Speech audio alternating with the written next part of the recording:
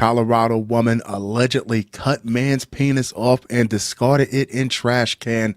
Faces murder charge. I don't know what could possibly be alleged about it. Two people walk into a room, one of them leaves without a penis. You got to play the angles here. She sashimi'd a man's wee-wee and threw it in the trash can like it was just spare parts. Content warning: the following article contains disturbing details. All gather around the campfire, kids. A Colorado woman is facing murder charges after allegedly cutting her boyfriend's penis off during an argument, say police. On Tuesday, May 14th at approximately 8:50 p.m., officers with the Grand Junction Police Department responded to the Wood Spring Suites on Market Street for a call about an unresponsive male, the department said in a release. The woman, later identified as Shinting Guo, 32, believed her boyfriend was dead but couldn't provide a reason why. There's a good reason why. According to the affidavit in support of warrantless arrests obtained by People, the dispatcher said the woman was hysterical while she was given CPR instructions. The affidavit says when officers arrived at the hotel room, they saw a bed with a large amount of blood smeared on it.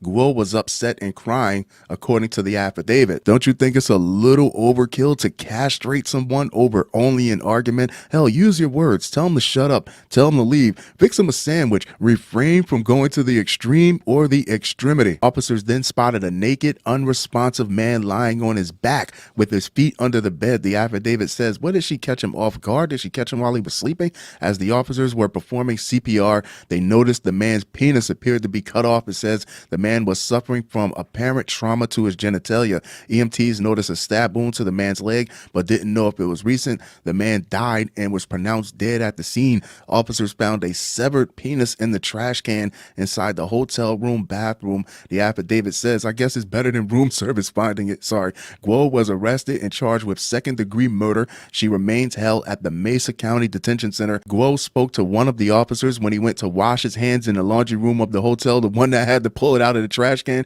She allegedly told the officer to arrest her now, explaining that the man was her boyfriend, fiance, husband. The affidavit says she allegedly claimed that she and the man had previously gotten into an argument because he wouldn't let her go to sleep and that she had threatened to stab him. She says she stabbed the man in the leg that morning, the affidavit alleged. Damn, she mean as hell. Think about all the men across this country that have gotten into arguments with their women only when they were about to go to sleep, when they were dead tired, and nobody's lost any tits over it. It doesn't call for all that to dismember someone's member because you're a little sleepy. The officer arrested Guo, who continued speaking to authorities after she was given her Miranda rights. According to the affidavit, she allegedly told a detective that she thought the man got her pregnant again. The affidavit says, you mean you weren't sure and you killed this man? They argued earlier that day over whether he was the baby's father. According to the affidavit, while they argued, Guo said she stabbed the man in the leg, police allege. According to the affidavit, she said she was not trying to kill him, but admitted to stabbing him because she was so angry. The affidavit states she then said she cut off the man's penis. The affidavit alleges, if you weren't trying to kill him when you stabbed him in the leg, what the hell were you trying to do when you cut his dick off? He only asked if the baby was his. He was searching for reassurance. All you had to do was look him into his eyes and tell him the truth. No, it's not. I mean, if you don't like the weather, you don't cut the thermometer off, do you? As if what already happened wasn't horrible enough. After that, she said she didn't think the man was in any pain. Why would you think that? So she went to a nearby store and bought rubbing alcohol, antibiotics, and beer. The affidavit alleges she said she forgot to buy bandages. The affidavit claims this is what women think we run on. This is what women think we need to function. As the day wore on, the man said he felt cold and feared that he might die. According to the affidavit, she gave him ibuprofen, water, and greens. The affidavit alleges he'll get up and walk it off. It is unclear whether Guo has retained an attorney who can speak on her behalf. She is scheduled to appear in court on May 22nd, according to online court records. Authorities have not released the victim's name. There you have it, kids. Shinting Guo, the boner butcher. People crash out over questions like that for one of two reasons. Either they're highly upset because they're telling the truth, or they're overcompensating because they're hiding something. Which one do you think? New Jersey woman charged with pouring boiling water on man during argument. And new tonight, a Hackensack woman is charged with aggravated assault. Police say Evelyn Sampson dumped boiling water on a man earlier today during a dispute at an apartment complex on Lehigh Street. The man was taken to the hospital with minor injuries. Sampson is in the Bergen County Jail tonight pending a court appearance. Jersey, my home state. Welcome back, you filthy bastards. What do we have here? What was she trying to take the feathers off this guy?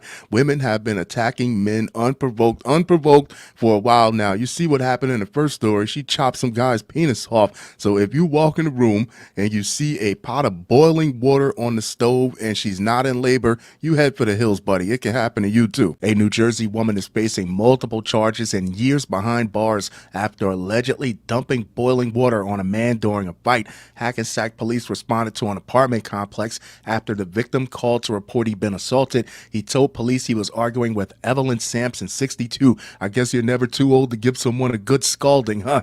Around 10 a.m. Wednesday, when the suspect poured the scalding water on him, the 69-year-old man was taken to a hospital for treatment of minor injuries. No other details were released. It's Jersey, so I don't doubt for a second that she put the water on as soon as that argument started, and she was just keeping him occupied until it came to a good rolling boil. Sampson was arrested and taken to Bergen County Jail ahead of her first court appearance. She was charged with second-degree aggravated assault, which carries a sentence of up to 10 years in prison, and third-degree weapons possession, which is punishable by 3 to 5 years in prison and a maximum fine of $15,000. There you have it, kids. Evelyn Sampson. We're only lucky she didn't have grits in that boiling water. It'd be Al Green all over again.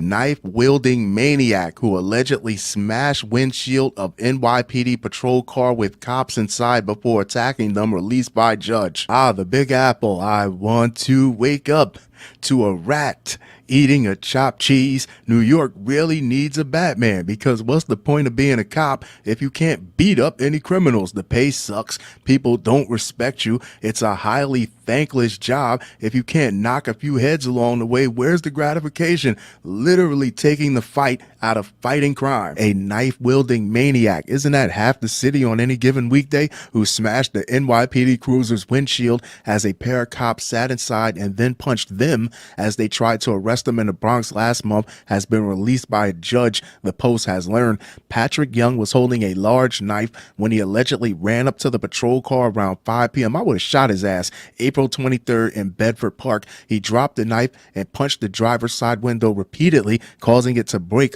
law enforcement sources said at the time. When the cops tried to slap the 34-year-old in cuffs, he pummeled both of them. The sources said the officers were eventually able to arrest him. Yeah, you have to handle him like a delicate flower, because if one hair is out of place, if he gets one scratch during the process of you trying to apprehend him while he's trying to seriously injure you, you'll lose your job and possibly your pension. It's ass backwards. It's really ass backwards. Young was charged with assault, criminal mischief, criminal possession of a weapon, and harassment. Young was held on $10,000 cash bail and $10,000 bond immediately after his arrest, but when he appeared before Justice Brenda Rivera at a hearing on Wednesday, he was released with non-monetary conditions despite prosecutors asking for bail again, records show. This is why New York City gets the D- overall, shockingly worse than Memphis. There's a crime committed every 36 seconds. They get the F in property crime. They get an F in violent crime. You don't respect your officers. You won't let the boots on the ground be tough on criminals the way they should be,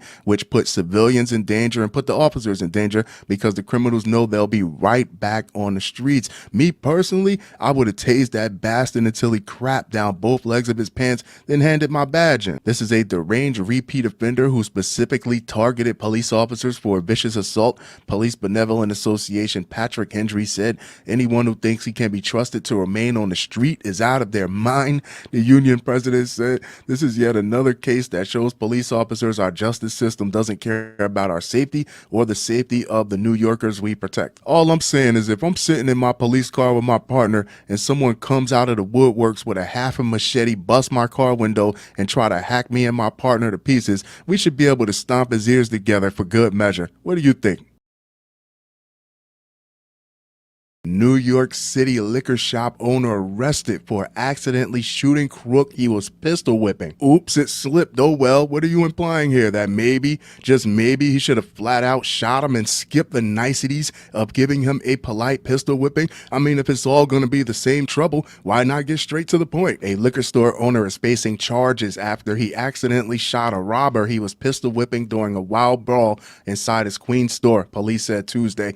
Francisco Valerio, 53, was arrested for reckless endangerment for allegedly firing off a round during his struggle with two crooks inside Frangel Wines and Liquors in Ridgewood at about 7:45 p.m. Monday. We heard a bang. We weren't sure if it was a gunshot. It was a gunshot, but then a lot of people showed up, said Pawan Koti, who lives in a fourth-floor apartment above the liquor store. Within moments, ambulances had shown up to cart the wounded robber off, the 33-year-old tenant said. What is he supposed to be apologetic for shooting this thieving bastard? This isn't like what they're doing with the Walgreens and the Rite Aids all across the country, where they're allowing people to come in with garbage bags and clear inventory off the shelves. This is one person's individual store. This is his liquor store. This is his bread and butter. This is how he feeds his family. We saw one person handcuffed and one in the ambulance, Scotty said. They look young and apparently dumb too. The store owner, who has a valid license for the pistol, was fighting off the robbers when he struck one of them with the gun inside the store on Wyckoff Ave near Putnam Ave. A police source said a shot went off, hitting one of the crooks in the stomach. The conflict began a few minutes earlier when Edwin Poquiza and Kevin Politazzi, both 20, they're not old enough to be buying liquor, entered the store and tried to swipe some liquor bottles, cops said. Valerio stopped them and booted them out of the store, cops said, so he was being civil the first time when he told them to get the hell out, but the duo returned a few minutes later and allegedly attacked Valerio. The guy punched him, Valerio's wife told the Daily News Tuesday. The store owner grabbed his pistol as he fought the two men off and errantly fired a shot, striking Politazzi in the stomach, cops said. The wounded Politazzi was arrested at the scene along with Valerio. Paquiza ran off but was nabbed about a block away. How about that? Dude leaving his homeboy for dead in an attempt to save his own bacon. Be careful who you do your dirt with, kids. But what I'm really not understanding is why arrest the shop owner like he was one of the people who tried to rob the store. It's clear what happened. He shot one of these punks in an attempt to protect his own property. At the very least, they should say, hey, we're not going to arrest you, but we still need to see you down at the precinct. You need to fill out paperwork. We need to see your face, and you'll get a chance to tell the judge your side of the story in court, but we're not going to arrest you. Medics took Politazzi to Elmhurst Hospital Center, where he is expected to recover. Cops charged the two accused crooks with robbery, assault, and menacing. It's New York City. They'll probably get a no bail and be out on the streets doing the same thing the next day. Valerio was not hurt in the struggle. His brother Francisco said he's okay. Nothing happened to him. Francisco explained, fretting over the criminal charges filed against his sibling. My brother is an honest man, and I don't know what's going to happen. I know what's going to happen. The guy you shot is going to sue you. When you are in a situation like that, when it happens to your family, it's hard and you don't know the outcome. He added, this city is crazy. That it is. The superintendent for the building the liquor store is in didn't think Valerio should have been arrested. I don't know why they want to press charges. They robbed him and then went back a second time to beat the guy up, said Jimmy Rampall, 65. A customer agreed, saying Valerio was just defending himself. They'll come back when they're 21. They won't have to steal any booze. They'll be able to buy the liquor, and they'll all look at this as just one big misunderstanding and have a good, heartfelt laugh. Good times. It cannot be a reckless charge. If you come into my store and provoke me, how can it be reckless? Asked Basil Douglas. If you come into my place and try to do harm to me, what should I do? Just let them steal. And when they get away with that, they'll come back with their buddies and clean your whole inventory out. That's what they want you to do. All three men were awaiting arraignment in Queens Criminal Court Tuesday. There you have it, kids. Francisco Valerio. What are your thoughts? Do you think he should have been arrested? Scranton clown who performs as the amazing Franco. That's not creepy at all. Charged with promoting prostitution. What could possibly be wrong with someone who performs as a circus clown walking your streets offering sex for money? People are so judgmental. Have you seen this economy? You gotta have a side hustle nowadays. Hell, even John Wayne Gacy worked construction. A Scranton man who told police he performs as a professional clown faces charges after meeting an undercover officer for sex while Carbondale police officers Robert Williams and Jesse Pruitt were conducting an undercover investigation into prostitutes in the area Saturday around 9:30 p.m. They discovered a posting for a male identified as Francis Bowie, who advertised himself in a sexually explicit manner. Was he wearing a nose? And listed a phone number to be contacted for appointments on the escort section of a local website, according to a criminal complaint. Police contacted Bowie via a text message, and he agreed to perform sexual acts for $100 an hour at a hotel in the city.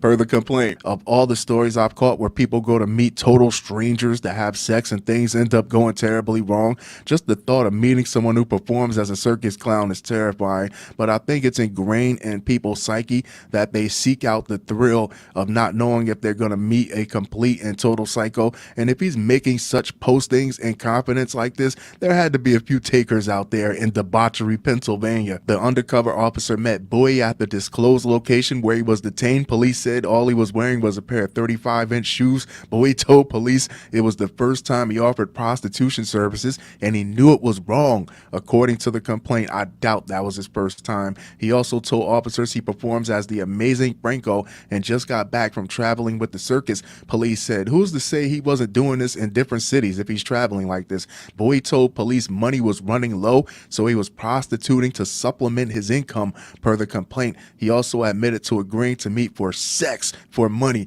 Police said police charged Bowie, 28, 1023 River Street, with promoting prostitution. Bail and preliminary hearing information was unavailable Monday. There you have it, kids. The Amazing Franco. Do not sniff his flower. We got another one. How was there even a first one? Woman says man ejaculated on her back inside Dollar Tree store that saw 3 assaults over 4 days. There you have it, kids. That's the show. I mean, how do you follow that? What type of monster walks around a retail store halfway there, not quite like he's balancing a clutch on a steep incline, just waiting for some poor woman to reach for something on a lower shelf so he can close out his own personal register? A woman filed a lawsuit against Dollar Tree Inc. after she said a man covertly ejaculated like black ops on her back while she was shopping inside a Texas store in December. The alleged incident took place around 10:30 a.m. December 5th at the store around 1430 West Gray Street in Houston. According to the lawsuit filed Monday in Harris County District Court, the woman, identified by her initials as MR in the lawsuit to protect her identity, said she was browsing items in one aisle while her friend was in another. She said a man suddenly came up behind her and started saying sexually explicit things to her. The plaintiff hurried away and went to her friend to say they had to leave. As they were paying for the item, she saw the man leave on a bicycle. As plaintiff was getting into her car, her friend pointed out something wet and sticky all over the plaintiff's sweatshirt. The lawsuit said plaintiff realized that the perpetrator had ejaculated on her while making his vulgar remarks to her inside the store. We've all heard stories of people getting shot in the back, but damn it, this is different. This is egregious. They have to catch this guy. His DNA is all over the place. He can't be that hard to catch up to. How much you want to bet he's in one or many databases? The woman and her friend helped clean her off with towels they bought inside, the lawsuit said. She then went home to take a shower and change her clothes to rid her mind of the dirty, disturbing encounter, according to the suit. She later called her sister, a cop, who advised her to report the incident. The victim returned to the store to speak with employees. When she explained what happened, the clerk allegedly yelled at her manager, "We got another one." What do you mean another one? It was reportedly the third assault in 4 days at the business by the same guy. The plaintiff called police and she gave officers the towel she used to clean up, hoping they could find the perpetrator through his DNA per the suit. A security guard at the store also took her account of events and drove around on his golf cart to see if she saw the suspect among the homeless men standing nearby, but she did not see the man, the lawsuit said. Dollar Tree employees also allegedly told her there were cameras in the store. They did not capture the incident. What a surprise. As the result of the sexual assault, which was facilitated by the negligence of the defendant's, plaintiff has suffered severe mental anguish,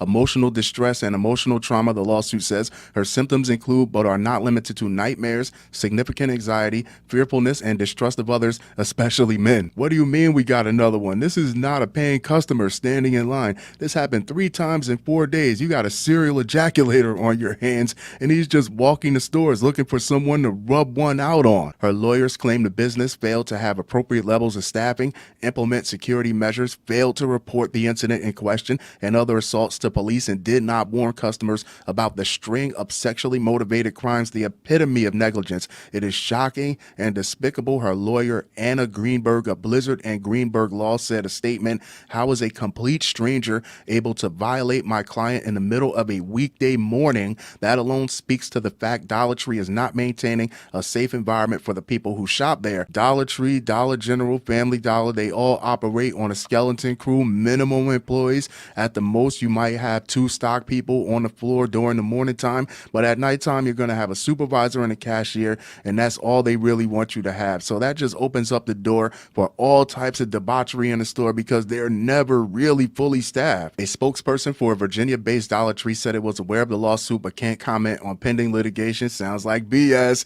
Know that we take the situation very seriously and are committed to providing a safe shopping environment for our customers, the spokesperson said. There you have it, kids, the Dollar Tree ejaculator. I wonder what they're going to do in the meantime. Start handing out raincoats to customers as a disclosure? San Diego police officer Anthony Hare, they put his name in the headline. That is hilarious. Resigns after locking himself in backseat with female detainee.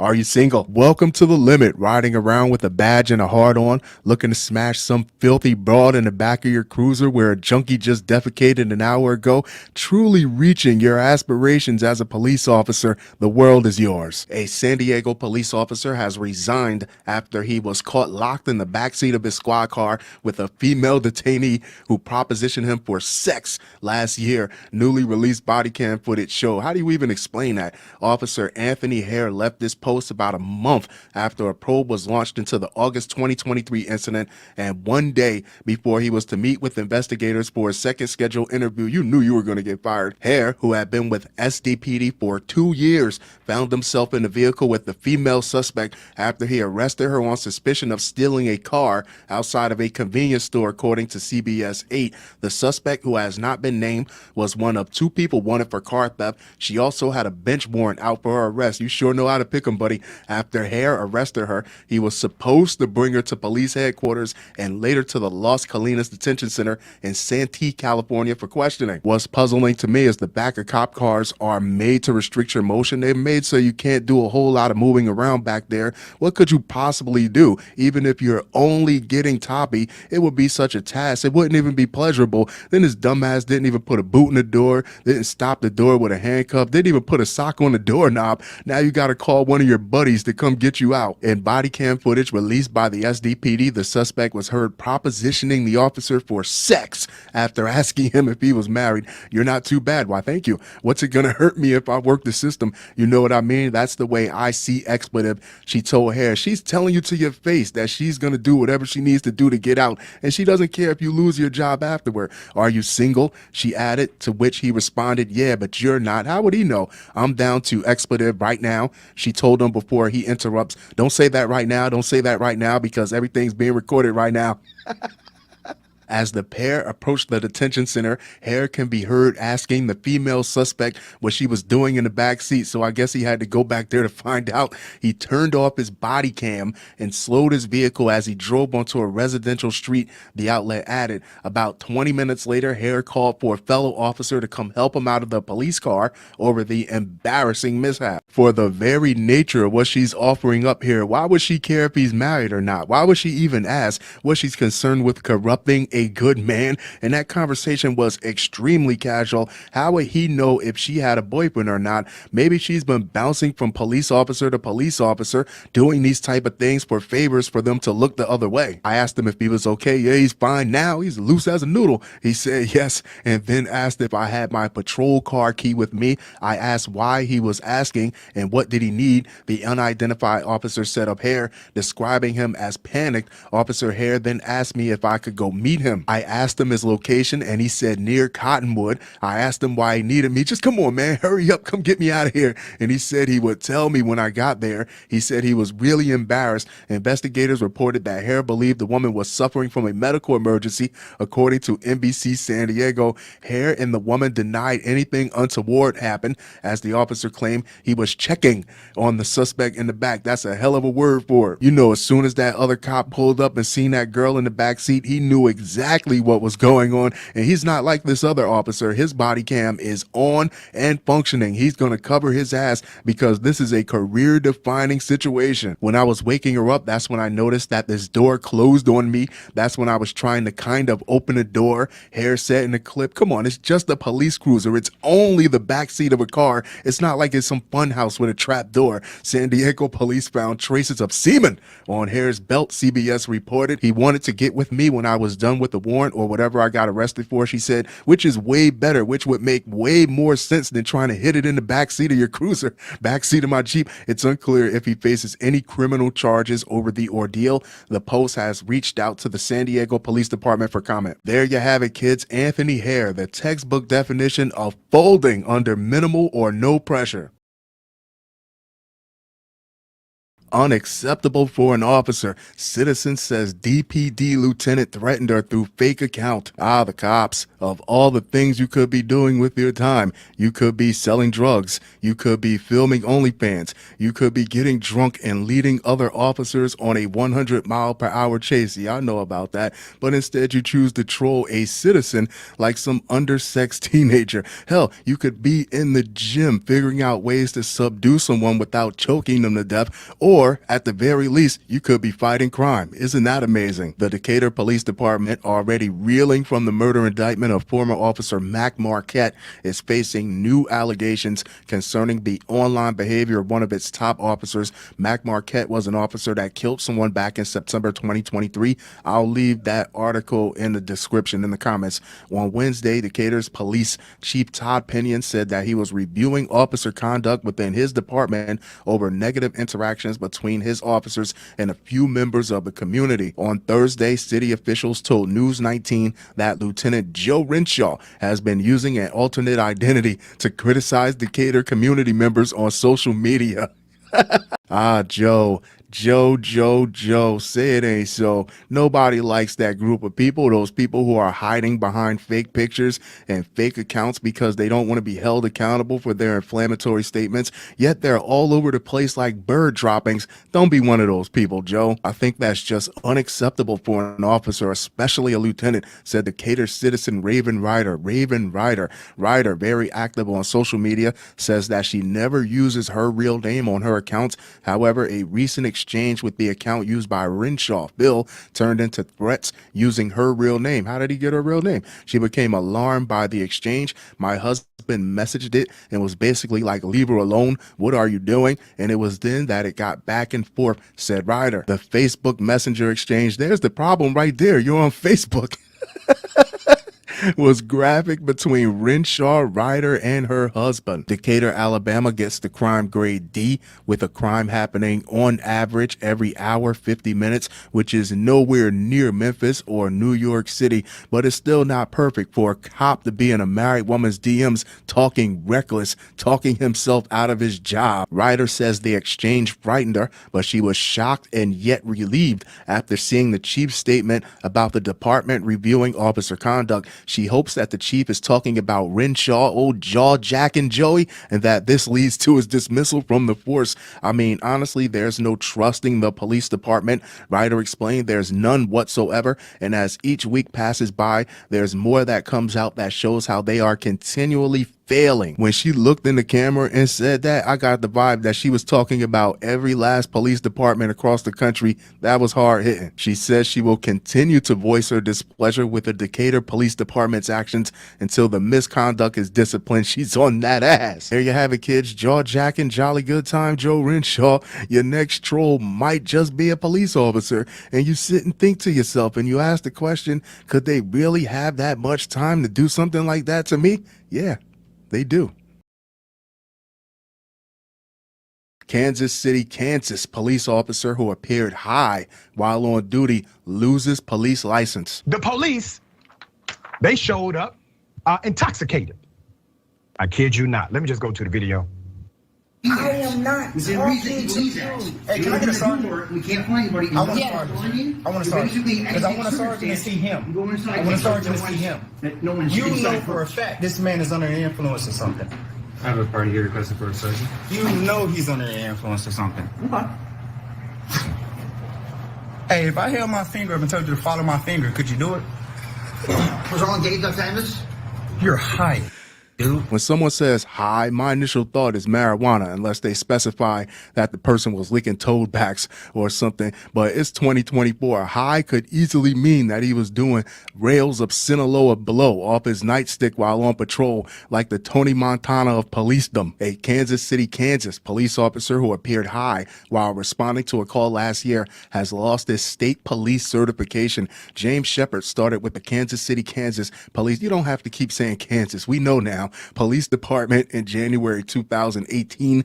According to court documents filed in a federal lawsuit in October, Shepard responded to a child custody dispute in January 2023. Shepard appeared to be under the influence of some type of substance as he had to lean on the wall for support, was speaking so fast that plaintiffs could hardly understand him. His face was flush. He was blinking his eyes at an unusual frequency, slurring his words, and just generally acting strange, the lawsuit alleged.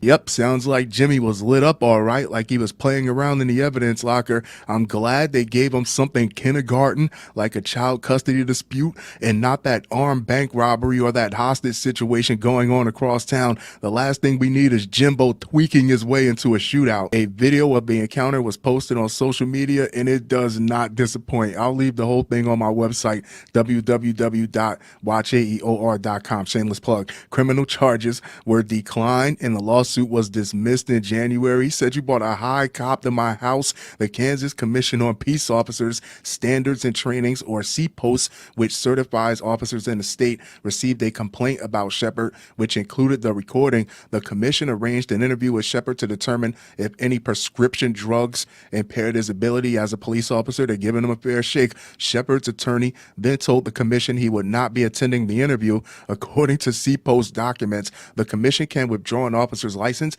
if they do not cooperate with an investigation. Shepard's certification was revoked May 9th, records show. What the hell was he thinking? That he was only a little buzzed? That he could power his way through a shift? There was no way he should have went to work. He should have took that write-up or took that suspension, whatever jaw-jacking his boss had for him afterwards, but there was no way he was supposed to show up to work like that. If I was his partner, I wouldn't even want to ride around in a car with him. Nikki Richardson, co-founder of Justice for Wyandotte, said the organization was aware of the January 2023 incident. The only way you could not be aware is if your head was buried in the sand somewhere. He was toe up. Justice for Wyandotte has continued to affirm that KCKPD should continually be held accountable, especially at any point in time where a law enforcement officer isn't fit to police, she said. Richardson said she believed the revocation by CPOS was the appropriate response. I would hate for the police officer to leave here and go somewhere else and equally do damage. We've been hearing about that a lot, she said. The Kansas City, Kansas Police Department did not immediately respond to a request for comment. I like that energy from CPOS. Hurried up and snatched his license real quick before he had a chance to resign and possibly line up another spot at another precinct somewhere. There's one of these post agencies in every state of the country. Why aren't we hearing more from them? But there you have it, kids. James Shepard. Next time you do your drugs, stay the hell home. Las Vegas judge sets bail for woman accused of running over, killing boyfriend after finding tampons in trash. Incredibly terrifying. So what had me curious is, did she kill him over a strong suspicion that he might be cheating because she found another woman's personal effects? Like, you know, when women find an earring or a bracelet or something of that nature. Or did she see those tampons and automatically know that he was cheating because she know he has no problem sleeping with a woman while she's on her period? Which is another bag of bloody questions. A judge set bail Thursday at $750,000 for the woman accused of running over and killing her boyfriend while she was high on fentanyl. Now it all makes sense. After finding another woman's tampons in the trash, the 8 News Now investigators first reported 30-year-old Julie Bush's arrest for open murder. Bush was originally charged with DUI resulting in substantial bodily harm, domestic battery, attempted murder, and drug possession after police arrested her on Friday, May 24th. Needless to say, if she was was hopped up on fentanyl, her judgment was extremely compromised. For all we know, it could have been a Taco Bell wrapper with Diablo sauce. Hell, for all we know, it could have been her tampons. In court Thursday, prosecutors said Bush will likely face charges of both open murder and DUI resulting in death. On Friday, a person called police alleging Bush intentionally ran over her boyfriend, Richard Piñardo Jr., 51, with a car near Oakey Boulevard and Eastern Avenue in the East Valley. Document said after the incident, the witness reportedly saw Bush leaning over the man crying hysterically. Piñardo later died from his injuries. Prosecutors said a doorbell camera captured the entire incident, which they said shows Bush driving directly into Piñardo. Damn! Prosecutors asked Las Vegas Justice Court Judge Noreen DeMonte to set bail at $500,000. Bush's public defender said there are several defenses to present in her client's case. She asked the judge to set bail at $15,000. What defense could she possibly have for this woman's case? That she's a drug addict? That might get a little bit of sympathy, but it's not going to get her off scot-free. That it was a crime of passion. She didn't catch him in bed with another bleeding woman. We don't even know if he was cheating. DeMont set bail at $750,000, noting it is unlikely Bush can afford such an amount and adding, in part, the facts in this case are incredibly terrifying. Should she post bond, Bush will be required to be on electronic monitoring. She will also be required to stay away from the victim's family. A preliminary hearing was scheduled for June 27th. Bush's public defender noted Piñardo's violent history. Piñardo served prison time on charges of forgery, accessory to felony, conspiracy to commit murder, and insurance fraud, records said. In his most recent case, a judge sentenced Piñardo to 3 to 10 years in prison for unemployment insurance fraud. The claims were filed while Piñardo and his co-defendants were incarcerated, officials said at the time of his sentencing. The only thing of any relevance specific to this case that we can pull from his criminal history is that she has horrible taste in men. I mean, who's on trial here? She killed him for nothing more than a few questionable tampons in the trash. Your public defender is going to get you sent up. Man stole liquor truck, not a case or two, in hope of selling off booze to pay drug debt. See, that's a responsible adult. You gotta appreciate the initiative. Don't run off on a plug. Pay your local drug dealer, but if you have to steal a whole box truck to cover your debt, anything more than a couple bottles of E&J, you might just have a problem. It might be a perfect time for you to consider, I don't know, drinking. An accused thief in Indiana told Muncie police officers that he was sitting in his car when he spotted a delivery truck full of beer and liquor pull up outside the Cheers bar. A message from heaven. A plan reportedly came to his mind, a stupid plan. Steal the truck, sell the booze, pay off his drug debts. But the plan didn't go as intended. Bo Burchell, 39, of Gaston, was found by police officers hiding in a brush line near Meadowview Farms, an area mobile home community, a trailer park. Unless you can get the physical inventory off in a hurry, stealing that truck is like stealing an ankle bracelet. 100% anything that carries that much value day to day has a GPS, low jack, or other type of tracking device on it. What was he thinking? That he'd be long gone before they noticed a truck full of alcohol was missing that was making a delivery at a bar? Definitely not the brightest in Indiana. According to the Muncie Police Department, Burchell was successful in swiping the box truck full of booze while it sat outside Cheers bar on Thursday morning, but police spotted the truck in a field behind the Shriners Club located near Meadowview Farms. They didn't even need to resort to advanced tactics to find this moron. As police arrived on the scene, officers spotted Burchell, described as a man with a ponytail, running into a wood line near the edge of the cornfield. Officers found him hiding under a bush. Officers said that Burchell reportedly admitted to swiping the truck as part of a ploy to pay off his drug debts. He hoped to unload the liquor and beer from inside the box truck and sell it. How ambitious. Also found hidden behind the Shriners Club, that poor Shriners Club, was a skid steer loader that was reported stolen earlier in the day. He was busy. Burchell also allegedly admitted to stealing the skid steer and cutting off the GPS unit. Well, damn, how much did you owe your drug dealer that you tried to open up the biggest liquor store in Indiana just to pay him off? There's no hope with dope, kids. The stolen skid steer allegedly has a value of more than $60,000. The box truck was estimated to be worth $50,000. Police said the alcohol was still in the back of the truck and valued to be worth more than $12,000 in assorted beer and liquor. Burchell was booked on several preliminary felony theft charges. Final charges will be decided by the Delaware County Prosecutor's Office. There's so many stories out there where the person person has real skills. If you can drive a box truck, if you know how to drive a skid steer, you can go out there and you can get yourself a decent gig. You can get a good paying job. You can pay your drug dealer off. You can buy all the drugs you want, smoke till the cows come home. But no, you want to get jammed up. Now the cops are going to ask, who's your guy?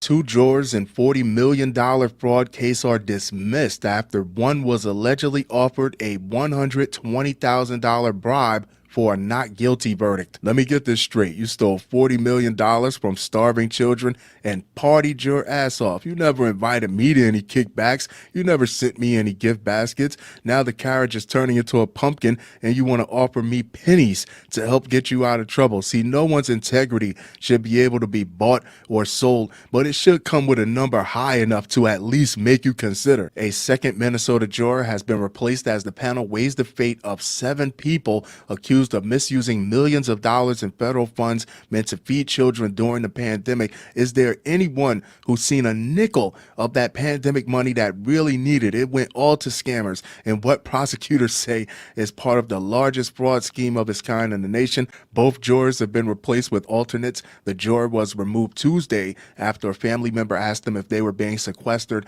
because another juror was allegedly offered a bribe of nearly $120,000 in cash over the weekend. That juror was not home Sunday night, the eve of deliberations, when a woman delivered a gift bag full of cash and left it with a relative, according to an FBI search warrant affidavit. Nobody wants to go to jury duty. They don't match what you would make if you had went to work for those days. I don't even think they buy you lunch. Can you imagine finding $120,000 on your porch and you have to do the right thing? You got to call the authorities.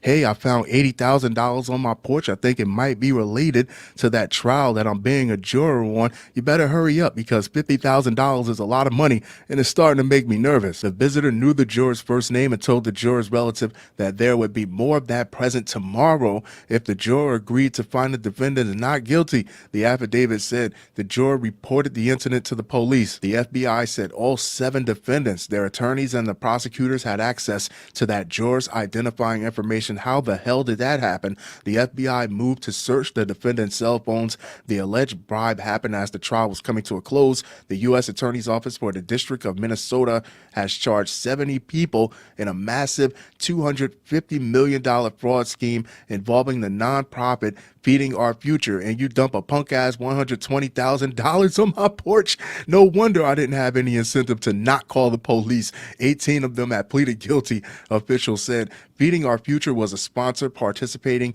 in the federal child nutrition program. Prosecutors said the nonprofit employees recruited people and entities to open federal child nutrition program sites throughout Minnesota as part of the alleged fraud scheme. Feeding Our Future went from receiving and dispersing about $3.4 million in federal funds in 2019 to nearly $200 million in 2021, prosecutors said. I can see with such a noble cause, you're going to get some good people. You're going to get some people that want to do the right thing. You're going to get some people in there that really want to help. But with such massive growth in such a short period of time, you're definitely going to get some bad actors mixed in there. How many swanky banquets do you think they threw with tons and tons of food that they just ended up tossing in the trash at the end of the night anyway, all in the name of starving children? Prosecutors say the defendants received more than $40 million from the federal program, which they spent on personal luxuries, including multiple homes and properties and luxury vehicles from April 2020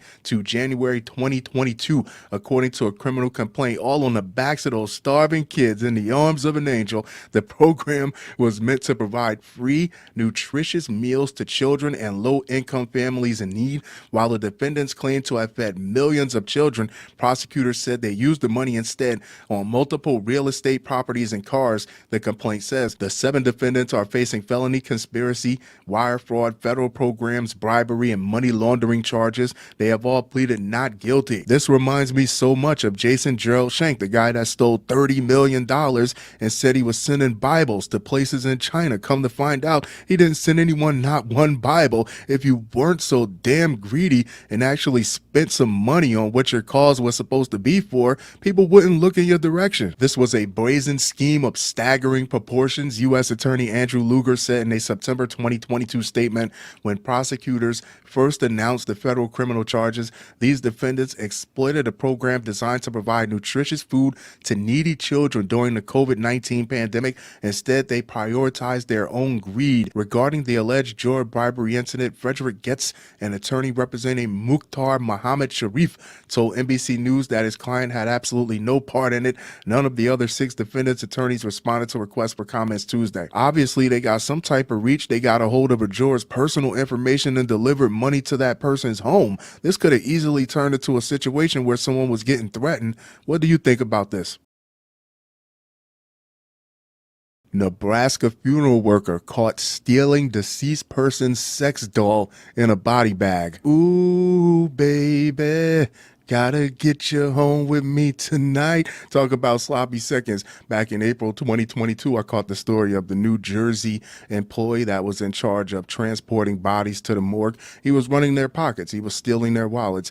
And in March 2023, a Michigan employee with the same type of job was scoping out people's houses when he would come and get the bodies so he could come back and rob them later. But stealing sex dolls, that is just egregious, because you know no sex doll is ever lightly used. It's going to have some wear and tear. A Nebraska funeral worker has been accused of trying to use a body bag to steal a life-size sex doll from the home of a recently deceased person. Ryan Smith, 42, was working for a Mid-American First Call, not the publicity they wanted, I promise you, which handles body transportation, embalming, cremation, and other funeral-related services when he was arrested in October 2023, according to court records obtained by the Post Tuesday. Smith and another worker were dispatched to an apartment complex in Sarpy County on October 6 to remove the body of a recently deceased tenant with the help of the sheriff's office. Police said there was a very real life-size version of an adult female in the room with the deceased.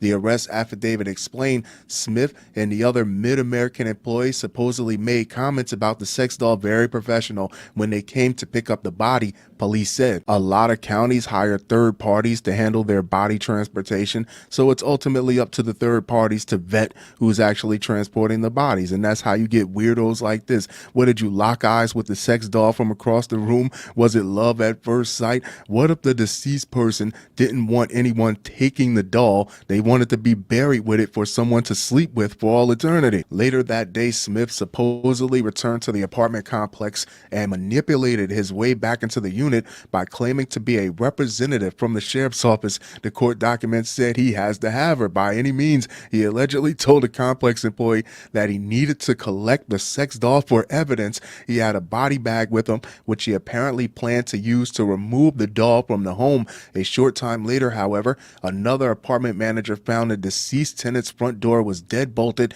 with a chain across the door. The document said the complex worker confronted Smith, whose shirt was untucked and his pants were in disarray, "You filthy bastard," and reminded him that no property could be removed from the decedent's home. This is what you're going down in history for, as being the man who snuck into a deceased person's home and banged his sex doll raw like he was consoling a grieving widow. On his way out, Smith supposedly asked the janitor to let him know when his manager left. Old cock-blocking ass manager, prompting the latter to worry that Smith would return and take the doll. The arrest document showed he's trying to get round two. When authorities arrived to examine the apartment a second time, they noticed that the bed had been rearranged and that a black survival case had been taken out of the closet. The arrest document stated the sex doll, meanwhile, appeared to have been tampered with in the inner thigh area. It was sticking to the touch, and officers collected it for DNA processing. Got your ass. Based on the evidence from the scene, Smith was arrested and charged with burglary, impersonating a peace officer, criminal trespass, and tampering with physical evidence. Getting physical with physical evidence. He was released on bail and is awaiting a court date. The document indicated Smith's lawyer could not be reached for comment. Mid-American First Call did not immediately respond to the Post request for comment. What are they really going to say? That they only hire these people to transport the dead bodies? The training does not include, should not have to include, telling them not to bang the owners or the deceased personal effects. Wannabe arsonist, I love the Post, sets himself on fire as he tries to torch ex-girlfriend's house.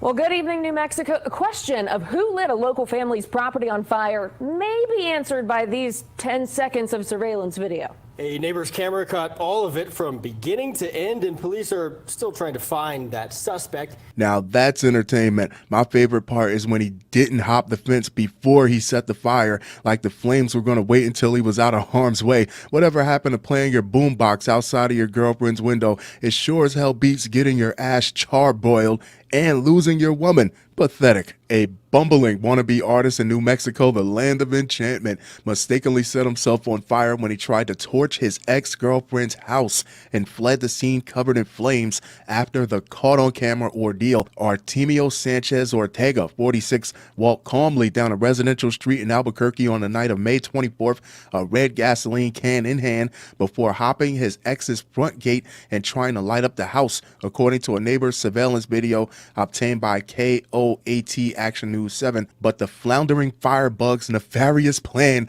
went stunningly awry when the yard erupted into a maelstrom of flames while Sanchez Ortega was still standing there, dummy. So sick of love songs, your clothes partially melted to your body. You gotta limp your way back home and heat up that hungry man dinner. You can't cut the steak because your hands have second-degree burns. It would be nice to have a woman to do it for you, wouldn't it? But nope, you literally burned your bridges. When the light from the fire dimmed and the camera refocused, the blundering crook was hanging from the gate as the flames licked his shoulders and legs, the video showed. Then he tripped over his own feet like a woman in a horror film, running down the road, the flames clinging to his body as he fled. The instant karma of the situation was weirdly satisfying. I agree. Neighbor Daniel Provine, whose cameras captured the crime, told the station, but to see that he managed to get back to his truck and drive off and make an escape before anyone really noticed was unfortunate. He sounds like he wanted them to find his smoldering body a couple houses down and toast marshmallows off his boots. The suspect's ex and her children, who were inside the home at the time of the fire, were not hurt, thank goodness.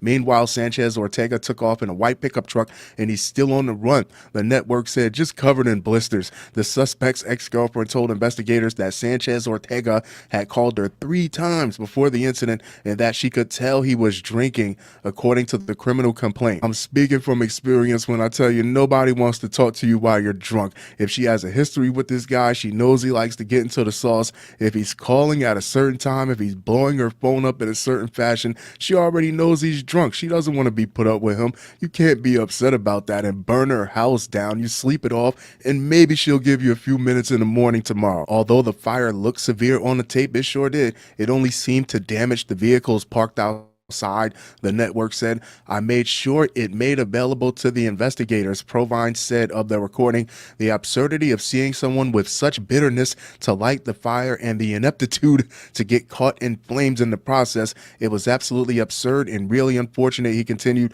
I feel terrible for the neighbors, wanted to do whatever I could to help. There you have it, kids. Artemio Sanchez Ortega. If they haven't found this guy by now, all they have to do is check Albuquerque and the surrounding areas for the largest purchases of peroxide and aloe vera. Everybody be cool. Convict just out of prison smoked meth in bank bathroom before robbery and stuffed cash in his butt. Damn, he didn't even let his bunk get cold before he started his return trip. I guess he figured prison's no fun without money. It's like Disneyland. So he'll get out, steal some cash, he'll come back, it'll be like one big party. He'll really be able to enjoy it this time around. A California inmate with a lengthy rap sheet that includes drug, robbery, and sexual battery offenses was let out of state prison, got his hands on some crystal meth. That's the first thing you went for? You didn't want to get laid? You didn't want to drop a couple applications or anything? And the very next day, robbed a bank in Anaheim while holding terrified employees hostage, leading to a federal case according to the FBI. The suspect, Eric Walter Gray, was found after his arrest on May 8th to have money and meth stuffed up his rectum. And he allegedly admitted during an interview with local law enforcement that he did some more drugs in the bank bathroom just before the robbery. That has to be the textbook definition of institutionalized. If that man has found himself comfortable boothing items even outside of the jailhouse, he's picked up a very peculiar preference, procuring products in his posterior next to his prostate, the old prison pouch. Gray's case is in the news. It's also in his butt, because he was indicted Wednesday for allegedly holding 3 Bank of Montreal employees hostage for an hour by force and violence and by intimidation, knowingly robbing the financial institution of a bank, the deposits of which were then insured by the Federal Deposit Insurance Corporation, a charge that would put him away for at least 10 years in federal prison and possibly 2 decades if he is convicted. While the defendant has not yet been arraigned in this case, he is currently detained without bond, the U.S. Department of Justice said. According to the criminal complaint dating back to early May, Gray was let out of San Quentin prison on May 7th and almost immediately found a way to get some meth. This might just be worse than the story I caught back in February when they let the guy out of prison, and in less than 24 hours, same situation here, he went and robbed a bank that was on the same exact street as the bank that he robbed that got him locked up in the first place. Whoever gave this man meth on his first day out is clearly not his friend. They gave him Charlie's golden ticket back to San Quentin. He described how he rode the bus to the parole office on Anaheim where he was supposed to be housed, but the house was shut down. If that's true, then what the hell is parole doing as far as keeping track of where their parolees are being paroled to? I'm not saying it wasn't his decision 100% to go out there and screw up, but that's a glaring issue if you're talking reform, according to the FBI's account of the suspect's story. Gray decided he would stay right near the parole office. Parole and probation is never in cushy parts of town. That doesn't sound like a good idea. Where he met some guys that provided Gray with crystal meth. He found his people. Gray said he smoked the narcotics and got high. The narcotics made Gray extremely anxious and paranoid. The complaint continued all those good feelings from before, huh, buddy? Saying that Gray claimed to call 911, was taken to a hospital, and then was kicked out the next morning just hours before the post 4 p.m. robbery. Again, according to the defendant's alleged version of events, he showed up at the bank trying to withdraw $200 in cash by using a debit card that he said parole had provided him. Here's my line of thinking. If anything he said is meant to be believed and parole actually gave him $200 before he even checked in with parole, before he even gave parole an address where they can come see him, then parole must be out of their goddamn mind. Was it parole that gave him the meth that got him off to the races in the first place? When that didn't work, the bank teller told Gray she could not help him because the card did not have his name and Gray did not have any identification. The suspect allegedly entered a bank bathroom, did some more meth, and then promptly jumped over the bank counter to begin the robbery like a deleted scene from Dead Presidents. If there was any question about whether it was a robbery, the complaint said, Gray cleared that up by telling bank, "Tell MZ simply robbery." Gray then said, "Everybody be cool, give me money." He's telling everybody be cool and he's tweaking his balls off. He said even as he claimed to have a gun, the complaint added HM, another employee, opened the drawer and saw Gray grab approximately $1,000 in cash and stuff it into his pockets. But according to the complaint, Gray's pockets weren't the only place he stuffed cash. At this point, what difference does it make? If you're thinking logistics, if you're thinking escape plan, it takes way more time to stuff money in a body cavity than it does to just put it in your pockets and get the hell out of there. After his arrest by Anaheim cops, a detective learned that around $240 from the robbery was still missing. A strip search was performed, which he should have knew they were going to do that. He's no stranger to the system, which revealed $120 and suspected methamphetamine hidden within Gray's rectum. The complaint said federal authorities additionally alleged that Gray threatened Hispanic bank customers. According to Gray, Gray told them, "Mother effer, try something, I got something for you." Documents said, "What, a stinky hand?" While holding bank employees, including the bank manager, hostage in a storage room, Gray allegedly threatened, just for effect, "I'm telling you, they making me play. I'm gonna F around and bust on somebody." Ill. In the end, he was the one busted. There you have it, kids. Eric Walter Gray, the bank robbing backdoor bandit. Stay away from drugs. Columbus officer fired after excessive sex acts on duty at Kroger. Just a couple off the top of my head. There was the cop that locked himself in the back of his own police cruiser to have sex with a 3. He resigned. Then there was the Nashville police officer that got caught filming OnlyFans while on duty. They went to his house to arrest him. They did not give him a chance to turn himself in for fear that he might bang another woman on his way to the precinct. What is recruiters telling these kids instead of offering them coffee and donuts, that they'll be able to lay everything the light touches? A Columbus officer of Ohio, Florida's degenerate cousin, has lost his job after engaging in sexual acts multiple times while on duty at a local grocery store, according to the division's chief. Columbus Police Chief Elaine Bryant spoke with NBC4 on Friday, where she disclosed she terminated Officer Robert Spann for actions while on special duty at an unspecified Kroger in the area. Special, all right. A document dated for Tuesday detailed Bryant made made the decision to fire him for violating the division's rules of conduct with consensual sexual activity with the store employee. He was banging cocktail waitresses 2 at a time. Bryant had been notified by the Columbus Inspector General's office about a complaint filed against Spann in October. Oh, Bobby, I know those Central Ohio women are tempting to touch, but you gotta keep your nightstick in your pants, buddy. All I have to say is Michigan would never. He was caught on camera doing some sexual acts, and it was an excessive amount of times. Bryant said, I want to believe at least 9 times. Well, to some people, 9 times is a lot. Some people, 9 times is not a lot. That's subjective. That was caught on camera, and when that was brought to the Inspector General's attention regarding an investigation, they in turn contacted us. Bryant said that she and the Inspector General's office deliberated on whether or not there would be a criminal investigation against Spann, but the store played a role in the decision as well. Once it was determined that it was not going to be criminal because Kroger chose not to prosecute, it was then investigated by the Inspector General. Bryant said the recommendation was made that there be discipline regarding what he did. It was brought to our attention. It came here, and ultimately we made the decision that he should be fired. Here's my line of thinking. If you're a police officer, if you're a legit cop and you're assigned to work at a goddamn Kroger, you're already in purgatory. What more could it hurt your career to bang a couple deli technicians, a few cashiers while they're counting out their registers? That's the true definition of service. Director of Public Safety Kate Pashotti, whether an officer is on duty being paid by the taxpayers of Columbus or a private special duty entity, they represent this division and are expected to conduct themselves accordingly. Pashotti wrote, screw you, it's Kroger. Officer Spann's conduct violated his oath and his duty to serve and brought dishonor to the division of police. His inappropriate conduct while in a uniform capacity neglected his responsibilities. The kind of behavior demonstrated here is unacceptable and will not be tolerated. This is the same Columbus Police Department rampant with drug dealing cops. In 2021, 2 narcotics detectives were arrested for distribution of fentanyl, and in connection to those detectives, 2 more officers were arrested earlier this year for stealing kilos of cocaine from drug dealers and putting them back on the streets to sell. So I can see where an officer stationed in a Kroger nailing an employee would really cross the line with you. Statement from Columbus Police Chief Elaine Bryant. When you have 2,000 plus employees, there's going to be a couple of people that may do things that are not best for the agency or that may even exceed to criminal conduct, Bryant said, but the majority of our officers are out here doing some phenomenal work, and somewhere in there, I would like to believe that's true, have great relationships with our community, and I really want people to know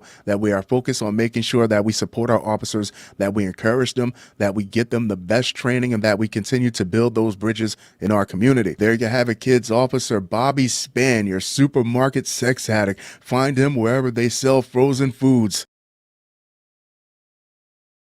2 arrested after deputies say they found cocaine inside a cheeseburger. That has to be the most pathetic burger they've yanked out of any horse this side of the Appalachians. How do you know that cocaine didn't belong to that meat patty, that the meat patty has a drug problem and it needs a program? A North Carolina man and woman were arrested after police said they found a bag of cocaine hidden inside a cheeseburger during a traffic stop. To Anthony Travion Taylor, that is a whole lot of name. 23 is facing multiple drug charges, including possession with intent to manufacture, sell, and deliver a controlled substance, maintaining a vehicle for a controlled substance, possession of a controlled substance, and possession of drug paraphernalia. The Lee County Sheriff's Office said in a Facebook post, BK, have it your way, not today.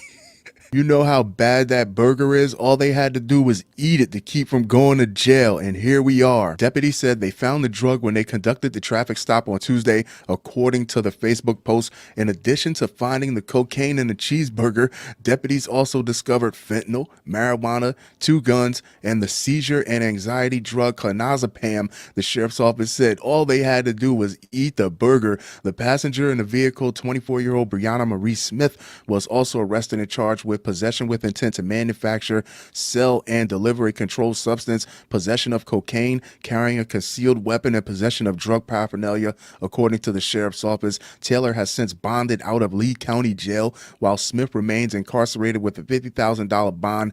Inmate records show it is unclear if either Smith or Taylor have attorneys. I'm so glad all this is over. Now they can take that poor burger out back and shoot it. Either that or find it a forever family. Man using walker steals $11,000 worth of cigarettes from Walgreens. Wilmington, Delaware are searching for a bandit who made off with a significant amount of cigarettes while using a walker.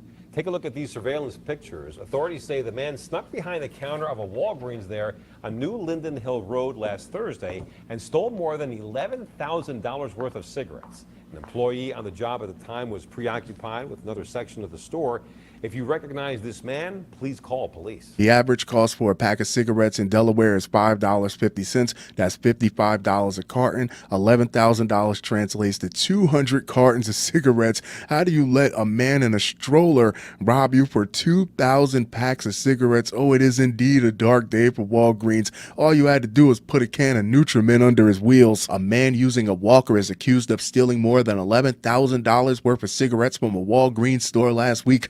Authorities said, according to a Facebook post by the Delaware State Police, Delaware, also known as South Jersey or North Maryland, the thief took the smokes from the store located on New Linden Road in Wilmington on June 13th. Authorities calculated the loss at $11,000. Yes, you read that right. $11,000 worth of smokes. Police wrote. Surveillance video from the store showed the suspect dressed in a red t-shirt and pants, very inconspicuous, using a walker to navigate the store. There was a red bag attached to his walker. According to the video, nothing that anybody would remember seeing. According to state police, an employee was in a different section of the store. There's something to that I'll tell you in a second that allowed the alleged shoplifter to go behind the counter and grab the cigarettes. Police said he apparently packed them away in the bag and the walker before making his getaway. Your cashier should never be that far from the register. Any assignments you have for your cashier should be in the immediate vicinity of the register, unless they have to go to the bathroom or they have to take a break, something simple like that. I would love to know how many employees were in the store when this happened. I bet you it was less than 3.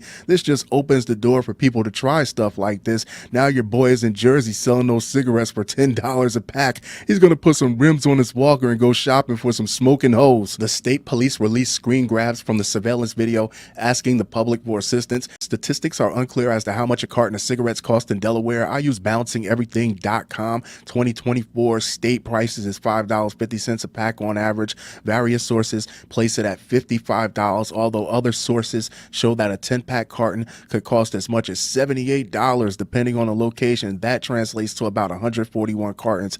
If one takes the low number, that means the alleged thief would have to smuggle approximately 200 cartons or its equivalent if the state police estimates are correct. It was unclear from the video how long it took the alleged thief to walk away with the cigarettes, how many trips he had to make to steal that many, or whether he had an accomplice who would have distracted the employee. What are you trying to tell us here? That this was some well thought out scheme by a chain smoking mastermind and his henchmen? He's dying. Or even funnier, what if they went to chase him out the store and he ditched the walker and ran like a 4-4? The walker the alleged thief was pushing also appeared to have a compartment. They tricked it out like a bond car under its seat that was capable of stacking cigarette cartons, although it was unclear how many could be piled on. It's like the Italian Job. An investigation is ongoing. Anyone with information can contact the state police.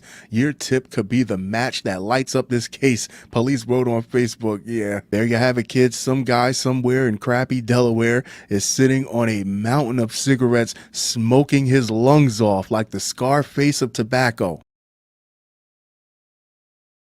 I will never be able to forgive her. Firefighter's wife learns her fate for telling boyfriend to murder husband so she could receive benefits. Aside from looking like the Wicked Witch, the title tells you everything you need to know. So she could receive benefits. There was never any place for you in this part of the story. She was going to use you to get rid of the husband. You were an instrument, a tool, and at the end of it all, you were going to go to jail and she was going to live off of his benefits with her hands free of any blood. An Indiana woman will spend the rest of her life behind bars for telling her lover to kill her longtime firefighter husband. Elizabeth Fox Dorr, 52, was found guilty by a jury of murder and conspiracy to commit murder in the death of 51-year-old Robert Dorr. Indiana court records show Evansville police determined that she told her lover, Larry Richmond, dumbass Larry, when her husband would be home from the fire station. The slain firefighter was found dead in his driveway on February 26, 2019, just after 7 p.m.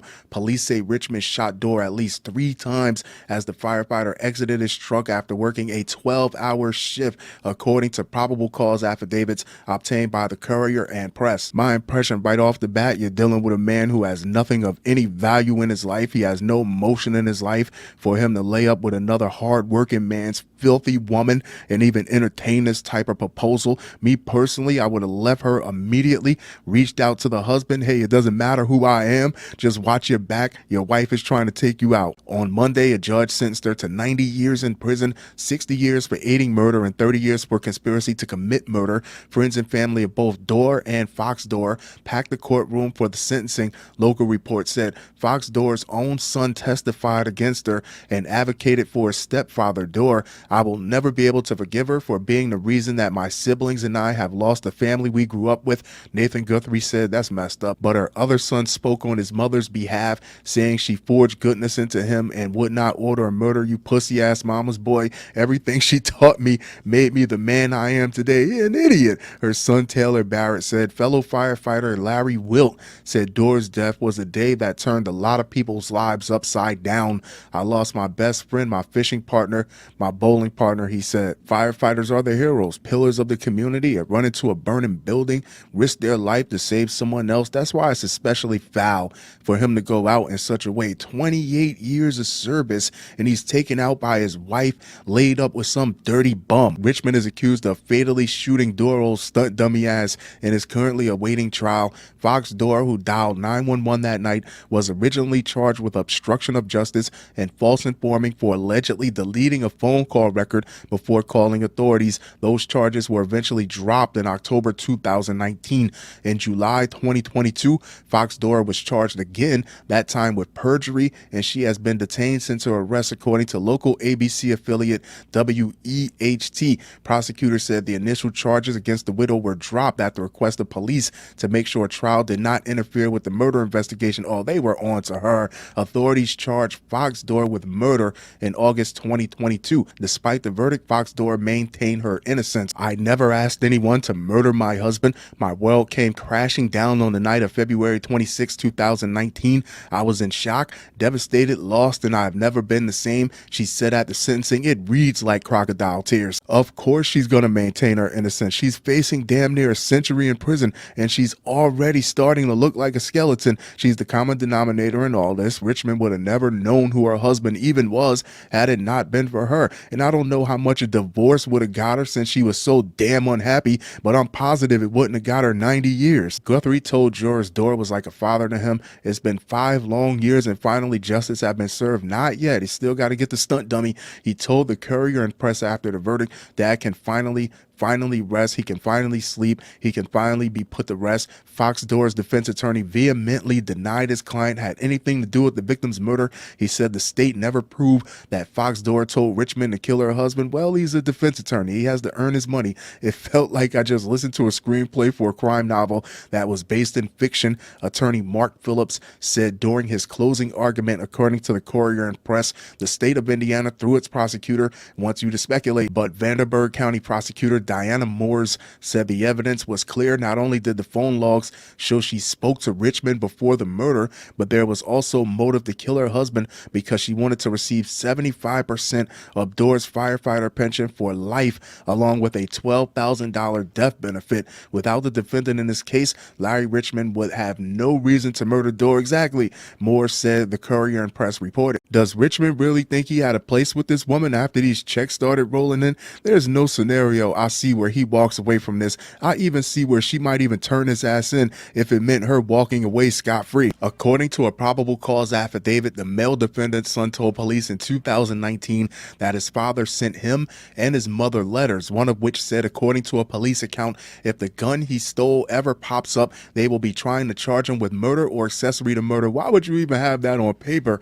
Richmond was arrested less than a month after the shooting due to his son's tip. Police found a box of guns guns with serial numbers removed and buried in Richmond's backyard. A felony offender released from prison in March 18 after serving 22 years of a 45-year murder sentence. He was legally barred from owning any guns. He served a 60-month sentence on those gun charges and is now in Vanderburgh County Jail awaiting trial for Doerr's murder. It's scheduled for November. According to the affidavits, the Evansville Police Department's investigation also came to rely on the word of a jailhouse informant who said Richmond had admitted to the murder of Doerr on multiple occasions. If he did 22 years out of a 45-year sentence last time, whatever they smack him with this time, they're going to have to revive him with the Dragon Balls for him to finish his whole sentence. If nothing else, if you learn nothing else in those 20 plus years in prison, you should have at least noticed that you don't want to go back to jail and behaved accordingly. Police say that Fox Doerr eventually admitted to deleting a phone record which detailed a phone call with her co-defendant telling him when her husband would arrive home because she knew he had been in trouble before. See, she was working him the whole time, and then she doesn't even look all that good and did not want investigators to think the duo had been carrying on romantically. One of the affidavits obtained by WEHT alleges cops say the phone call in question occurred between 6:46 p.m. and 6:51 p.m. The first 911 call was made at 7:05 p.m. Her husband worked at the Evansville Fire Department for 28 years, his obituary said. There you have it, kids. Elizabeth Fox Doerr and Larry Richmond Sr. There are no winners in this story. That man worked his ass off for 28 years, and all his wife could think of at the end of it all was what she would get if he was out of the picture. Bumbling drug dealer's smuggling plan blows up after stashing meth, fentanyl, and grenades, and he would have gotten away with it too if it weren't for you meddling kids. The game is ever changing as law enforcement gets smarter. People are always searching for different ways to smuggle drugs. People smuggle drugs in soup cans, electric wheelchair tires, stomachs and or rectums, body parts, kids' toys, cakes. They've iced them over and put the packaging back on. You could not tell the difference. But one thing nobody has ever said is, hey, let's hide all these drugs inside of explosives. They'll never be able to tell the difference. Let's put it all in ordnance. They'll wave it right on through. You gotta be kidding me. His drug smuggling scheme really blew up in his face. A South Carolina drug dealer South Carolina, I see they've nabbed one of your brightest, was sentenced to 18 years in prison this week after he was caught trying to move meth and fentanyl inside hollowed out grenades last spring. Corey Gerald Bell, 36, was stopped in May 2023 by a Greenwood County Sheriff's deputy who noticed Bell had a broken tail light, according to WYFF in Greenville. There are a ton of stories out there where minor traffic stops turn into larger busts. If you're a drug dealer at any level, why aren't you taking just a small portion of that money to make sure your license, insurance, registration is right, that your car's in working order? Most of the stuff y'all get pulled over for can be found in your local auto zone. Even better, you could pay a fiend $20 to fix your tail light. You get caught with 166 grams. Now the street value of all those drugs is 18 years in prison. The deputy searched the car after catching a whiff of marijuana. This guy is a complete and total idiot through and through, not giving himself any fighting chances. Where the deputy might have been okay with giving him a ticket for the tail light, the marijuana really gives the deputy a chance to get all up in your business, which is still illegal in the Palmetto State. 8th Circuit Solicitor David M. Stumbo said in a news release. That's when the officer stumbled upon a bag containing 166 grams of meth, cha-ching, as well as fentanyl pills that were packed away inside hollowed out grenades. Stumbo said, according to the network. Bell pleaded guilty this week to trafficking methamphetamine and possession with intent to distribute fentanyl. Stumbo said on Monday a circuit judge sentenced him to 18 years in prison, made an example out of his ass for the May 18th arrest. We will continue to make it clear to the local peddlers of these deadly substances that they will pay a high price for choosing to make a living off the misery of addicts, Stumbo said. There you have it, kids. Corey Gerald Bell. Maybe after these 18 years, he'll figure out a better way to go at trafficking.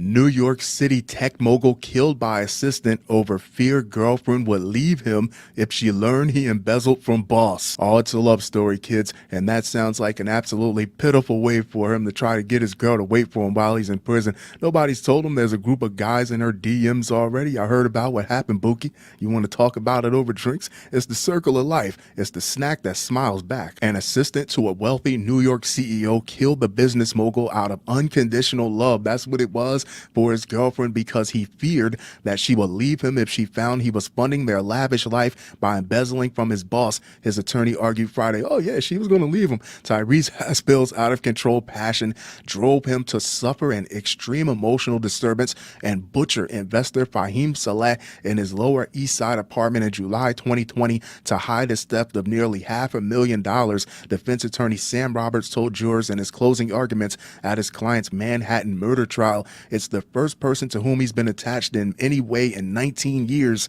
Unconditional love.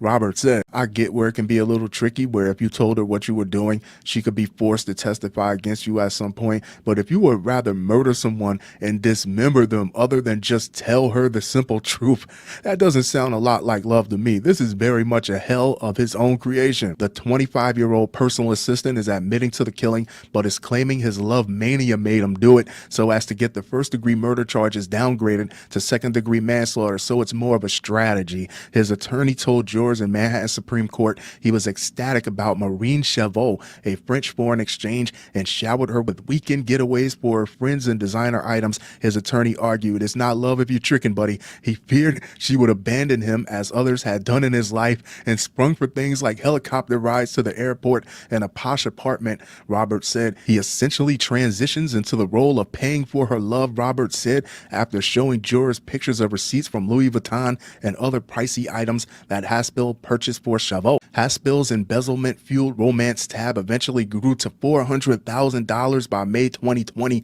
said prosecutors, who accused him of simply killing Saleh because he feared being outed and losing the lifestyle he had built with the embezzled cash. You like the girl, few gifts is cool, helicopter ride and impress her, that's all well and good, but you were supposed to have her on the team. You were supposed to show up to her apartment with a large bag of cash and tell her, hey, I need you to put this money in that hole behind your medicine cabinet. Matter of fact, I need you to take your French national status and open up a few bank accounts in France so you could really help me spread this money around. You got to give her the old Bronx tale, see if she leans over and unlock the door for you. That's how you see if she the one. Tyrese Haspel murdered Fahim Saleh because Saleh stood between Tyrese Haspel and what he wanted. That really sounds like what happened. Manhattan Assistant District Attorney Linda Ford said Tyrese Haspel gets what he wants. Let me rephrase that. He takes what he wants. Haspel, who prosecutors say premeditated the gruesome murder, was punching above his weight by flaunting a fake lifestyle that he knew wasn't going to last. He takes a helicopter to JFK instead of taking the airplane.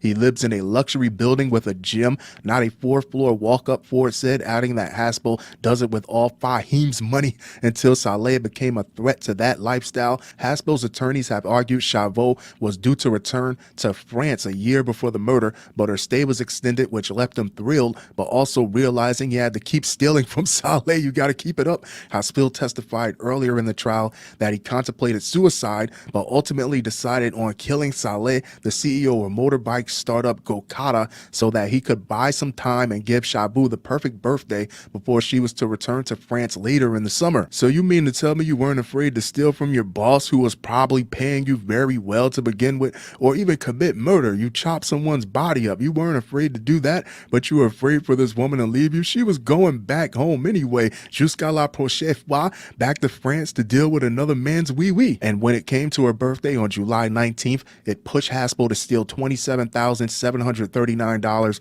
the most he embezzled between July 12th and July 14th, 2020, because he wanted to give her the best birthday yet. His attorney claimed, if there really is such a thing as a simp, this is it right here. He's not occupied with getting away with murder. He's occupied with buying gold birthday balloons. You get them from Dollar General, Roberts said. But prosecutors weren't buying the excuse for the killing, saying Haspel's greed predates finding his one true love. He's taking Ubers to high school, Ford quipped, a reference to Haspel's earlier admission to embezzling $20,000 from a Moe's Southwestern grill he once worked at before making a fake resume to land a job with Saleh. He's a lifelong scammer. The first-degree murder charges against Haspel carry a mandatory minimum sentence of 20 years to life behind bars if his attorneys can convince the jury to buy into the emotional disturbance defense, it would downgrade the charges to manslaughter, which carries just 5 to 25 years. Who keeps letting him handle the books? As soon as he shows up, your company starts losing money immediately. This is the type of guy that doesn't have any calluses on his hands,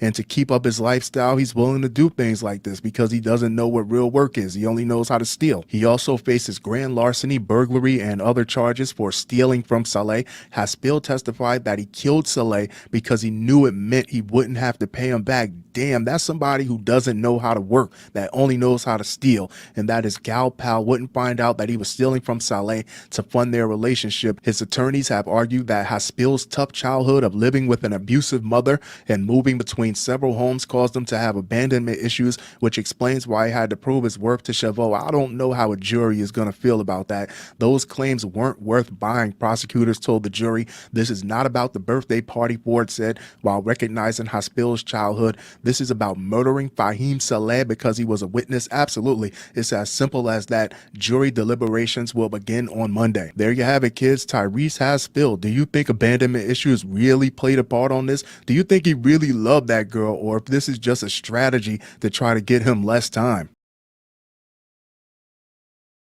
Wife admits she tried to poison her veterinarian husband with his own stash of animal drugs. Look at this trout mouth strumpet. Her face is radiating misery. Love don't live here. She looks like wherever she sits, all the grass and flowers start to wilt and die.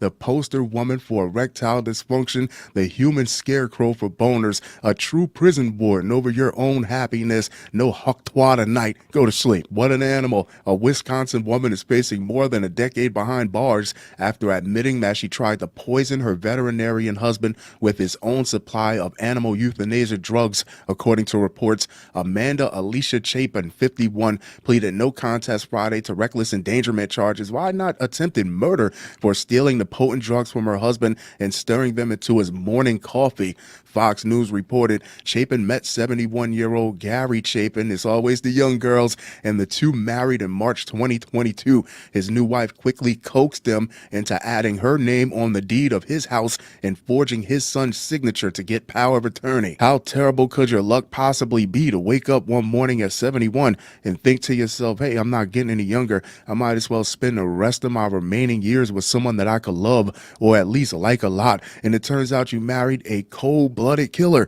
And as far as she's concerned, he had you by 20 plus years. All you had to do was show him a good time, give him a good send-off. You soul-sucking harpy. Just 2 weeks after her name was on the deed, she started adding the stolen barbiturates into his Java. Damn, she didn't waste any time and waited 3 hours to call 911 after the final dose in August 2022. The outlet reported after 3 doses, Gary Chapin fell into a coma and was rushed to the hospital where doctors discovered the potentially lethal drugs in his system, and cops began to piece the case together.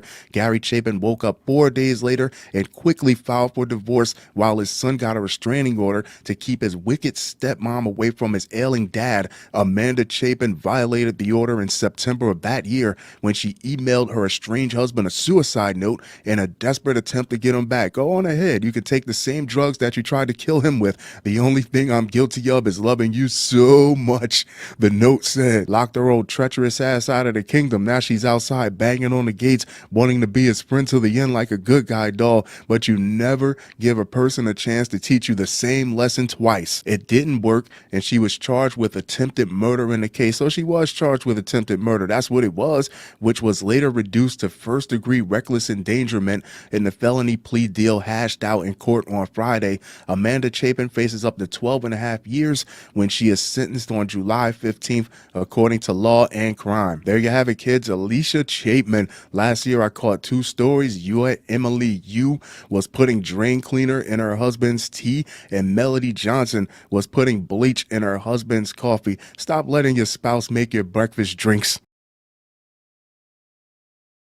New Jersey man with grudge flies to Florida to attack fellow gamer with hammer. He has a grudge, but does he have a girlfriend? New Jersey and Florida have a weird relationship. Back in March 2023, there was the story of Richard Golden, South Brunswick, who was caught in his jams in his mother's house making death threats to a Volusia County sheriff. Then there was Nicole C. Waddle in Tinton Falls, who was caught scamming an amputee's family out of GoFundMe money. Apparently, you fit right in Florida if you're a dirtbag scuzz bucket from New Jersey. Oh, New Jersey, my home, one of the only states in the country where you no longer have a cabinet full of plastic bags that you can use for everything. You have a cabinet full of reusable bags that you can use for nothing. Officials arrested a 20-year-old man, you're old enough to know right from wrong, from New Jersey for attempted second-degree murder and armed burglary after he allegedly flew to Florida to attack a fellow gamer with a hammer to settle an online altercation. There's no such thing. Edward Kang was arrested after allegedly assaulting the victim in Fernandina Beach on Sunday. The victim suffered severe but non-life-threatening head injuries. I just want to let you know that this is a weird one. Nassau County Sheriff Bill Leeper said at a press conference on Monday, some things make you say, some things you just can't make up. There are some things that make you say, what in the world was he thinking? Absolutely. And there are some things that make you say, you're not going to believe this. Well, this case makes you say all four of those. Kang and the victim had not met in person prior to the assault, but they knew each other through a video game called RJ's. There's no such thing as knowing someone through a video game. Leeper described it as a fantasy-based, massive multiplayer online game, or an MMO, where players interact in an immersive virtual world similar to World of Warcraft. So basically, he's a sexless dweeb that got his little online feelings hurt. All too bad. Go touch some grass. You know, he might not be considered an incel, but it's still the same spectrum, a group of people who live vicariously through nothing but online interactions. What if you'd have went all the way down there and it was a 12-year-old kid? Would he still assaulted them?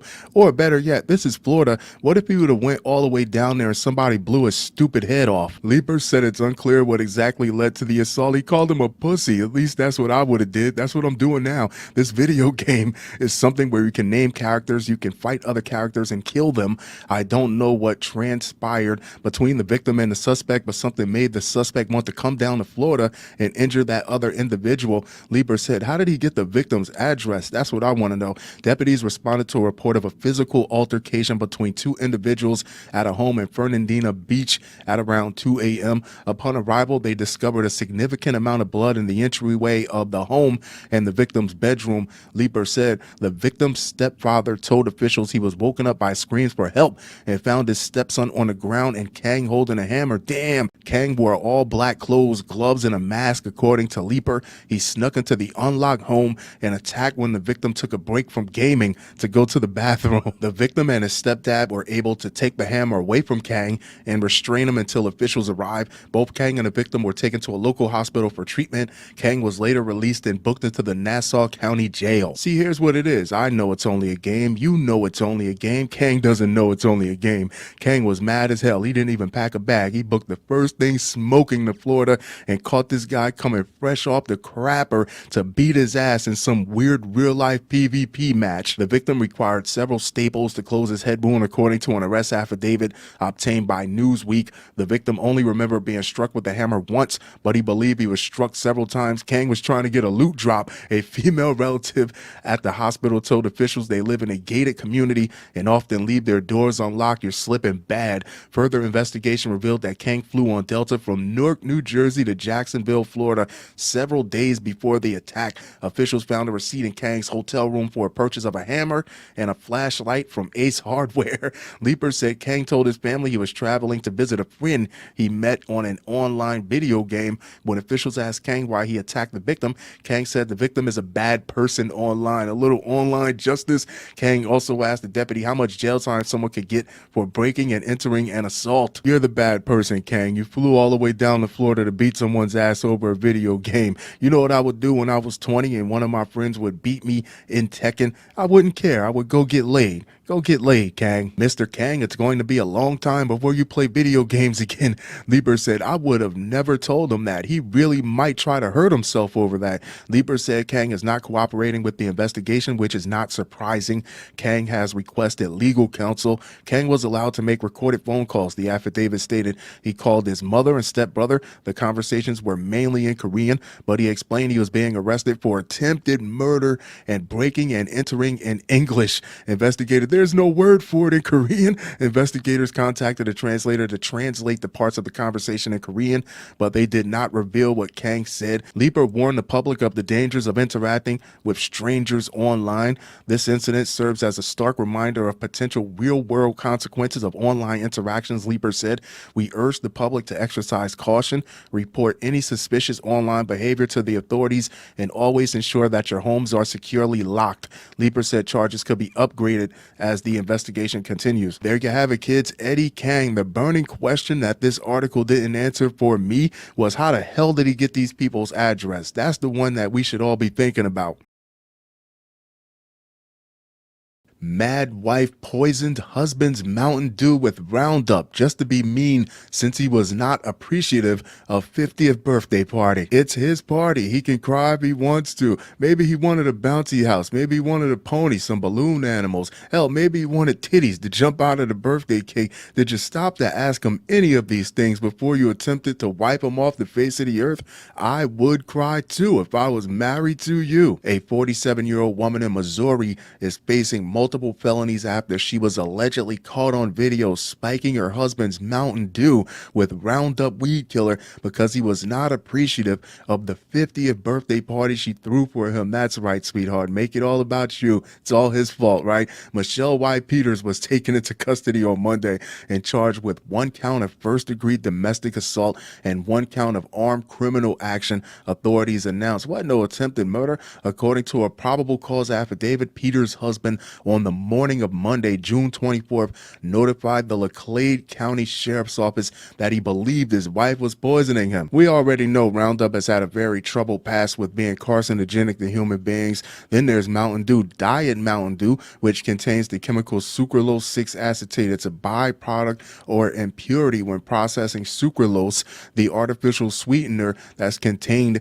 in Diet Mountain Dew. Now, sucralose 6-acetate is genotoxic, means it unravels DNA and causes all sorts of cancers. So she might have saved his life mixing these two poisons together where it only made him very sick. One of them alone could have killed him. They canceled each other out. He told investigators he was the only person in the home who drank Mountain Dew. Nobody else wants it. What a shock. But said that around May 1st, he noticed the beverage tasted odd and he became sick shortly after. He ignored the weird taste at first, but said that after a couple weeks he had a sore throat, diarrhea, vomiting, and was coughing up brown, yellow, thick mucus. Ew. The husband said that when he drank Mountain Dew outside of his home, it tasted normal, but all of the 2-liter bottles in the garage had the same strange taste. He then became suspicious that someone was putting something in those bottles and decided to check footage from a camera set up in the garage. The husband said the video showed Michelle Peters taking a 2-liter bottle of Diet Mountain Dew out of the garage refrigerator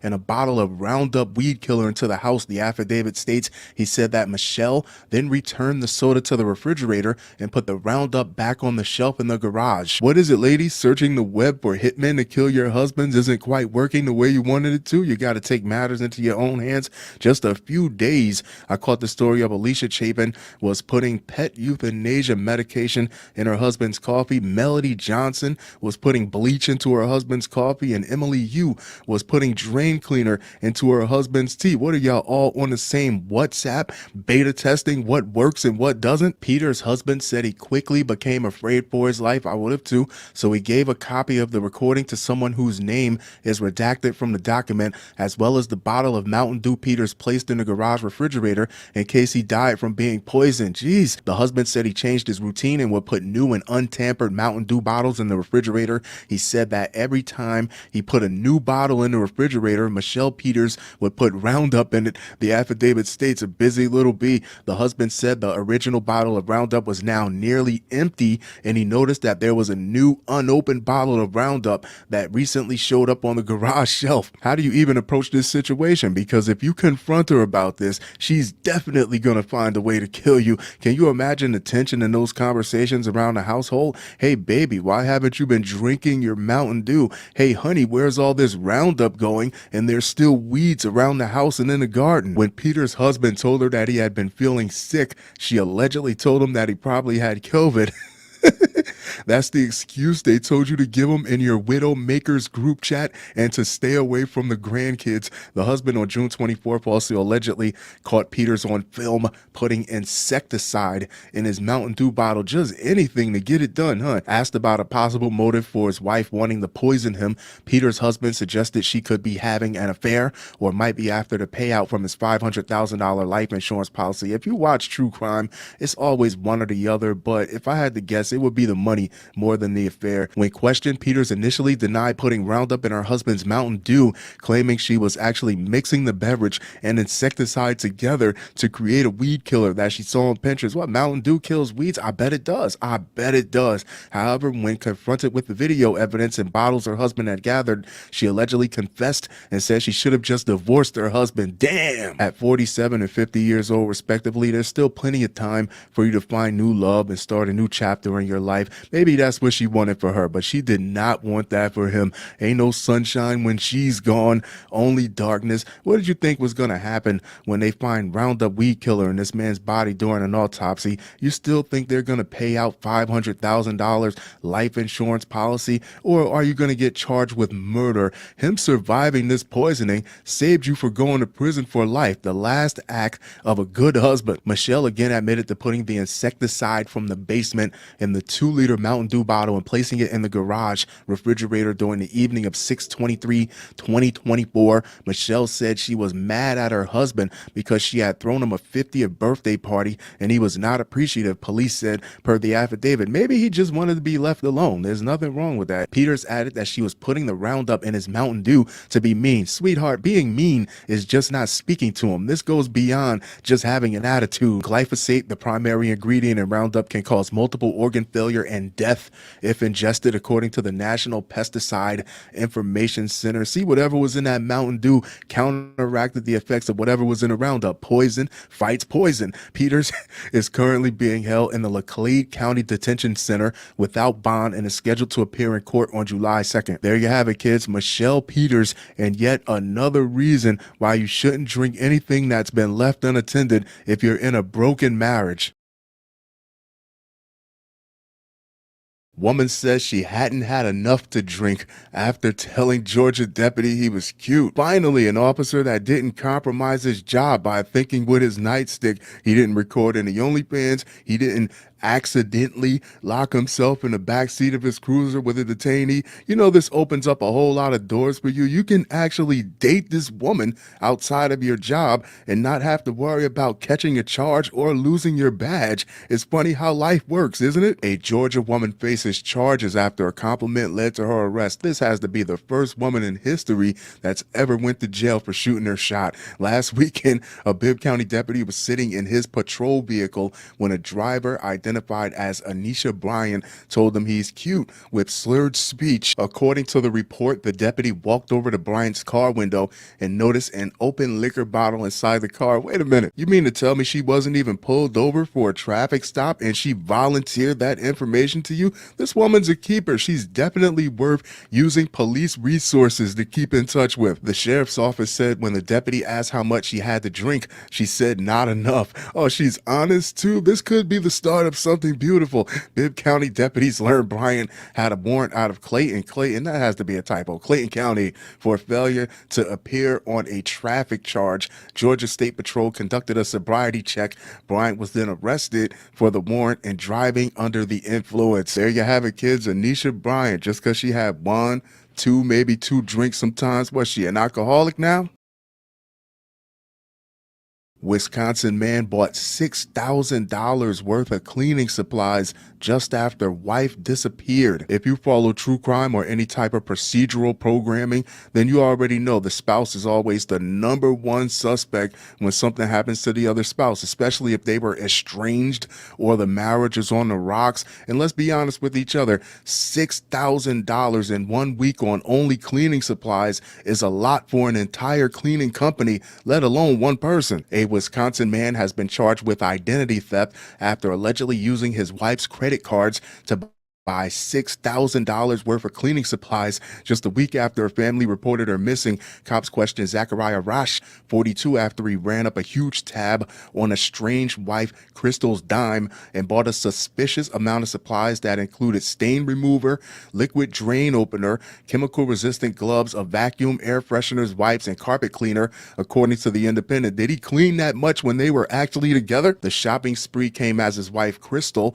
who was getting ready to divorce Rash, had been missing since at least June 10th, according to her family. At first, Rash lied to the interrogating cops and said he never used his soon-to-be ex's credit cards, according to a criminal complaint obtained by WISN2 in Milwaukee. This reminds me of Brian and Anna Walsh, the Boston area couple, if I'm not mistaken, but Brian claimed up and down that his wife was missing all the way up until they found a knife and blood inside his home. He had dismembered her. So if I'm an investigator, a $6,000 purchase on cleaning supplies would really itch me. It would really bite at me, because what are you going to try to do? Are you going to try to clean something up? Are you going to try to hide something? Think about this. Someone would only go to extreme lengths to cover something up or to hide something if they had to remain in the immediate vicinity of whatever they was trying to hide or cover up. Then he was shown security footage and photos of himself as he made the buys, and that's when he admitted he had lied. The Independent said, "It doesn't look good for you, buddy." Crystal was reported missing on June 23rd by her stepmom, who called the cops when she couldn't get in touch with her. She had also found Crystal's car, which is now undergoing a forensic analysis at the state crime lab at her Dodge County home. The outlet said the couple had been scheduled for a divorce hearing August 8th. Everything is extremely close together. Rosh was alone when he made the buys, according to security footage obtained by investigators. He also used their cards to make several cash withdrawals. I sincerely hope they find this woman. If they can't find her alive, then I hope they find her for some closure. But this guy right here, he reeks of whatever's going on. If he's not involved in any of whatever happened involving her disappearance, this would be the biggest set of coincidences in history. The estranged husband had a lengthy history of harassing his wife, according to WISN. Last September, Rosh was hit with a restraining order. You know how I feel about restraining orders. If someone doesn't respect boundaries, they're not going to respect a court order or a piece of paper. Because of domestic abuse, the Independent said he'd also been charged with violating another restraining order back in November 2018. His wife's cell phone pinged in Adams County, where Rosh owns land. Cops said it had significant evidentiary value. I would also like to add for this that even if you have an estranged spouse, it doesn't matter if you're not together anymore. That doesn't change a person's daily habits. They still know where you like to shop. They still know where you like to eat, where you like to hang out at. They still know your work schedule. They know everything about your daily life. Woman allegedly beat man to death over unpaid sex on New York City street. If it was ever a more fitting place for this to happen. New York City, I want to wake up to a hooker that's homicidal, or however the song goes. You know you have to be a cold-blooded bastard to try to dine and dash on a prostitute after she's giving you the old Uchiwali, that she has to maintain eye contact to make sure you don't break off as soon as she's giving you the old up-down. There's really no more chivalry left out here in these streets. Tip your waitresses and pay your prostitutes. It's part of being a man. A woman is accused of beating a man to death after he refused to pay her for performing a sex act on him on a Manhattan street Tuesday, according to the NYPD and sources. New York Daily News said she beat him to death with a table leg. Sabrina Charles, 39, allegedly beat the unidentified man with a piece of wooden furniture in front of 19 Hancock Place near 125th Street in in Harlem at 4:25 p.m. That's broad daylight, police and sources said. I guess she wanted to get paid more than he didn't want to pay her, and Darwin's argument wins out again. You know, at 39 years old, that coochie's seen enough presidents to know that you get paid up front. Don't let someone backdoor you after they've backdoored you. Charles allegedly hit the victim over the head repeatedly after she performed a sex act on him between two parked cars. Sources said, and you thought he had money? Charles claimed the victim raped her before the fatal attack. Sources said she was taken to the hospital for examination. Police said the woman and the victim, who knew each other as always your buddies looking for a freebie, were allegedly doing drugs together at the time of the incident. Oh, there it goes. If you're on drugs, people are going to automatically assume that you like to get paid with drugs. Drugs are accepted in more places than Visa, MasterCard, and American Express. You didn't discuss terms, sweetheart. Charles, a Manhattan resident, was arrested and charged with murder, criminal possession of a weapon, a table leg, and criminal possession of stolen property. Authorities said Charles has prior arrests for drug possession and prostitution. Police said her arraignment was pending on Wednesday. Today. There you have it, kids. Sabrina Charles, stay in school. UNLV gunman had erectile dysfunction meds, oxycodone in system. Is this what drove him to commit such a terrible act? Dick problems, the straw that broke the boner's back, nothing that a bottle of Guinness and an egg yolk can't cure. Being a shooter with erectile dysfunction has to be the biggest oxymoron in the history of the term. Dick problems. A former professor was on painkillers and medication for erectile dysfunction when he gunned down 3 people at the University of Nevada, Las Vegas. Anthony Polito had 84 nanograms per milliliter of tadalafil, also known as Cialis, and 15 nanograms per milliliter of oxycodone in his bloodstream when he carried out the mass shooting late last year, the Las Vegas Review-Journal reported, citing his autopsy report. A typical dose of oxycodone prescribed to adults is between 5 and 10 milligrams every 6 hours, according to the Mayo Clinic. Police said the ex-educator burst into the building that houses UNLV's Lee Business School on December 6, 2023, and killed 3 people, making his way through several floors before he was killed in a shootout with 2 university detectives outside. I would like to know why he even has Cialis in his system in the first place if he wasn't using it to get laid, because if he was getting laid, he wouldn't have the time, energy, or concern to pull off such a heinous act unless he wanted to feel something down there one last time, compensating for being a sackless wimp. Next to his body, responding officers found a card holder, a case with cigarettes in it, and a laminated index card with apparent room numbers and names listed. Damn, he knew who he wanted to go for, according to the report. They also recovered a Taurus 9mm handgun on the scene. According to his autopsy, Polito suffered 6 gunshot wounds to his face, neck, chest, abdomen, elbow, and leg. Nathan Schaller, a forensic pathologist, concluded his cause of death was gunshot wounds. Nothing gets past you, buddy, and concluded the manner was homicide. His victims, all of them professors, were identified as Jerry Chajan Chang, 64, professor of business at the university, Patricia Navarro Velez, 39, an assistant professor of accounting, and Naoko Takamaru, 69, and associate professor of Japanese studies. A 4th person, a 38-year-old male visiting professor, was also wounded during the massacre. Polito taught at East Carolina University for over 15 years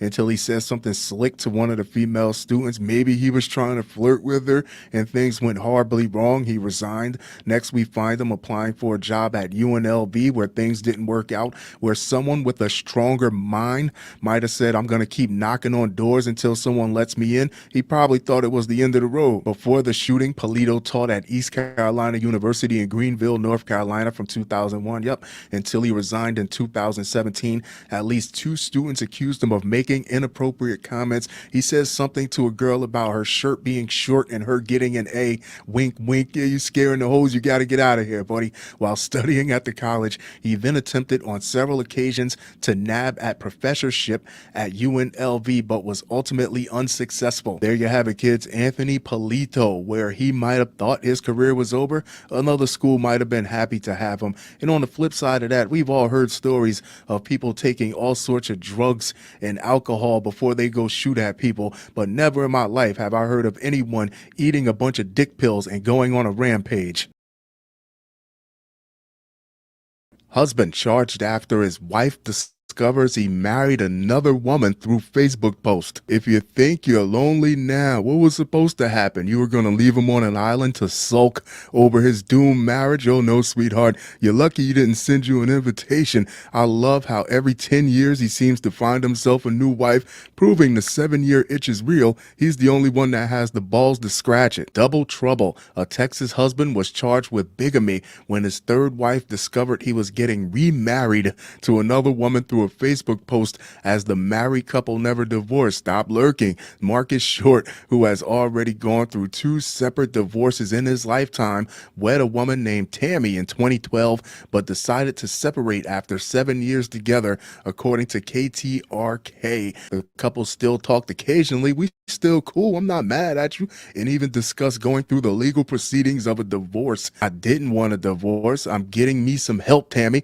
I don't want a divorce. I don't want my family to think of me as a failure, Tammy claimed her 53-year-old husband said. The National Center for Health Statistics report that 2% of marriages in the United States come from bigamy, but that's only what's reported. I had a strong feeling that this is a lot more common than we might think it is, and the Pew Research Center reports that as many as 4 out of 10 Americans have step relatives, and some of those marriages come from bigamy also. Tammy was shocked to learn last December about a wedding registry for an upcoming union between Shorten and a new woman. You knew this man's track record. It was more of a guarantee he'd find a new woman than it was that marriage would last. The scandalizing discovery forced Tammy to confront her husband over the surprising nuptials. I told him, before you let the whole world know what you're doing, make sure your business is right, Tammy told the outlet. You sound like a hater, Bookie. Shorten doesn't appear to have taken Tammy's advice. Damn right, the heart wants what the heart wants, as he married his new wife on January 27, 2024 at the 5th Ward Church of Christ. Houston marriage records viewed by the Post showed the quadruple married man has celebrated the big day in 1991, 2000, 2012, and 2024. That's about every 10 years. The angry wife called the police on her husband, knowing that being married to 2 different women was a crime in the U.S. The man had 2 marriages before you. What, you thought you were the one? Keep it real with yourself. You just don't want to see him happy. He gave you 7 whole years of his undivided attention. What more do you want? I knew it was wrong. You not only have destroyed my life, but now you have destroyed somebody else's life and all the parties that are involved in it. You're the only one that's not happy, Tammy explained. You can't go around lying and misleading individuals at your self-satisfaction. I think you can, she added. Tammy says she feels betrayed and blasted her husband for not knowing what a divorce is, considering he's been married several times before. You knew he was a player when you met him, sweetheart. Shorten denied being married to anyone to KTRK and claimed to be unaware of the rare felony charge. If found guilty, bigamy carries a maximum 10-year prison sentence. There you have it, kids. Marcus Shorten. He's only 53. He has about 3 or 4 marriages left in him if one of his wives doesn't kill him first. Jealous boyfriend once convicted of manslaughter, guilty of murdering girlfriend's ex in drive-by shooting. Let's do it. He looks like Marty Bird, for crying out loud. He does not look like he's built to put in that type of work. He looks like he knows the exact single digit to get you sent away for tax fraud at any given time. Jealous that his girlfriend was keeping in touch with her ex, an Oregon man shot the former beau more than a dozen times in a drive-by shooting. David Anthony Baines was convicted Thursday in a bench trial by Judge Ricardo Menchaca out of Washington County, Oregon. He claimed that it was in self-defense, but investigators found no weapon on the dead Adam Woodall. Authorities said Baines is guilty of murder in the 2nd degree, unlawful use of a weapon, and felon in possession of a firearm. He had been convicted in 2008 of manslaughter, authorities said. If your girl is still contacting her ex, oh, we're still friends, there's a very good chance they're going to end up getting back together. And there's an even better chance that he's still folding her just to keep the lines of communication open. You never really lost her because you never really had her. It was never a relationship of feelings or attraction. It was a relationship more of convenience. The victim had previously dated Baines' girlfriend. The defendant was jealous about the two keeping in touch. I would have been jealous too, but I would have left her long before I felt like I had to shoot anybody over it. And I guess that's what separates us from the animals. Mr. Baines was leaving the woman's home in Forest Grove, Oregon, when he saw the victim approaching the home in a minivan. Authorities said of the September 18, 2022 incident, he pulled his truck up next to the victim's van and shot shot the victim 15 times with a handgun. Each bullet entered the victim's body and he died within minutes. Damn. According to prosecutors, Baines fled, threw away his gun, and drove to a rural area of Yamhill County where he hid overnight, covering his truck with a tarp and doing a factory reset on his phone to avoid police detection. He slept in blackberry bushes. Don't they have thorns? A deputy over snatch? You slept in thorns over snatch? A deputy, however, found him and arrested him the next day. It was all for nothing. I'm sorry, I'm not sleeping in no blackberry bushes just because I found out my girlfriend ain't my girlfriend no more. Then again, I'm not going to shoot anyone 15 times just because I found out my girlfriend ain't my girlfriend anymore. Because if she really gave a damn about this guy, she wouldn't have been contacting her ex in the first place. And let's be honest with each other, he moves like a real killer. She's lucky he didn't slide on her silly ass too. Baines claimed that Woodall was unarmed, but authorities found nothing at the scene. Prosecutors said the victim was unarmed. The way he caught this guy slipping, it doesn't matter if he was armed or not. He caught him dead. Investigators later turned up the murder weapon. The Washington County District Attorney's Office wishes to thank the multiple law enforcement agencies who worked on this case: the Forest Grove Police Department, Beaverton Police Department, and the Washington County Major Crimes Team. In addition, the Yamhill County Sheriff's Office, Newburgh Police Department, and the Oregon State Police Forensic Lab all assisted with this investigation. This is one guy, right? Prosecutors wrote, they like a lot of resources for one guy. There you have it, kids. David Anthony Baines. I would have never thought he'd pull up on someone and shoot him 15 times. He looks like the type to dump leaves and grass clippings in your yard overnight and call the homeowners association on you. Prison time possible after corpse used to withdraw cash. It looks like Thelma and Louise met weekend at Bernie's. Prison time should not be a possibility. Prison time should be pending. Prison time should be imminent. It should be guaranteed. Prison time should be loading, but it should not be a possibility. The Fox 8 I-Team has learned 2 Ashtabula women, Ohio, y'all been getting a lot of playing time lately, are facing felony charges after police said they propped up a dead man so they could withdraw hundreds of dollars from his account and then dropped off his body at a local hospital. How considerate of these nice ladies. Police Chief Robert Stell told the I-Team that the victim, Douglas Lehman, 80, was dropped off at the Ashtabula County Medical Center emergency room on Monday. They left without providing any information to the hospital. They just left them, Stell said. Listen, I'm not trying to imply that this is about drugs just because it's Ohio, but it's about drugs just because it's Ohio. You think it was this man's dying wish to be paraded around in the backseat while 2 not hot women cleaned out his bank account? It wasn't like they took him to the beach to feed the seagulls one last time or took him to the carnival to give the elephants peanuts one last time. This has buy money written all over it. Karen Casbaum and Laureen Ferrallo are both facing charges of theft and gross abuse of a corpse, according to Ashtabula County prosecuting attorney Cecilia Cooper. This is very unusual. Yes, it is. Cooper told the I-Team police said the women found the man dead inside the home on Monday, but instead of calling the police or an ambulance, they had other plans. Cooper said the 2 are alleged to have taken Lehman's body out of the home, propping him up in the front seat of a car, and then driving through a bank to withdraw around $900. Police said the bank allowed the women to withdraw money from Lehman's account previously as long as Lehman was in the vehicle. I mean, the man was up in years. Maybe they had some type of agreement worked out where they could withdraw money for him if he can't get around. That's the only thing that makes even the slightest bit of sense to me, because if you're a banker or if you're a bank teller and you can physically look over and see him in a car, how do you not know he's dead? You must be as unalive inside as he is. Police said the women were not related to the victim but lived at his house. Lehman's cause of death is not yet known. The chief said the case remains under investigation and additional charges could be filed. If convicted, they could face up to a year in prison on each charge, according to prosecutors.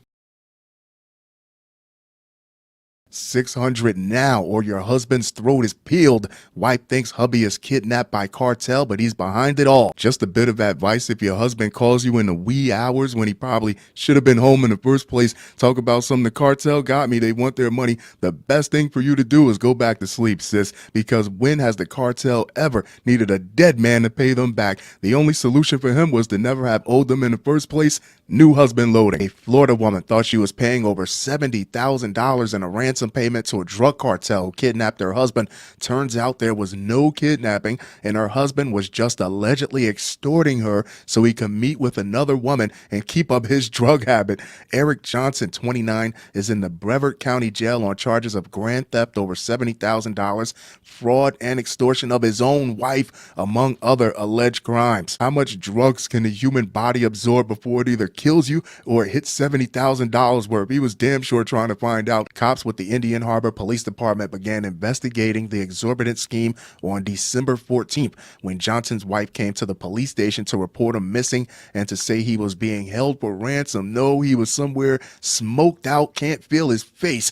A 21-page probable cause arrest affidavit says she told cops she started receiving texts from a phone number she did not recognize and that said her husband would be hurt if she did not start sending money. His wife told detectives the two met in 2020 and got married in January 2023. They had planned a large wedding for January 2024. She said Johnson had previously told her he had been involved in a drug cartel before they met and he had a $60,000 drug shipment intercepted, which he owed them money for. This sounds like a con game. Johnson had gone missing on a couple of occasions. He was on a bender 2 or 3 months prior, and she paid money to her husband's Cash App account so he could be released, and he returned home about an hour later, the affidavit said. It's messed up. He married this woman because he knew she had money so he could use her to trick off and party and get high with other women. But damn, he was smoking like a broken toaster, sweetheart. Not one time did you look over and see him chewing on his own jaw, looking a little frayed around the edges like he was on something a little bit stronger than espresso. She first received a text message on October 7th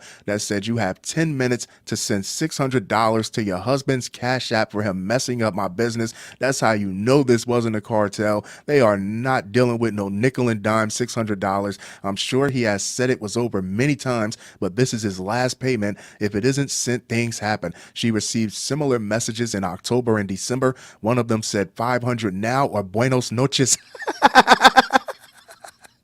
Another, that's racist. Another, better send that $500 now or he won't make it to the wedding. Then last one, I'm absolutely positive it is, but send me 600 now or your husband's throat is peeled. He went missing again on December 12th with his apparent abductor saying they were driving him around in his car. Johnson's wife begged the kidnapper for mercy and pleaded to talk to her husband. She texted, "Can you just tell me if he's okay, please? He's the only family I have." This is foul, man. Johnson's made-up kidnapper said they were driving him around in her car. She's a sweetheart, but he knew that. That's what he was counting on. That's how he was manipulating her. Just one time, because she had said, "Hey, I'm not sending you anything. Do what you got to do." And he would have came back without a scratch on him, just mad as hell. His wife apparently sent money, but Johnson never came home on December 14th. I know she was worried. Over 3 months, she sent money over 50 times until she only had $1.71 to her name. He's a piece of garbage. I wish the cartel really did have him. The affidavit said that's when she decided to go to police for help. She told cops she didn't go to authorities before because she was scared for her safety. He probably told her don't go to the cops. It didn't take detectives long to unfurl Johnson's alleged scheme.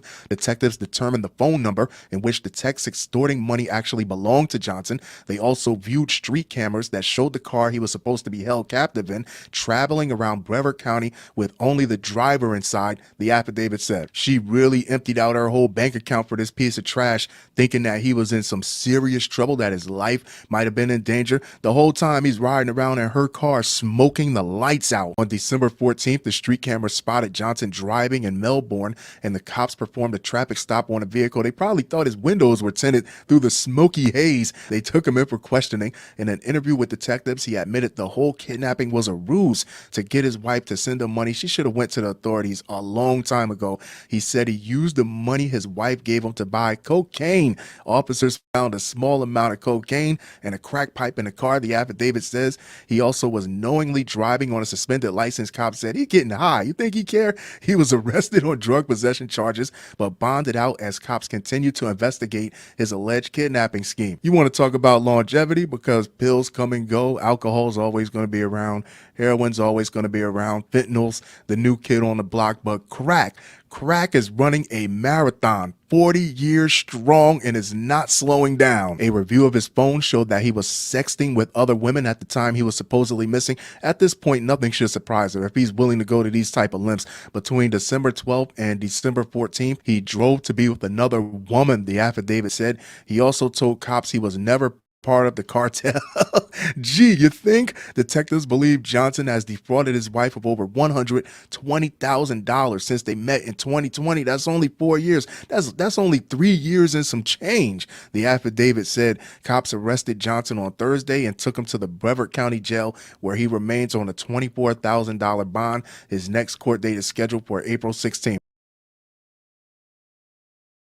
Months after breaking up, couple reconciled and immediately plotted a murder. It's a love story. True romance. You know, most couples would have just had makeup sex and went to Cheesecake Factory, but not these two crazy kids, because nothing says I missed you, baby, more than planning out a good old-fashioned homicide. In the time span of just over a day, a former couple reconciled, immediately plotted a murder, and tried to carry it out. Tried, mean you failed. According to deputies in Lake County, Florida, Ariana Selena Gajraj, 21, lured the victim out, and the gunman Brandon Perella, 24, carried out an ambush, but the target managed to get away. Authorities said in the comments. The couple is now locked up in jail without bond for a charge each of attempted first-degree murder, and arraignment is set for April 8th. Deputies said they responded to Peppermill Trail in the city of Clermont at approximately 1:53 a.m. regarding a shooting. They met with the victim. Let's be honest, she's a pretty young lady. I can see where if she's already acquainted with someone and reached out to him at that time in the morning,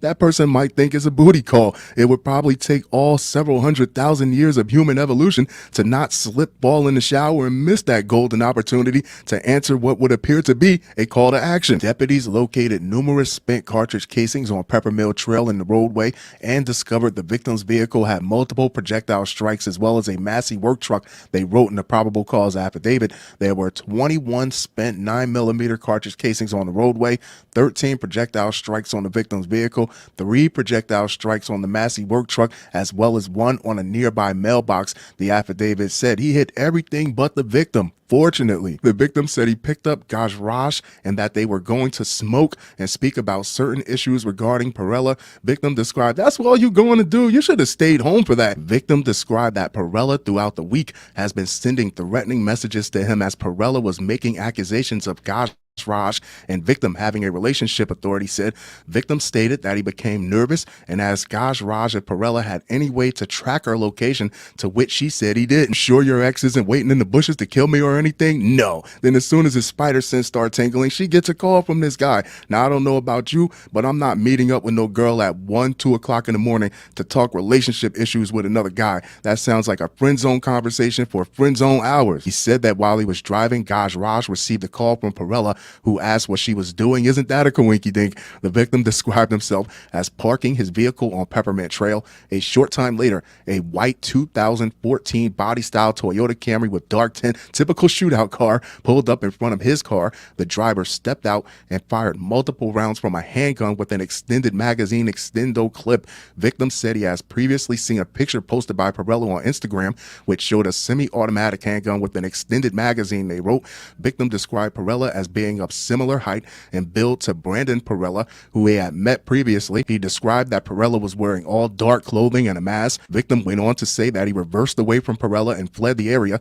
Victim said Perella pursued him west on Old Highway 50 and that he eventually eluded him. What's especially wild to me is that his girl was still in the car through all this, and it's apparent, it's very clear that he is a terrible shot. But I guess that's part of the relationship building exercise. Trust that I might not hit you, baby. He said he dropped Gajraj off in front of the Highland Park subdivision. She was still in the car. It wasn't like she was out and then she got back in after he shot his car up. She was still in the car, with his understanding that a family member would pick her up. According to documents, the man contacted his own family and ultimately met with cops at the Clermont Police Department. Investigators said that the victim gave screenshots of conversations from a now deactivated Instagram account. Deactivating your account won't hide what you already put up there. Perella allegedly wrote, "Ari told me son about you and just don't make me F you up. Take it how you want. The victim replied asking what redacted meant and asked to speak with him about the issue. Deputy said this individual did not reply.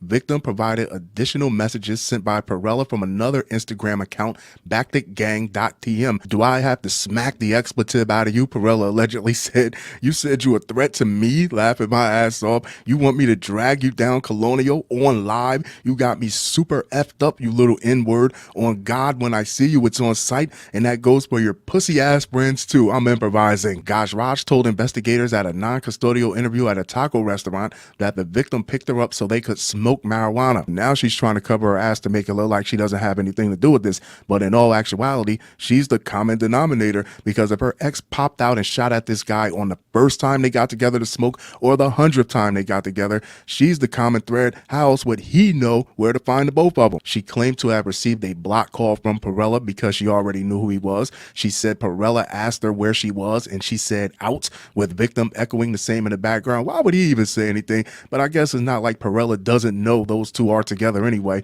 authorities said. She described that ultimately they parked in the Greater Hills subdivision. She said that victim was nervous about Perella and began loading his firearm while she was preparing the marijuana to smoke. He's been on point thus far. His only mistake was meeting up with her in the first place. A white car pulled in front of them. The victim began reversing and multiple rounds were fired. She claimed not to see Perella, but after detectives said they would be seeking cell phone data as part of the investigation, Gaj Raj allegedly said she called Perella after the shooting, asked his whereabouts, and he said he was home. She would not elaborate on why she called him. Deputy said her ditzy ass breaking radio silence to ask if he's okay. She should have asked him, why were you shooting while I was still in the car, you moron, and you're a terrible shot. It'd be hilarious if she would have broke up with him again. Using a license plate reader, investigators tracked down a vehicle matching the suspect vehicle. This vehicle was registered to Perella. Surveillance footage showed the shooting, and other videos show a vehicle matching Perella's at Gaj Raj's home at 1:26 a.m. They met up right after all this. At this time, it is unknown if Gaj Raj was picked up by Perella, which would be consistent with the LPR data and Gaj Raj calling Perella after the shooting, authorities wrote. Investigators, they learned that Gaj Raj had an account on the text app Pinger, which she had been using to communicate with Perella from 6:12 p.m. on November 30th to 12:39 a.m. on December 1st. The messages begin with Gaj Raj confronting Perella about issues in their previous relationship, them reconciling, then them discussing a plan for Brandon to kill the victim. Documents said they initially planned for Perella to attack the victim while man was getting into a car. See, all he really had to say is what all guys say. We're going to listen to you. We're going to communicate more. I'm going to be everything to you, baby. I'm going to be your father. I'm going to be your friend. I'm going to be your lover. But you got to believe in me. It then changed to Perella blocking the victim in, which part of the plan involved her not being in the car, using Gaj Raj and their relationship issues as an excuse. Gaj Raj states that she doesn't want to be up too late, and Perella replied, no, he's dying. Damn. Gaj Raj does state that she doesn't want them being dumb with guns, but Perella reiterates multiple times that his plan is to get the victim. Gaj Raj ultimately comes up with their own plan for the ambush, telling Perella to call her from a blocked number so she can show the victim to earn his trust. From there, she allegedly kept Perella apprised of her and the victim's location. The final message, which is about her sharing her location, is sent at 39:13 hours, authorities wrote. This is approximately 12 minutes before the shooting occurred. There you have it, fellas. If a woman ever calls you at 1 o'clock in the morning wanting to talk about relationships, do not roll out of bed. It is a setup. Woman arrested after breaking into ex-boyfriend's house, dumping pickled pork on the couch. Ill. If you've ever been to the bodega, there's two large jars. There's one with the pickles, there's one with the sausages. The one with the pickles move, people love the pickles, but the ones with the sausages, they've been there since you were a child. Poppy's kids have grown up and they run the store now, and those sausages haven't moved not 1 inch. That's what she dumped on his couch. Holy smokes. A Florida woman, Florida, the Ohio of the South, allegedly went hog wild when she allegedly broke into her ex-boyfriend's house and started destroying various items and dumped pickled pork all over his couch. Cops say that stuff is not coming out. It happened at a home on 25th Street around 8:15 p.m. March 1st. in Lehigh Acres, Florida. A Lee County Sheriff's deputy responding to the break-in rolled up in his cruiser to see a man and woman arguing in a driveway.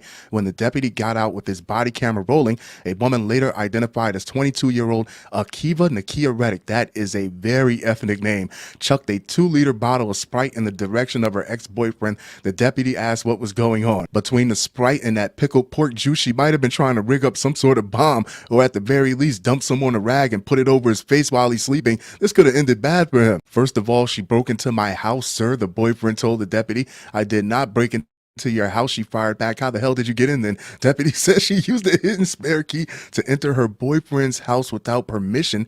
She then proceeded to throw and break items around the house, deputies say. At some point, she allegedly took a jar of pickled pork, opened it, and dumped it on his couch. There's a couple things that make me curious, because if she got a copy of your house key without either your knowledge or your permission, you're really tripping, because that means at some point you lost track of the original. And as far as the jar of pickled pork, who has that in their house? I don't even think that stuff was intended for domestic use. Reddick was arrested on charges of domestic violence battery, criminal mischief, damage to property less than $200. That sectional was $200, and burglary of a dwelling. Deputies took her to the Lee County Jail, where she has since posted a $7,250 bond. She has a court date scheduled for April 1st. Good God, she looks angry as hell. How many of you think he should give her a second chance? Wife who set fire to husband, a former deputy sheriff, and watched him burn before eventually calling 911 is convicted of murder. Her goatee is connected better than mine. I thought I had a little bit of stubble over here. She looks like Christopher Walken with a 5 o'clock shadow. But if you follow these type of stories, or if you follow how law enforcement investigates these type of cases, the spouse is usually the number one suspect until proven otherwise, and it's usually over the money or another lover. And looking at her, it's most likely the money. A 68-year-old woman in Pennsylvania will likely spend the rest of her life behind bars for killing her husband, who was set on fire on the back patio of their home, and then trying to claim that his death was a suicide. A Dauphin County jury on Friday found Evelyn Zigarelli Henderson, a perennial candidate for elected office. What was she running for? Guilty on 1 count each of second-degree murder, aggravated arson, and arson in the 2022 slaying of 84-year-old Carmen Henderson. It's always those young girls. The former county deputy sheriff. Court records reviewed by Law and Crime show jurors deliberated for only 45 minutes before returning with the various guilty verdicts, according to a report from York, Pennsylvania Fox affiliate WPMT. If I was an investigator, I wouldn't believe suicide for not 1 second, especially someone setting themselves on fire, the most agonizing way to go out, over shooting themselves, hanging, or overdose, the usual suspects, the normal culprits. Then think, this man was 84 years old. He lived his whole life. That's what makes this story kind of tough, because someone lived almost a century and the final boss is their wife. As reported by Law and Crime, Zigarelli Henderson called 911 in the early morning hours of June 16, 2022, and told the emergency dispatcher that her husband had died after starting a fire and burning himself. It just sounds off. The dispatcher took notes on the call, writing, "Something is very off with the caller. She is hesitant to answer questions." Court documents state first responders arrived at the residence at about 5 a.m. and found the victim, later identified as Carmen Henderson, burned to death and nude on the couple's back patio. Authorities said they found fly larvae in his mouth and nostrils, indicating that he had been dead for a while. Police said they first suspected Zigarelli Henderson when her story about what happened started shifting. Initially, Zigarelli Henderson told investigators that she and her husband had argued the previous night and that she later woke up to find him burned to death outside, framing his death as a suicide. I don't think she understood how ridiculous she sounded. So you mean to tell me the two of you got into an argument, then he went out on the back patio ass naked and set himself on fire? Is that your final answer, ma'am? Do you want to take a shave before we haul you downtown? When reminded, she told the emergency dispatcher that she heard her husband scream around 1 a.m. You should have led with that. She revised her story to say his death was likely an accident caused by him smoking a cigar, starting a fire. What did he have? Gasoline draws? An investigation by the Dauphin County Fire Investigation Team found that version version of events to be improbable. Zigarelli Henderson's story continued to change, authorities said. Zigarelli Henderson eventually settled on telling police that she saw her husband sitting in a folding camp chair with a lower pant leg on fire while screaming her name for help. In this story, Zigarelli Henderson said she picked up the phone to dial 911 but decided against placing the call. She could not explain why she chose not to call when she knew he was on fire. Investigators also quizzed the defendant on her relationship with the deceased and determined a financial motive for murder. I told you, peep game, because nowhere does it say she was upset, she was crying, she was scared, she was distressed, or she was distraught, or even frustrated. When the authorities came, she just went right into the mode where she was spitting off pieces of a story to see which parts fit so she could try to get up out of the situation. According to police, the couple's severe debt included owing $40,000 due to a second mortgage on their home and owing back taxes. They also believe sheriff's deputies would seize their property. Damn. Zigarelli Henderson stated that she knew she would be homeless shortly. The criminal complaint stated Zigarelli Henderson said that C. Henderson would live with his children from another marriage. Zigarelli Henderson stated that she was not welcome to live with the children, and that right there should be a testament to her character. As of Saturday morning, a date has not been set for Zigarelli Henderson's sentencing hearing. There you have it, kids. Evelyn Zigarelli, aka the bearded bride. I guess all that richer or poor, better or worse meant nothing when she was flushing all their money down the toilet. Texas town's mayor, school board president, both accused of trafficking coke. Feds say, cocaine, the last recession-proof hustle in America. Don't you just love stories from these little two-horse towns? You know, the ones where everyone has to wear different hats. They need two separate jobs, like the butcher is the baker, the sheriff is the blacksmith, and the mayor is the kingpin. The mayor of a Texas town was recently arrested and accused of helping run a cocaine trafficking conspiracy with his brother and others, according to federal officials and news outlets. Keeping it in the family, Gerardo Alanis, mayor of the South Texas town of Progreso. I've never heard of it, but the last census shows them at a little bit over 5,500 people in population, was taken into custody March 18th, according to court documents filed in the U.S. District Court of Southern Texas. In the documents, federal officials accuse Alanis of taking part in a trafficking scheme involving more than 80 pounds of cocaine. That's a little bit over 36 kilos, which he did intentionally possess with intent to distribute. They're making it very clear he knew exactly what he was doing. 3 other men are also named in the documents, including his brother, Frank Javier Alanis. It's not like they found a little bit of blow on a crumpled up dollar bill. These are some serious allegations, and I'll give you innocent until proven guilty, as it should be, but I highly doubt the feds would even come out of their holes unless they had some pretty damning evidence on him. Alanis' arrest comes about 5 months after his brother, who was arrested on drug charges in October in connection to the same plot. According to a Department of Justice news release, the 40-year-old was serving as school board president and assistant city manager at the time of his October 13th arrest. McClatchy News reached out to the city manager's office for comment regarding Mayor Alanis' arrest, but did not immediately hear back. What are they really going to say? That they knew he was selling cocaine and make themselves subject to a subpoena? Also, these arrests come as no surprise to Hidalgo County Precinct 1 Constable Celestino Avilla Jr., who told KVEO that corruption among the town's leadership is not new. It seems like it's the same circus. All they do is change the clowns.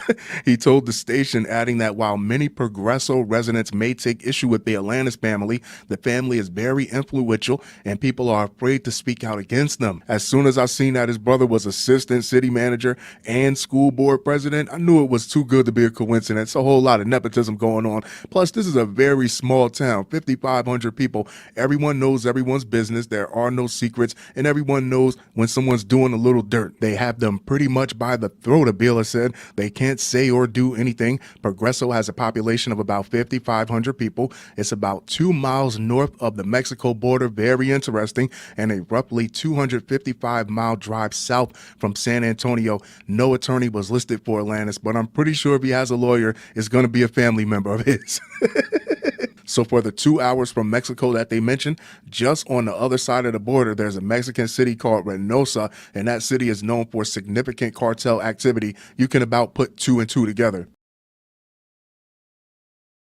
Woman fake robbery, shot herself to cover up boyfriend's murder, tricks second boyfriend into helping with dramatic but unsuccessful plot. There you have it, kids. That's the show. Because how do you follow that? How many Four Locos do you have to drink to get her to trick you into doing anything out there in Ohio? Oh, Ohio, the urinal trough of the Midwest. An Ohio woman who tricked one boyfriend into helping her cover up the murder of another has now admitted to a spate of crimes.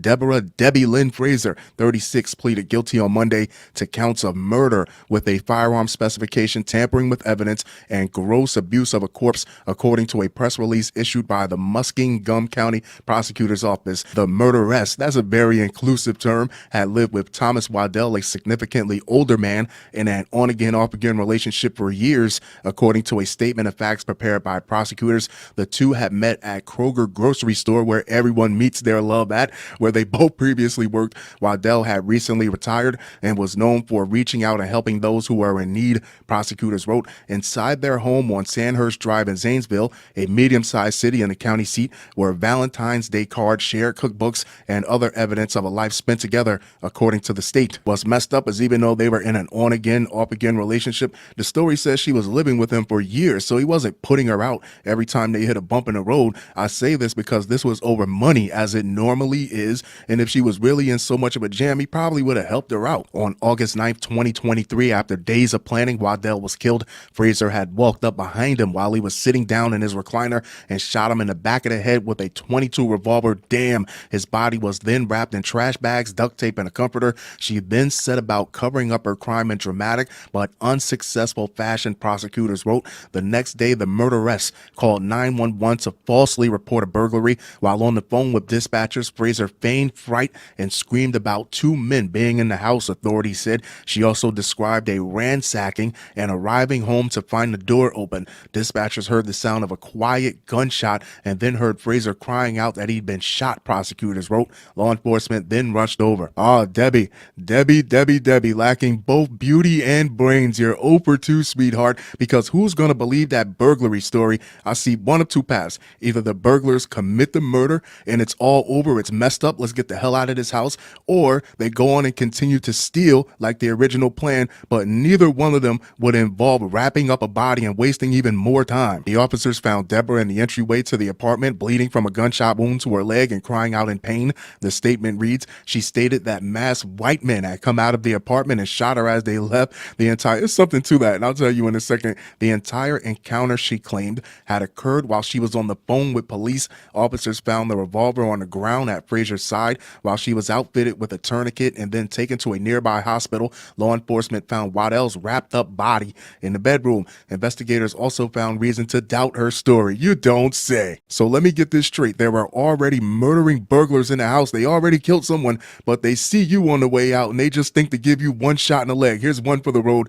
Then leave the murder weapon right next to the only witness that saw them leaving the apartment. Yeah, how long did it take her to plan this again? Waddell's apartment was well kept and orderly. The statement goes on. The ransacking described by Fraser was closer to superficial mess making. Officers found photographs of Fraser and Waddell on the floor, torn up. Why would they even bother that? Nothing of value appeared to be missing, including numerous firearms, all items likely to be stolen in a home invasion. From there, inconsistencies surrounding the entire situation piled up, authorities said. I bet they did. The investigation determined Waddell had been dead for hours before the 911 call was made. Law enforcement canvassed the area for surveillance footage or witness testimony that would help identify the alleged home invaders, instead finding no evidence whatsoever that anyone had fled from the residence on the day in question. A follow-up interview was conducted where Fraser was asked to submit to testing for gunshot residue. She probably thought she wouldn't be a suspect. When she learned about the test, her story shifted. The woman additionally claimed she had reached out and touched the gun that shot her. Prosecutors wrote, if I was a detective, I'd make a damn good one, because as soon as I would have seen those torn pictures, I would have knew that this was someone that this guy knew. And who else does he know? The one person that's seen it all but somehow lived to tell the whole story? A series of suspicious telling and deleted Google searches were later found on Fraser's phone, including how to load a gun, how to load a revolver pistol, you put the round things in the round holes, how to know what ammo your gun uses, what does .22 ammo look like, worst place to get hit in the head. Damn. Those searches began on August 5th, 2023. The final search that intrigued investigators occurred on on August 10th, 2023, a few hours before Fraser made the 911 call. How long does GSR stay on the skin? Gunshot residue. Investigators learned the killer had another boyfriend, John Anderson. He was shocked to discover that his on-again, off-again girlfriend of 10 years was living with another man, prosecutors wrote. To account for the time spent at Waddell's, Fraser said he was a dementia patient. He lied. This long-running excuse apparently provided enough of an impetus for Fraser to convince Anderson into calling Waddell on the phone, pretending to be a bank fraud representative. The way I'm picturing it is the boyfriend is jealous, the boyfriend is pissed, who is this guy? And to show her loyalty, she basically throws him under the bus. She offers him up. He's nobody. He's a dementia patient that I come sit with every once in a while. We can scam him. We can steal from him. And that's where everything snowballs into the crapper. Forensic testing determined that only the killer's DNA was found on various pieces of relevant evidence at the crime scene, including a lone glove found inside Fraser's backpack. The glove testified positive for both gunshot residue and Fraser's DNA.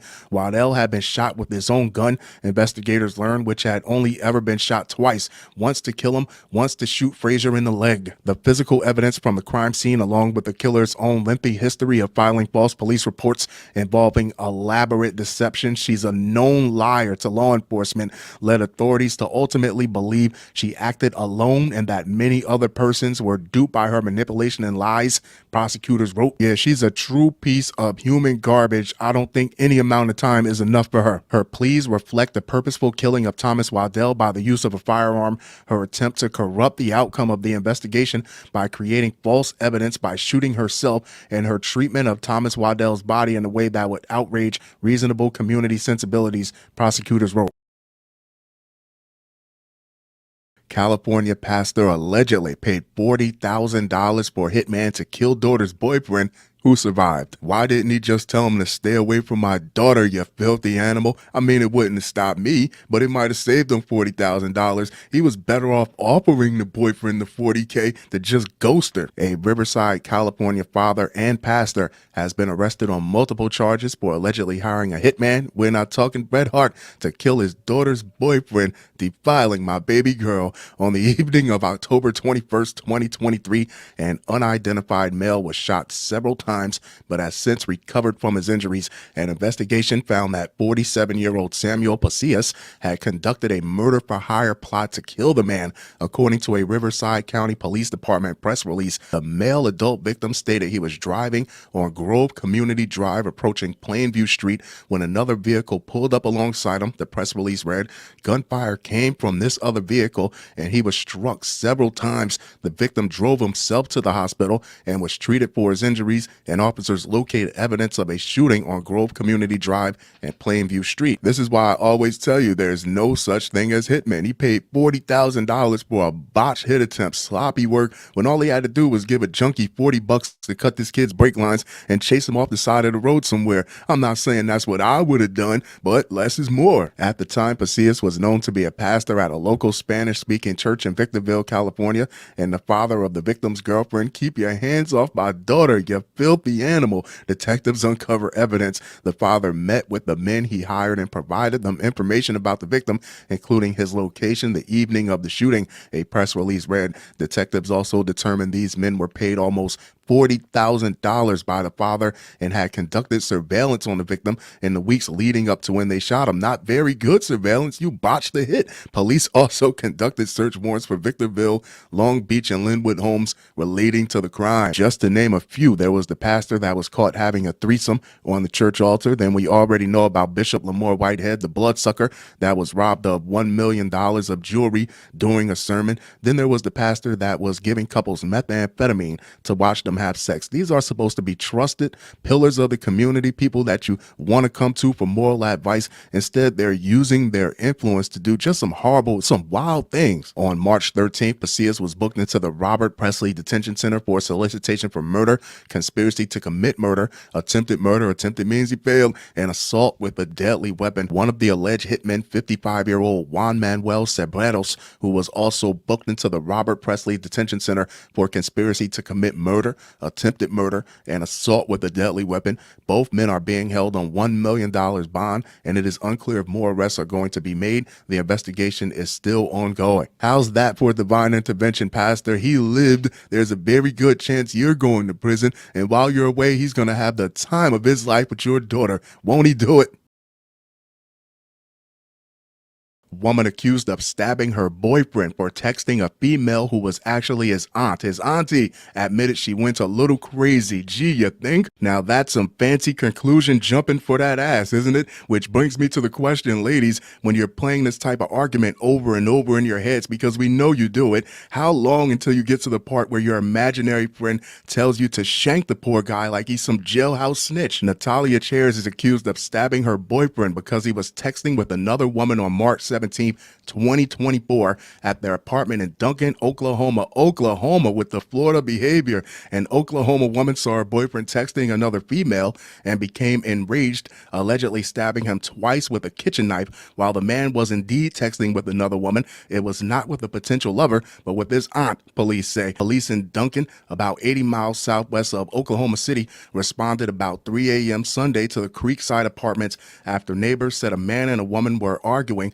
according to a probable cause arrest affidavit obtained by Law and Crime. When cops arrived on scene, they heard what sounded like yelling and something being slammed on the side of the apartment building. Neighbors pointed to the apartment where the disturbance was taking place, and cops walked up to the door. Oh, doesn't she look like such a sweetheart in her oversized county green t-shirt? Back in November 2022, I caught the story of Senada Soto, Behar County, burned her boyfriend's house down when he received a FaceTime call from his female relative looking to visit for the holidays. And I'll quote myself, "No questions, no fact-finding, skip truth and jump straight to consequences." One of the officers saw there was blood on the door and causeway, but no one inside was answering. And if you're a cop, that has to be a scary situation, because you don't know if someone is in there armed and ready to jump you. You really don't know if you should have your gun out or not. The cop took a sledgehammer and broke down the door. A woman later identified as 19-year-old Natalia Chairs came out of the bedroom, and cops put her in handcuffs. There was blood all over the floor.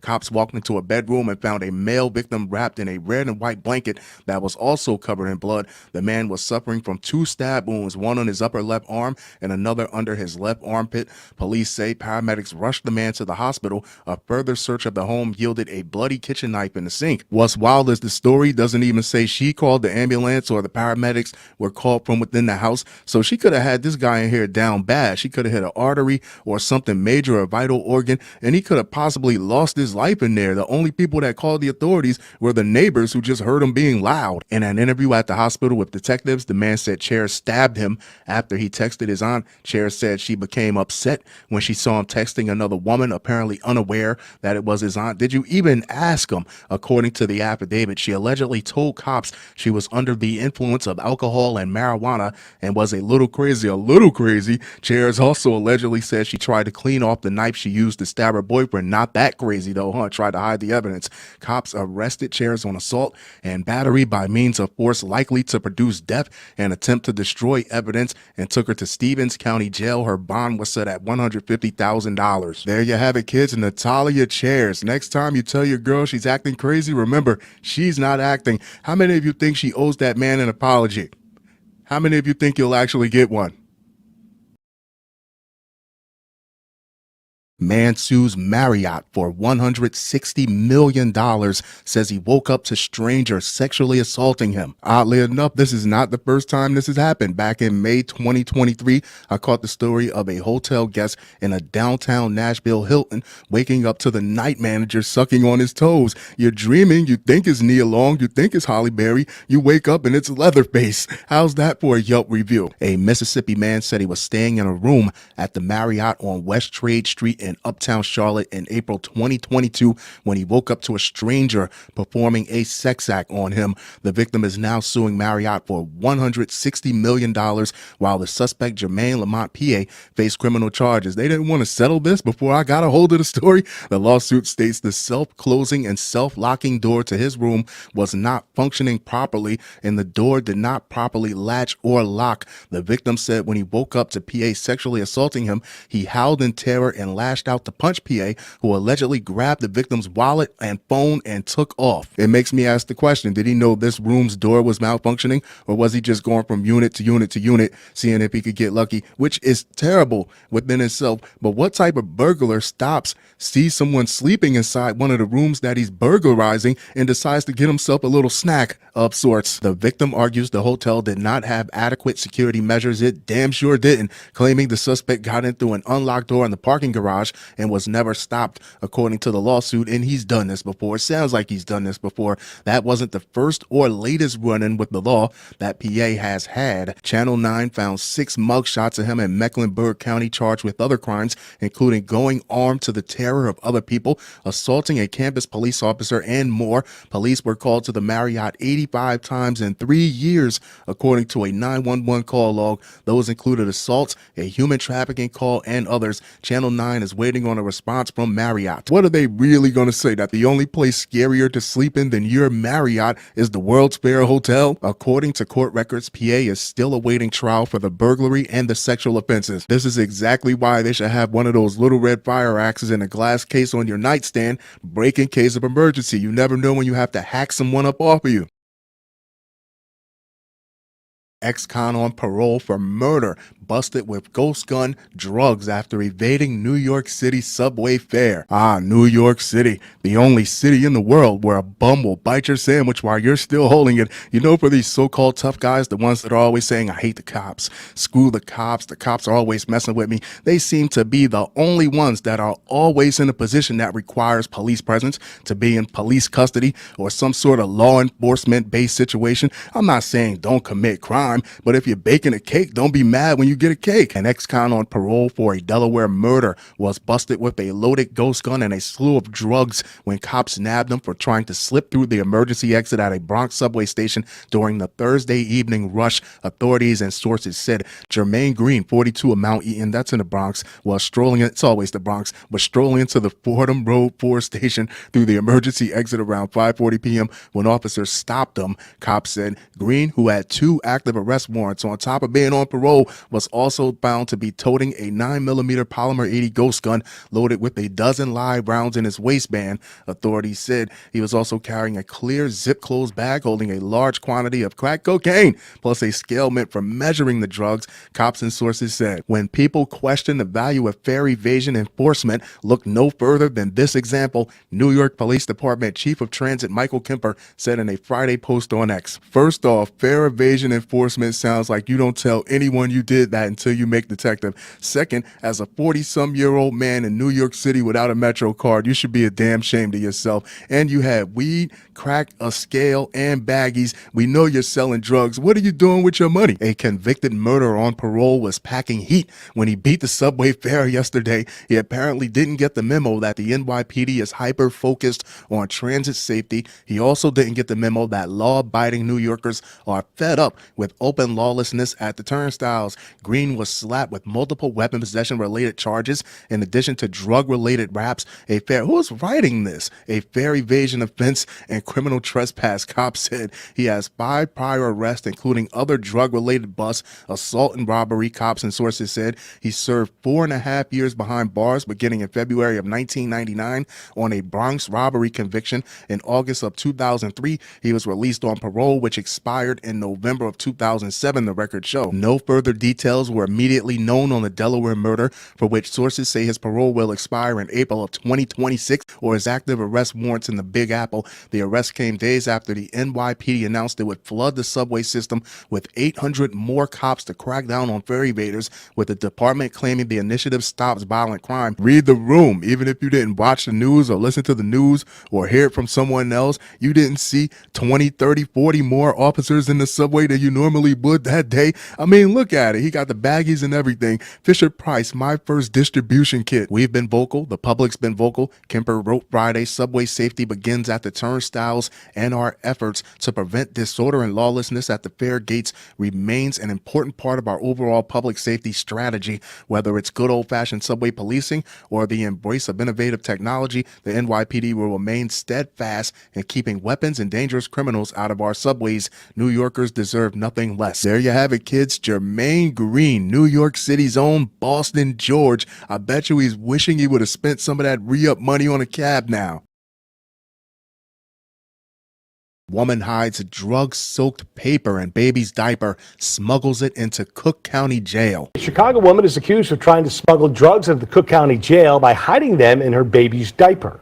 Investigators say that 22-year-old Reality McDowell was seen on a security camera handing her baby to an inmate that she was visiting. The inmate was then seen removing a folded piece of paper from the baby's diaper. Authorities say the tests show that the paper was saturated with the illegal drug PCP. McDowell faces 2 felony charges and is also under investigation by the Department of Children and Family Services. The best thing you can do to help someone on the other side of that wall is to not join them. This is what happens when you listen to people that's already locked up. If they had any valuable information, if they knew how to create a proper plan, they wouldn't be in there in the first place. A 22-year-old woman was arrested for allegedly placing a drug-soaked paper in a baby's diaper and handing it to an inmate at the Cook County Jail. Reality McDowell is charged with bringing a controlled substance into a penal institution, a Class 1 felony, and possession of a controlled substance, a Class 4 felony, following her arrest on March 28th. Deputies say they saw McDowell on January 8th on live security video footage give the infant to an inmate who removed a piece of paper from the child's diaper. I really want to give her the benefit of the doubt and believe that she's just young and dumb and was listening to the directions of someone who was even dumber than her, because PCP, we learned this in grade school, PCP is absorbed through the skin. You don't have to drink it. You don't have to smoke it. All you have to do is come in contact with it. So God forbid this stuff would have leaked through the paper and on the baby's skin, we would be talking about a whole different set of problems. The piece of paper appeared to be saturated with the substance, and investigators were able to recover it. After further testing, they found the paper was coated in phencyclidine, or PCP. PCP is a dangerous illegal drug that is known to be a hallucinogen, according to the sheriff's office. That's what had Smokey in the pigeon coop. McDowell had her first court appearance and was released pending trial. The investigation is ongoing, and the Department of Child and Family Services is also investigating. People were using the old diaper smuggling gag way back in the 80s, 90s. This is not new, and it was a dumb idea back then. You know why they stopped? Because it doesn't work anymore. The authorities are on it. But what you did manage to do was put the baby in danger, gave an agency the authority to come in from the outside and be all in your business about how you handle your child, or if you should even have your child in the first place. Make better decisions. Florida officials stole 96-year-old victim's $100,000 savings and blew it on a facelift and new home. She looks awful. I hope that was her before the procedure, because it looks like someone slapped Dookie on her face and baked it at 350. She looks like a partially melted black Barbie. She looks like someone sat on a candy bar for way too long. A Florida official is under investigation after she was accused of stealing a 96-year-old woman's savings and spending the money on a facelift, if that's what you want to call it, and a new home. Regina Hill, a commissioner for Orlando City, is accused by Florida investigators of securing a power of attorney over the unnamed elderly victim, which she used to buy a home and a facelift, along with clothing, car insurance payments, dental surgery, and a New Year's Eve stay at a Miami hotel. She is also accused of racking up over $10,000 in debt under the woman's name. Ms. Hill has not been arrested or charged. She should be, but she is the subject of a state investigation that was triggered in February 2023 when the Florida Department of Law Enforcement, FDLE, received a tip from one of her staffers who had been fired. Her face looks like crappy AI. You want to hit the next button to change it, but you keep forgetting that it's real. What the hell happened? Did she run out of money in the middle of her surgery? Did the doctor quit? Does she even know what a symmetrical face looks like? According to an affidavit obtained by TV station WESH, Ms. Hill first met the woman in 2021 after hearing about her poor living conditions, a parasite, a bloodsucker. Within a month, she had became her power of attorney,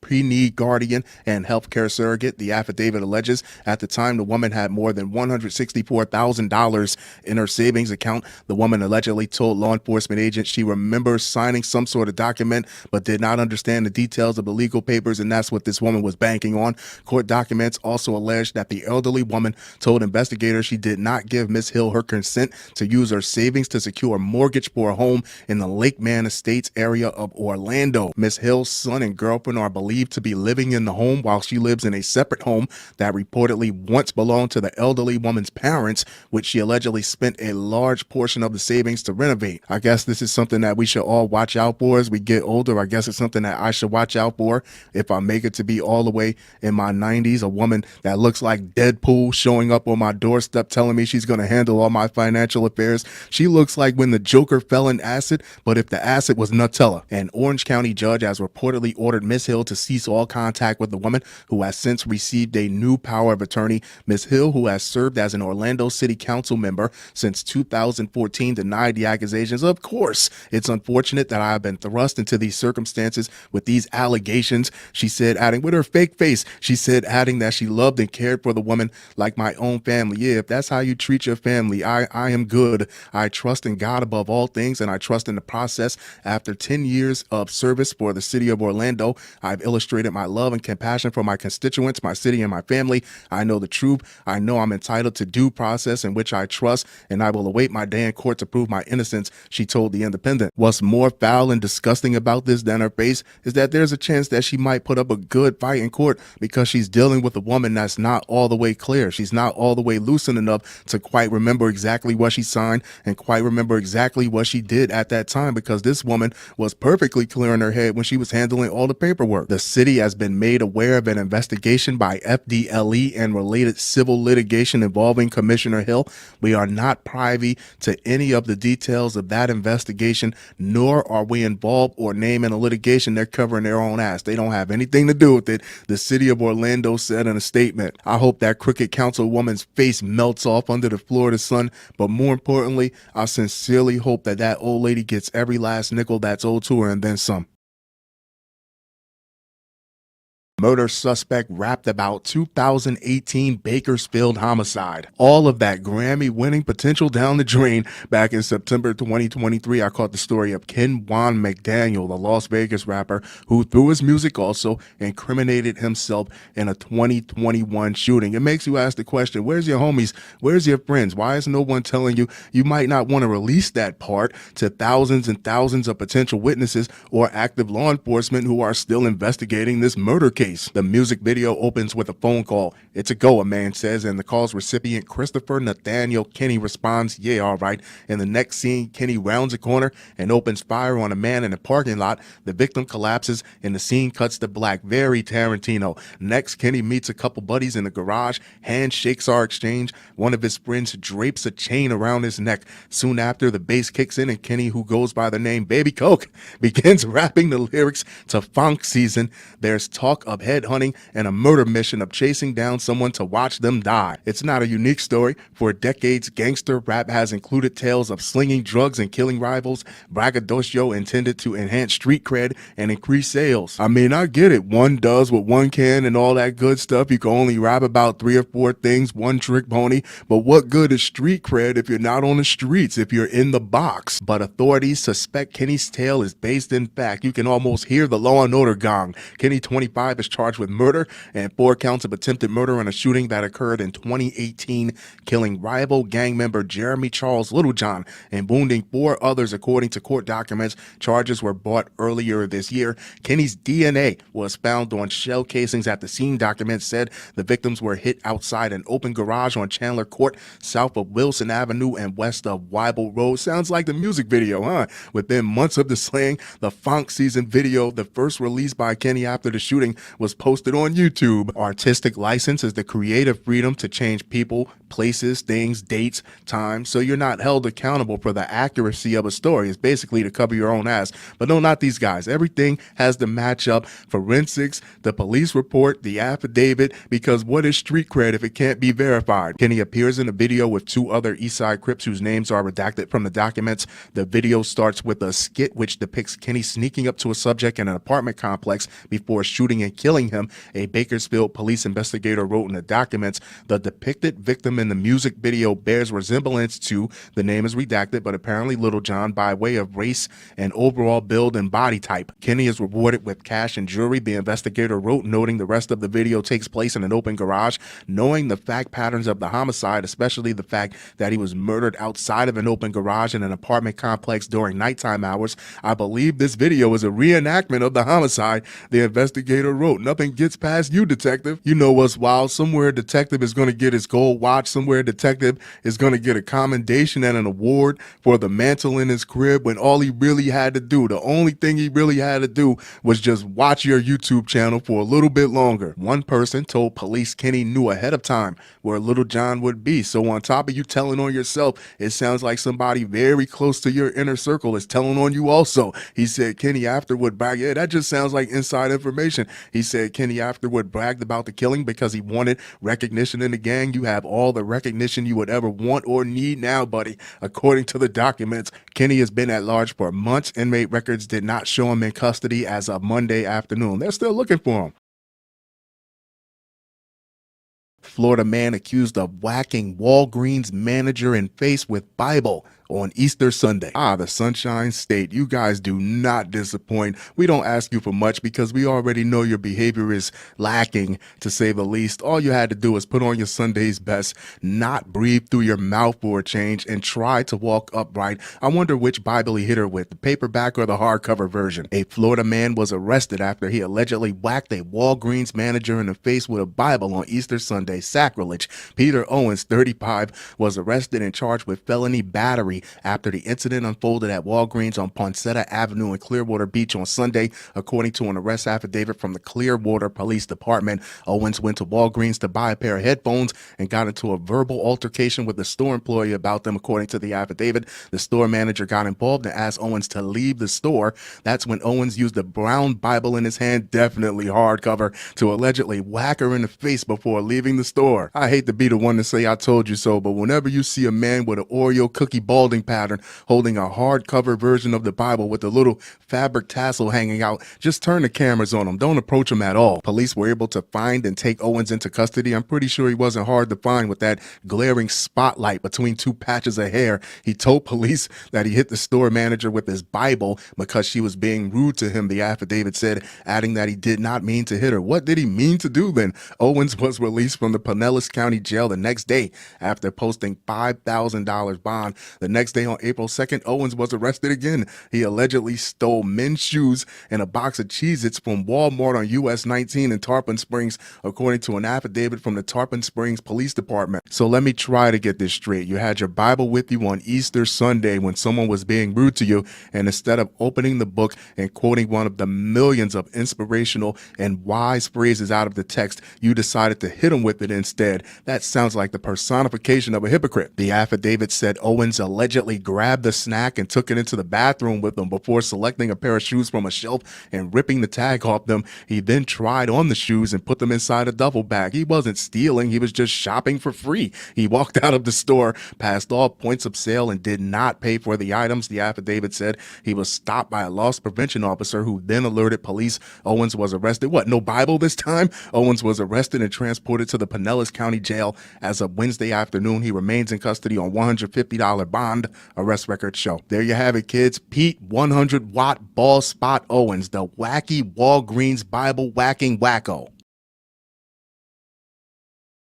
Connecticut prisoner charged with hiring hitman to kill 4 people, including 2 kids. Silly rabbit, tricks are for kids, and there's no such thing as hitmen. Either they're weirdos that get off on it, it's entertainment for them, or they're going to take your money and laugh at you because what are you going to do about it? Or they're going to take your money, laugh at you, and then call the authorities. Out of all these stories I've caught, the common denominator is someone thinks it's as easy as 1, 2, 3 to just walk outside their doorstep and find someone that'll kill someone else for money. A Connecticut prisoner attempted to hire a hitman. Attempted means you failed to kill a woman, her 2 daughters, and her boyfriend, according to authorities. Joshua Peekert, 31, told his cellmate at Corrigan Prison in Uncasville about his plans, according to charging documents obtained Wednesday by local CBS affiliate WFSB. His cellmate, identified only as Witness 1, told Peekert he knew a guy who would carry out the hit. Police said he told Peekert it would cost $10,000 per murder plus a $500 finder's fee, which Peekert allegedly said was doable.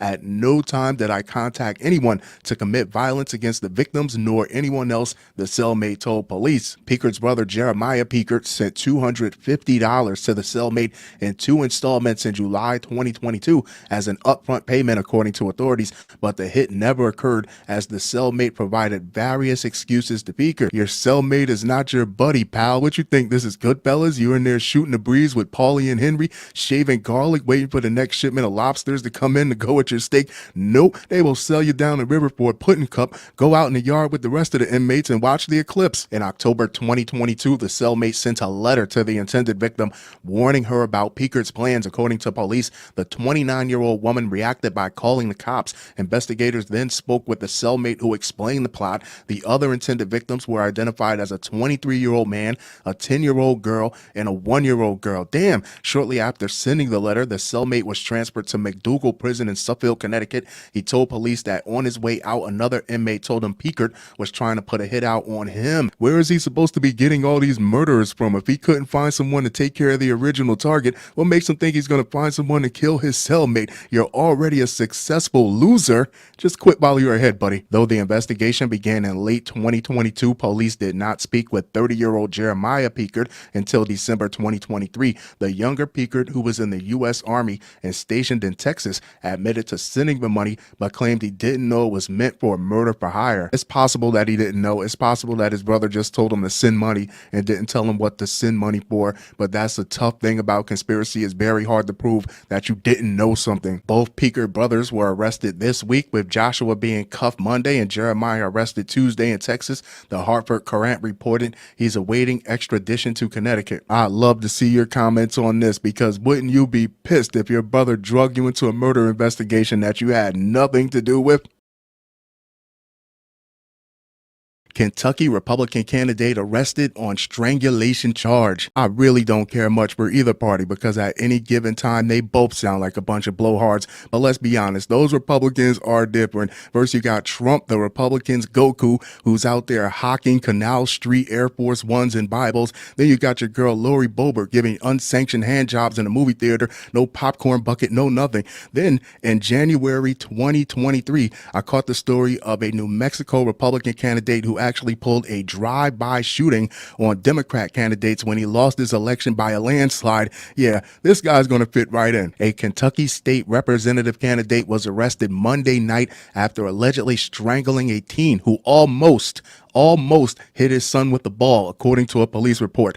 Brian Orms, 53, is facing a felony first-degree strangulation charge and misdemeanors for menacing and fourth-degree assault. The Southgate resident is running for office in District 67 in Campbell County. That includes Newport, Bellevue, Dayton, Wilder, Highland Heights, and other areas in the northwest area of the county. The House seat is open after Rachel Roberts, one of the few Democrats in the General Assembly, announced she will not run for re-election this year. We're not talking about a little erotic asphyxiation between two consenting adults. He strangled a child, but I'm pretty sure he asked him if he was old enough to vote first before he told him, hey, do you know who I am? I am a Kentucky state representative candidate. That's almost as powerful as the president. Do you know what you did? You almost hit my child. According to a Fort Wright police report, 3 minors were playing with a ball by the bike aisle at the Valley Plaza Walmart. Walmart is like a vortex for this type of behavior. The ball almost hit Orm's son, and the minors told police Orms became angry and started following them around the store. Do you know who I am? I am almost the state representative of Kentucky. A police officer said in the report he saw security video footage of Orms confronting a 17-year-old and pushing him in the back of the head. Orms then allegedly pushed the teen against the shelf and put his hand around the teen's neck. Orms was released from the Kenton County Detention Center on a $2,500 cash bond Tuesday. He is scheduled to be back in court April April 16th. There you have it, kids. Brian Orms, the state representative candidate for Kentucky. Not quite, almost representative for Kentucky. And he's going to shake someone's hand that's very important someday. So that makes him important. You better watch out. Office manager stole $8.5 million and splurged on shopping sprees, plastic surgery, feds say. I find it fascinating how these people steal this money and then the very first thing they do is go buy tangible goods or services where you can tell they came into a very large sum of money very recently. Like you were only ugly when you went out on vacation, then you let them play in your face, you come back looking like a baboon, or you left on a Friday, you come back on Monday with a gat. Like nobody's supposed to recognize that. A woman accused of embezzling more than $8.5 million from her employer to bankroll her lavish lifestyle is headed to prison. Federal officials say the 60-year-old from St. Petersburg, Florida, was given a 6-year sentence Monday, April 8th, after pleading guilty to wire fraud late last year. The U.S. Attorney's Office for the Northern District of Georgia said in a news release, McClatchy News reached out to her attorney for a comment April 10th and was awaiting a response while working as the office manager and executive assistant for a yard management services company in Alpharetta, Georgia. The woman used company credit cards for family trips overseas, plastic surgery, and other exorbitant purchases, prosecutors said. A plastic surgery, a modest collection of very high-end handbags, a family trip overseas. Any one of these things would have flew under the radar. After all, it only looks like you're trying to enjoy what life has to offer, that you like fine things. But no, it works one time, you get greedy. Now you want to dip everything in gold. Oh God, here comes the feds. Her spending spree included a resort wedding for her daughter that cost upwards of $172,000 and spending more than $600,000 on designer handbags. See, I said it was a modest collection of high-end handbags. I was being modest when I said it was modest. And other items at Saks Fifth Avenue, according to the U.S. Attorney's Office. She also spent over $238,000 on tickets to sporting events, including the Kentucky Derby, the Masters, and the Stanley Cup Finals. According to the release, investigators said from 2015 to 2025 years is not a long time to spend all that money. The woman charged the purchases to her employer's credit card and made them refund her personal credit card for the purchases she made. I can only imagine how many employees were low-key frustrated looking at her go on all these trips, walk in the door with all these handbags and asking themselves around the water cooler, when are they going to sit me down and talk about a raise? When are they going to sit me down and talk about compensating me a little bit more? She's living a dream out here. She worked in a position of trust for a company that expected her to honor that trust.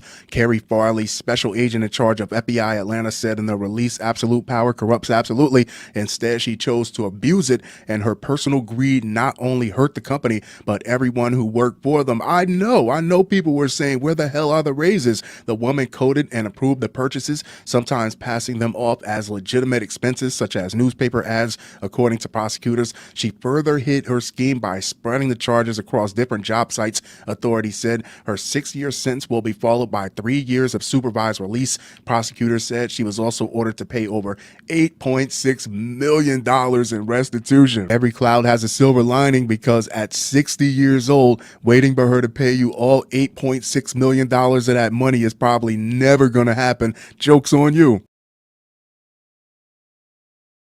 Nunchuck-wielding maniac attacks podcaster is promptly cut loose by NYC judge who also freed alleged subway assailant. The Big Apple. What the hell is happening over there? It's like New York's been soft ever since Snoop came through and crushed the buildings. These people are literally throwing boulders at your prisons, and prosecution has become such an exclusive nightclub that nothing short, not even murder, can get them on the list to get in the door. A nunchuck-wielding nut job sounds like a Halloween costume with a lengthy rap sheet attacked a podcaster in Midtown, but was promptly cut loose with no bail by a Manhattan judge, the Post has learned. Brian Kenyatta, 50, apparently left podcaster Stevie Lou with a fractured arm in the unprovoked attack at 7th Avenue and 35th Street around noon March 12th, broad daylight. After following Lou and screaming, "F you, I'm going to F you up," the victim said on a podcast. But Kenyatta, who has 12 prior arrests, was put back on on the streets Tuesday on supervised release by Judge Marva Brown,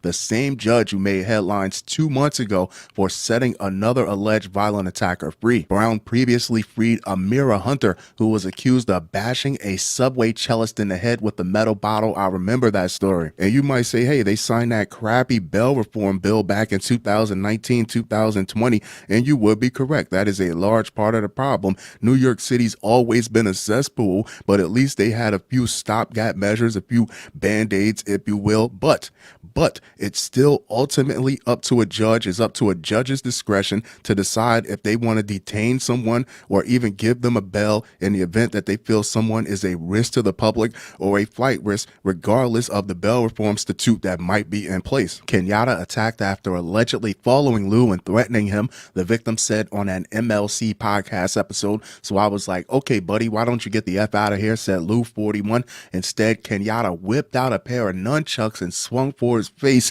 and everybody was kung fu fighting. Sorry, he was swinging for my head, and I raised my arm to block it. Lou of New Rochelle told the podcast. He said police responded quickly and gave chase, but Kenyatta got away. How can a nunchuck flailing weirdo beat you on foot unless he really is a ninja? The NYPD zeroed in on him Monday and charged him with felony assault and criminal possession of a weapon, police sources told the Post. At his Manhattan criminal court arraignment, prosecutors requested Brown set cash bail at $100,000. Prosecutors are doing their job, but the judge struck it down, instead freeing Kenyatta, who has a previous conviction for assault as a hate crime. You got people who've been living in the roughest parts of New York City for 30 plus, 40 plus years when they was real goons, real killers. Now you got people afraid to go to the grocery store because they might get punched in the jaw. They might get pushed off the subway. I guess it's safe to say the goons were the real ones keeping these type of weirdos off the streets. And if you're a judge, what the hell did you become a judge for if you're not going to use your authority to try to keep these weirdos off the streets or to try to help people? What are you afraid of?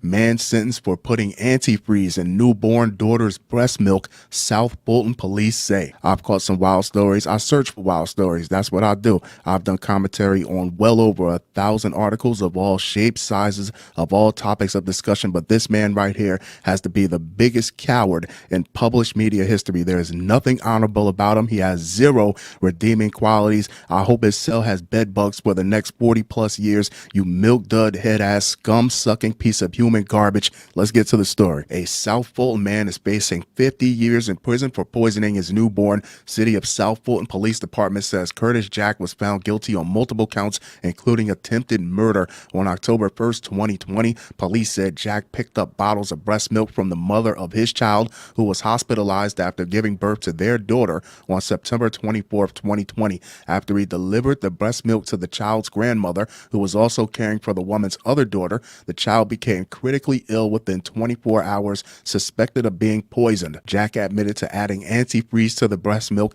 according to South Fulton Police Department detectives. Whatever you want to call it, luck, you want to call it divine intervention, because the baby survived. The baby is okay. And antifreeze in the smallest amounts can kill an adult human being. But let's get back to this coward. You're a grown-ass man sleeping with another grown woman with no birth control between the two of you. What did you think was going to happen? And you refused to take the smallest measure of accountability, and instead your penalty is going to far exceed what would have happened to you if you just would have stepped into the role that would have been required of you. During the trial, the state presented testimonies from the child's mother, grandmother, law enforcement officers, and medical experts, including demonstration of how easy it was to poison the breast milk. It's just an evil way to go about things. The mother and Jack had been together since January 2020. A separate article said they were also co-workers at some point. Police said Jack had previously insisted that the woman terminate her pregnancy. The jury found Jack guilty on all counts, and he was sentenced to 50 years with 40 years to serve in custody. So a separate article said he was crying like a bitch to this girl to get an abortion,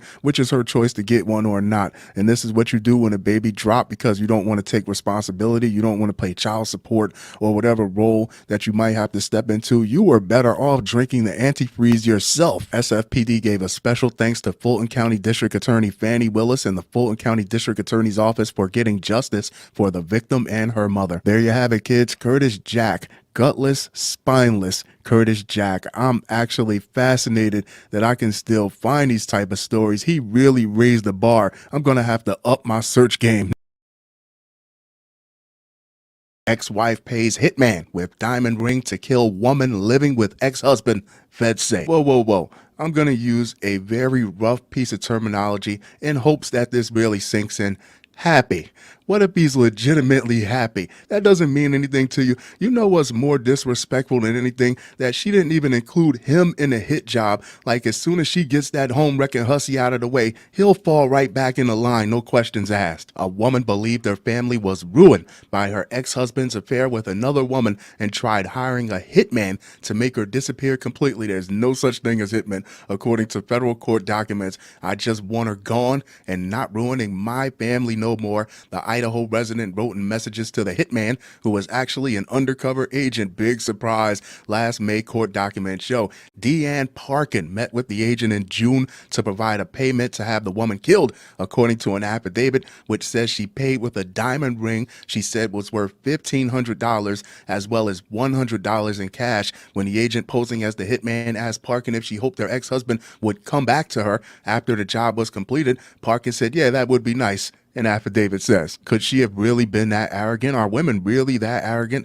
to believe that if something was to happen to this man's new woman, that she would really get him back by default? He would come running back to her like if some tragic accident, some Final Destination, brake lines cut freak accident was to happen and she showed up on his doorstep the next day, bags packed. You wouldn't find that odd? I would find that very odd. She was arrested after the meeting. I guess we'll never find out, will we? Federal prosecutors said on January 9th, Parkin pleaded guilty to the use of interstate commerce facilities in the commission of murder for hire, according to prosecutors. Now, Parkin, a 31-year-old Obit resident, she's still young, has been sentenced to 7 years and 6 months in prison. The U.S. Attorney's Office for the District of Ohio announced in April 12th news release Obit is about a 330-mile drive southeast from Boise. A federal defender appointed to represent Parkin didn't immediately respond to a request for comment from McClatchy News on April 15th. What can the federal defender possibly say to make this look any better? What, come out like a boxing coach at a press conference?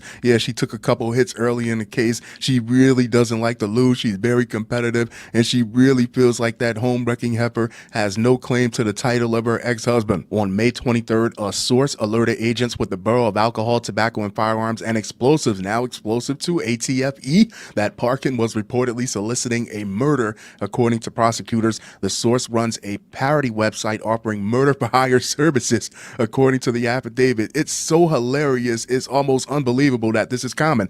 Parkin submitted a request to make a woman go away over the website. The affidavit says she included the name and address of the woman who lived with Parkin's ex-husband in an apartment in Wyoming. According to the affidavit, "I would like her to stay away from my husband and my family," Parkin wrote in her submission to the website. According to the affidavit, and explained the woman helped ruin our family and broken it up with her drug abuse and her prostitution services. Damn. Parkin has separated from her husband 2 years earlier in 2021 after 8 years of marriage, according to prosecutors. All I hear is me, me, me. I'm the villain today. It feels good. And we don't know if this woman is a prostitute. It's not impossible. It's not unlikely. But all that means is that you lost your husband to a prostitute, which is a card that I would have had tucked deep, deep down in the deck. In her emails to the website's administrator from May 14th to May 22nd, Parkin displayed persistence and urgency in securing the services to murder. Prosecutors wrote ahead of sentencing, "Take her to another continent or make her disappear completely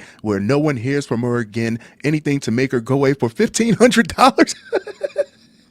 Anything to make her go away for good. Please and thank you, one of Parkin's emails said. According to the affidavit, on May 23rd, Parkin began messaging the undercover agent, believing they were a hitman. Prosecutors said over the messaging platform WhatsApp, which is basically police precinct messaging on your phone. She told the agent she was willing to do anything about the woman and said she would make whatever payments I can. According to the affidavit, Parkin also said she didn't care if the woman were in a 6-foot hole. According to the affidavit, I would be terrified if she really got this woman clipped and then moved back in with the husband and everything was supposed to be patched up. Then she realizes that the other woman was never the problem. It was the husband the whole time.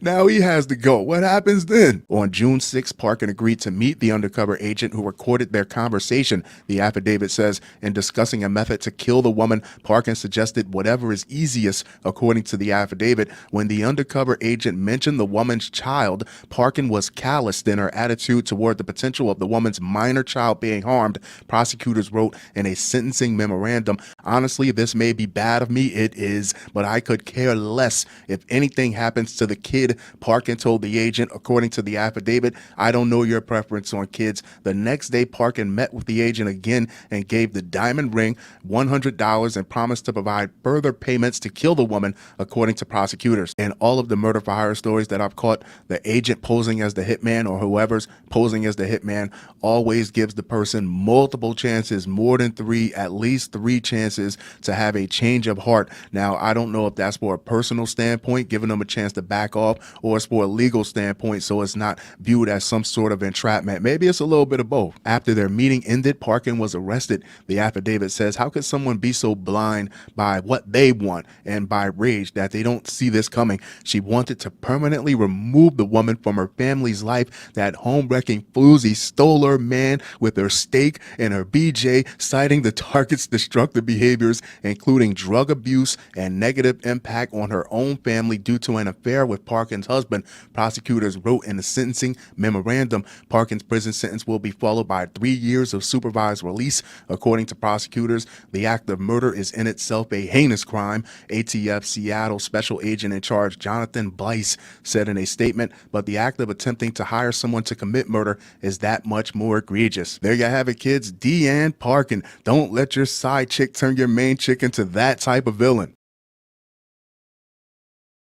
Trio poses as women on dating apps, robs male victims. Anything but a job, huh? It makes me ask the question because out of all of these setup stories, there's always some soft in the head young girl to help reel the guys in, and then the goons are coming afterward. In most cases, the girl doesn't even have to show her face, but there was no girl this time. So what were you fellas telling this guy what is going to be in that paperwork? What conversations were you having with these men that had them so turned on they ran headfirst into a stick-up? And why were you comfortable doing this? 2 men and a juvenile, 2.5 men, are accused of posing as a woman on a dating site with the intent to rob the men they met up with. A man on the dating site got quite a surprise when he thought he was going to meet a woman, but instead met Travarius Parham of Eads and Cameron Scruggs of Memphis. There was also a juvenile at the scene who police say was involved. He set up a date on a dating site, and 3 young men came to his residence and robbed him at gunpoint. Hardeman County Sheriff John Doolin said. Doolin and his team responded to the call, and he said it didn't take long for him to figure out what was going on. In the post-catfish era, we are all supposed to be well aware of this,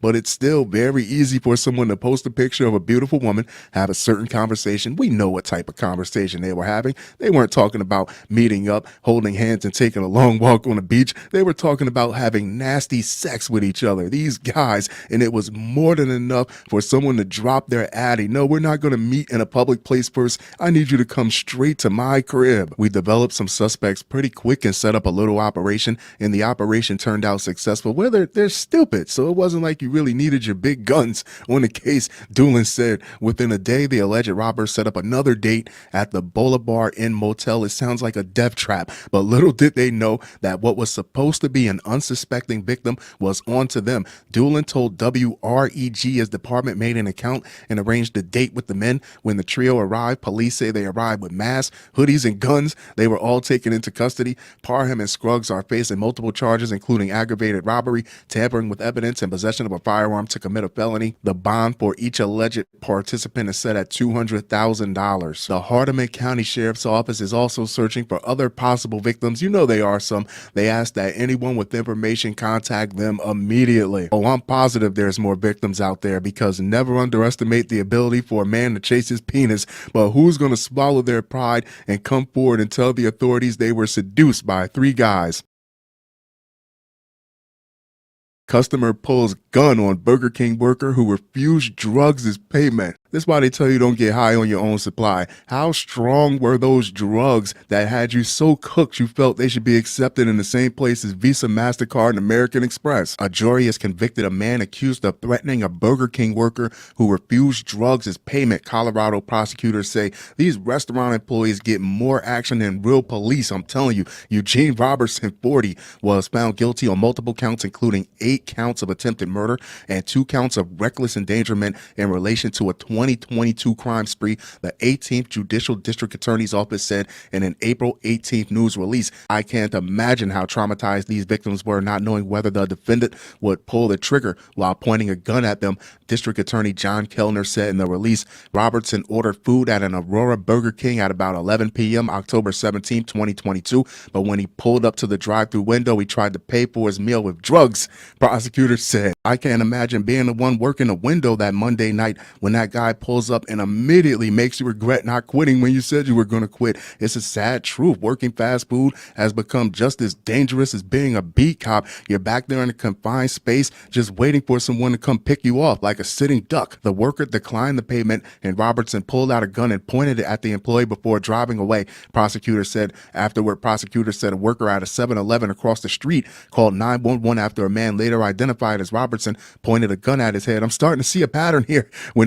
When Robertson noticed a TV screen displaying surveillance video, prosecutors said he shot the screen before leaving the store. In the 7-Eleven parking lot, prosecutors said witnesses reported seeing a man also identified as Robertson shooting toward a man and his girlfriend who were not injured. Another 911 call came into Aurora police shortly after midnight, prosecutors said. And I want to be very clear when I say I think that Burger King employee was very composed in the face of someone who wasn't composed at all. But for the sake of entertainment, let's ask the question, what if that Burger King employee would have said, hey, no, you keep the drugs, just take the food and get out of here? Do you think, I want to hear your opinions on this, do you think this guy would have continued to carry on throughout the night, or would he have just took his soggy Whopper and chicken fries and went home? The woman told the dispatcher that a friend she knew as Eugene was knocking on her door, and when she refused to open the door, he fired shots, prosecutors said. How many bullets does Eugene have? The woman and others inside the apartment were not hurt, according to prosecutors. As officers searched the apartment complex following the shooting, prosecutors said they saw Robertson, who ran and hid behind some bushes before he was taken into custody. He gotta be high. He gotta be whacked out of his mind on something. What did he smoke the money, get hungry, and try to buy food with the drugs? This defendant endangered countless lives that night by recklessly firing a gun. Senior Deputy District Attorney Taylor McCreary said in the release, it's a miracle no one was seriously hurt or killed. Absolutely. Robertson, when he had a busy night, Robertson, who is expected to appear in court on August 9th for sentencing, could potentially face more than 400 years in prison. I'm sorry. Prosecutors said the United States is only 248 years old. How can you be facing an America and a half? There you have it, kids. Eugene Robertson. Next time, grab a Snickers.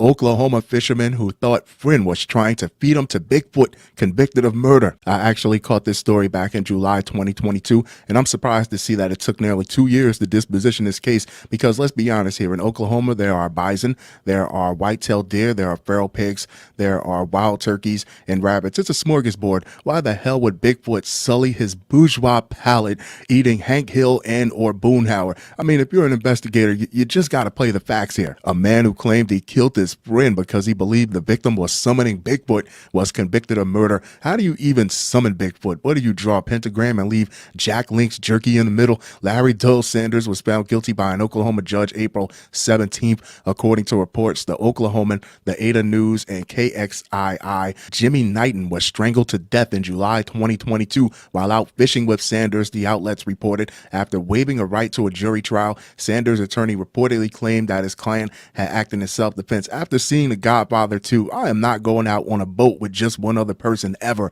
The Oklahoman reported that Sanders claimed during testimony that while out noodling with Knighton, he had seen 3 Sasquatch-looking figures by the river. Noodling is catching catfish with your bare hands, so it definitely makes someone plenty strong enough to strangle another human being. But if you're a real investigator, if you're a serious detective, what do you do if your prime suspect tells you they saw 3 big feet hanging out by the river? Do you really have to send someone down there there to try to get footprints, to try to pour plaster casts, to try to look for hair samples? What do you even do with that type of information? Witnesses for the prosecution testified that Sanders had said he believed Knighton was trying to kill him and send his body down the river as a sacrifice to Bigfoot, reported the Oklahoman. The paper reported that a forensic psychiatrist testified that Sanders was suffering from methamphetamine-induced psychosis. Now it all makes sense. Whenever you insert meth into the story, that's always the missing piece. And believe he was defending himself. Knighton died following a fight during which Sanders put him in a chokehold,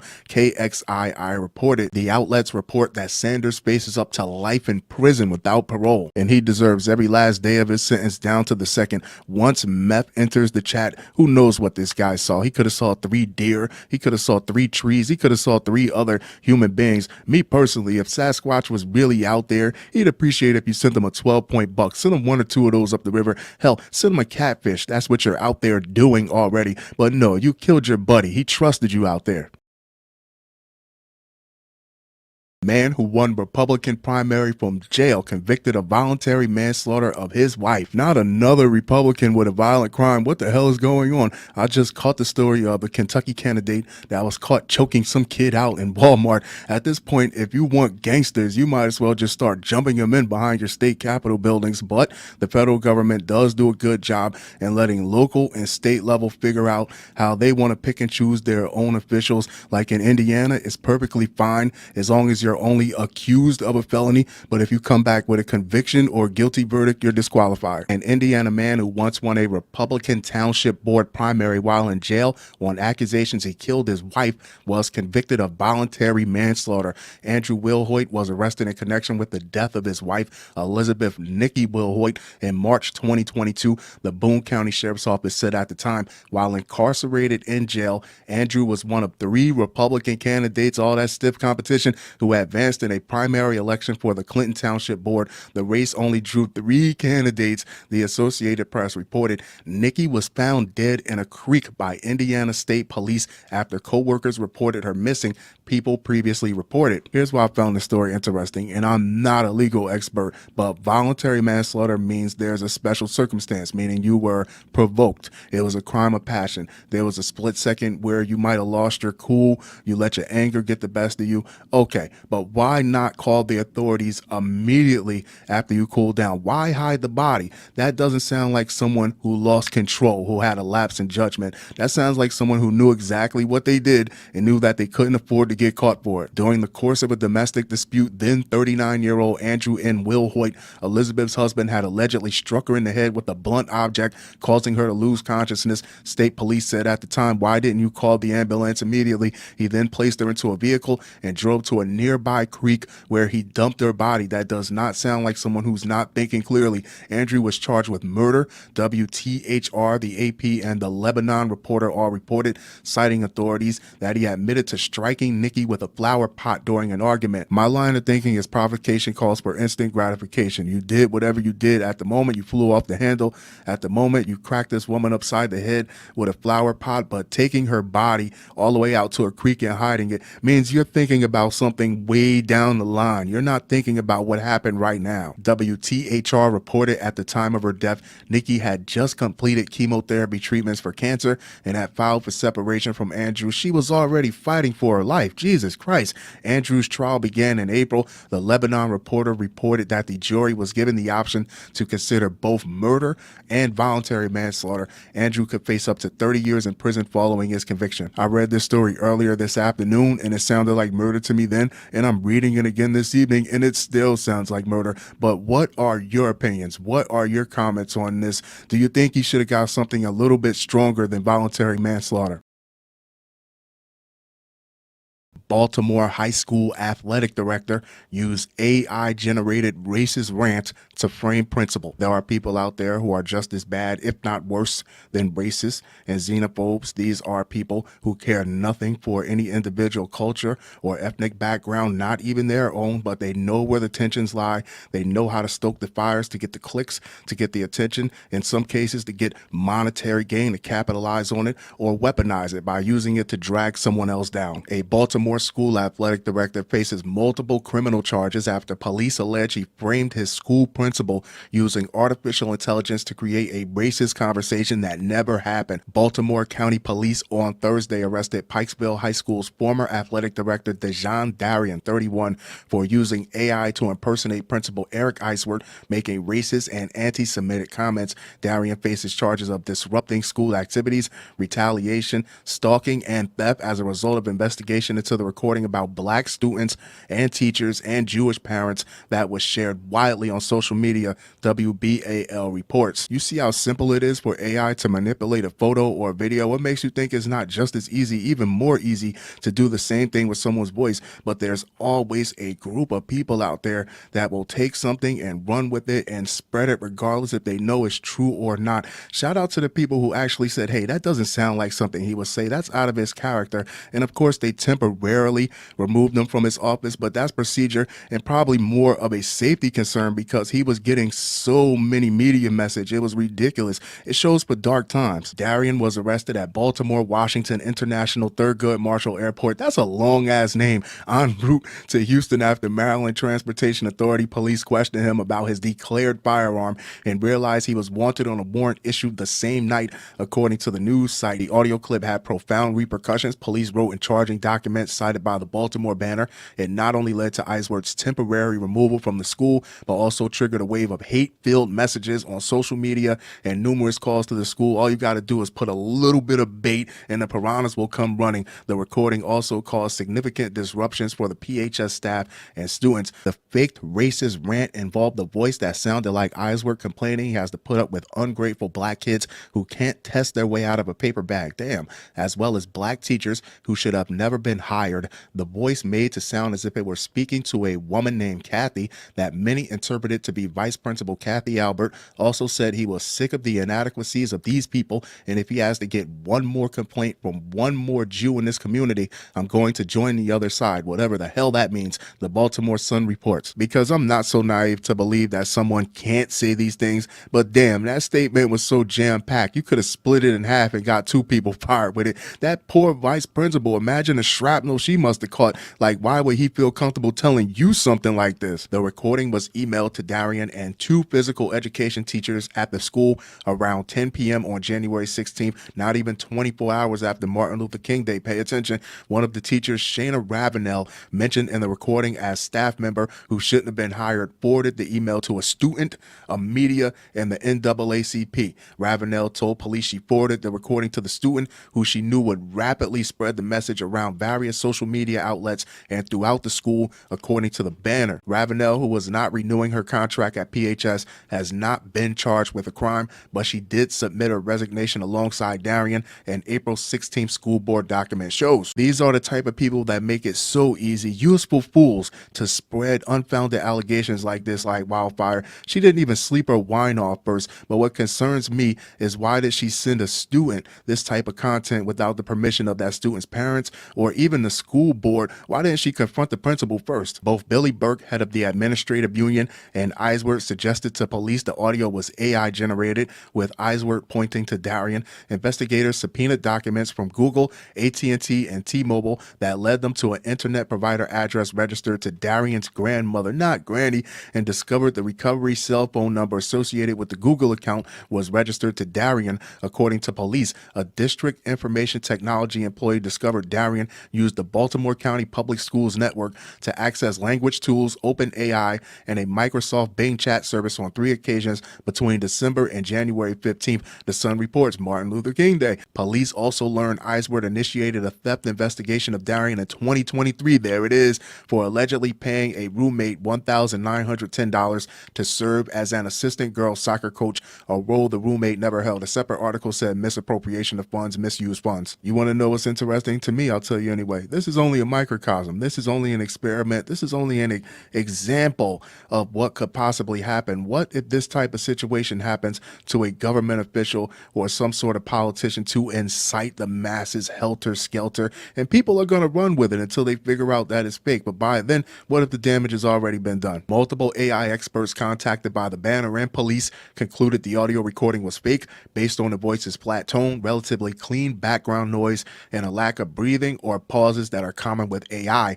University of Colorado Denver forensic analyst Cataline Gregoris found the recording contained traces of AI-generated content with human editing after the fact, which added background noises for realism, according to charging documents cited by the banner. University of California Berkeley's Henry Fareed also found the recording was manipulated and multiple recordings were spliced together. The documents read, Baltimore County officials and BCSD Superintendent Miriam Rogers scheduled a press conference on Darian's arrest for Thursday.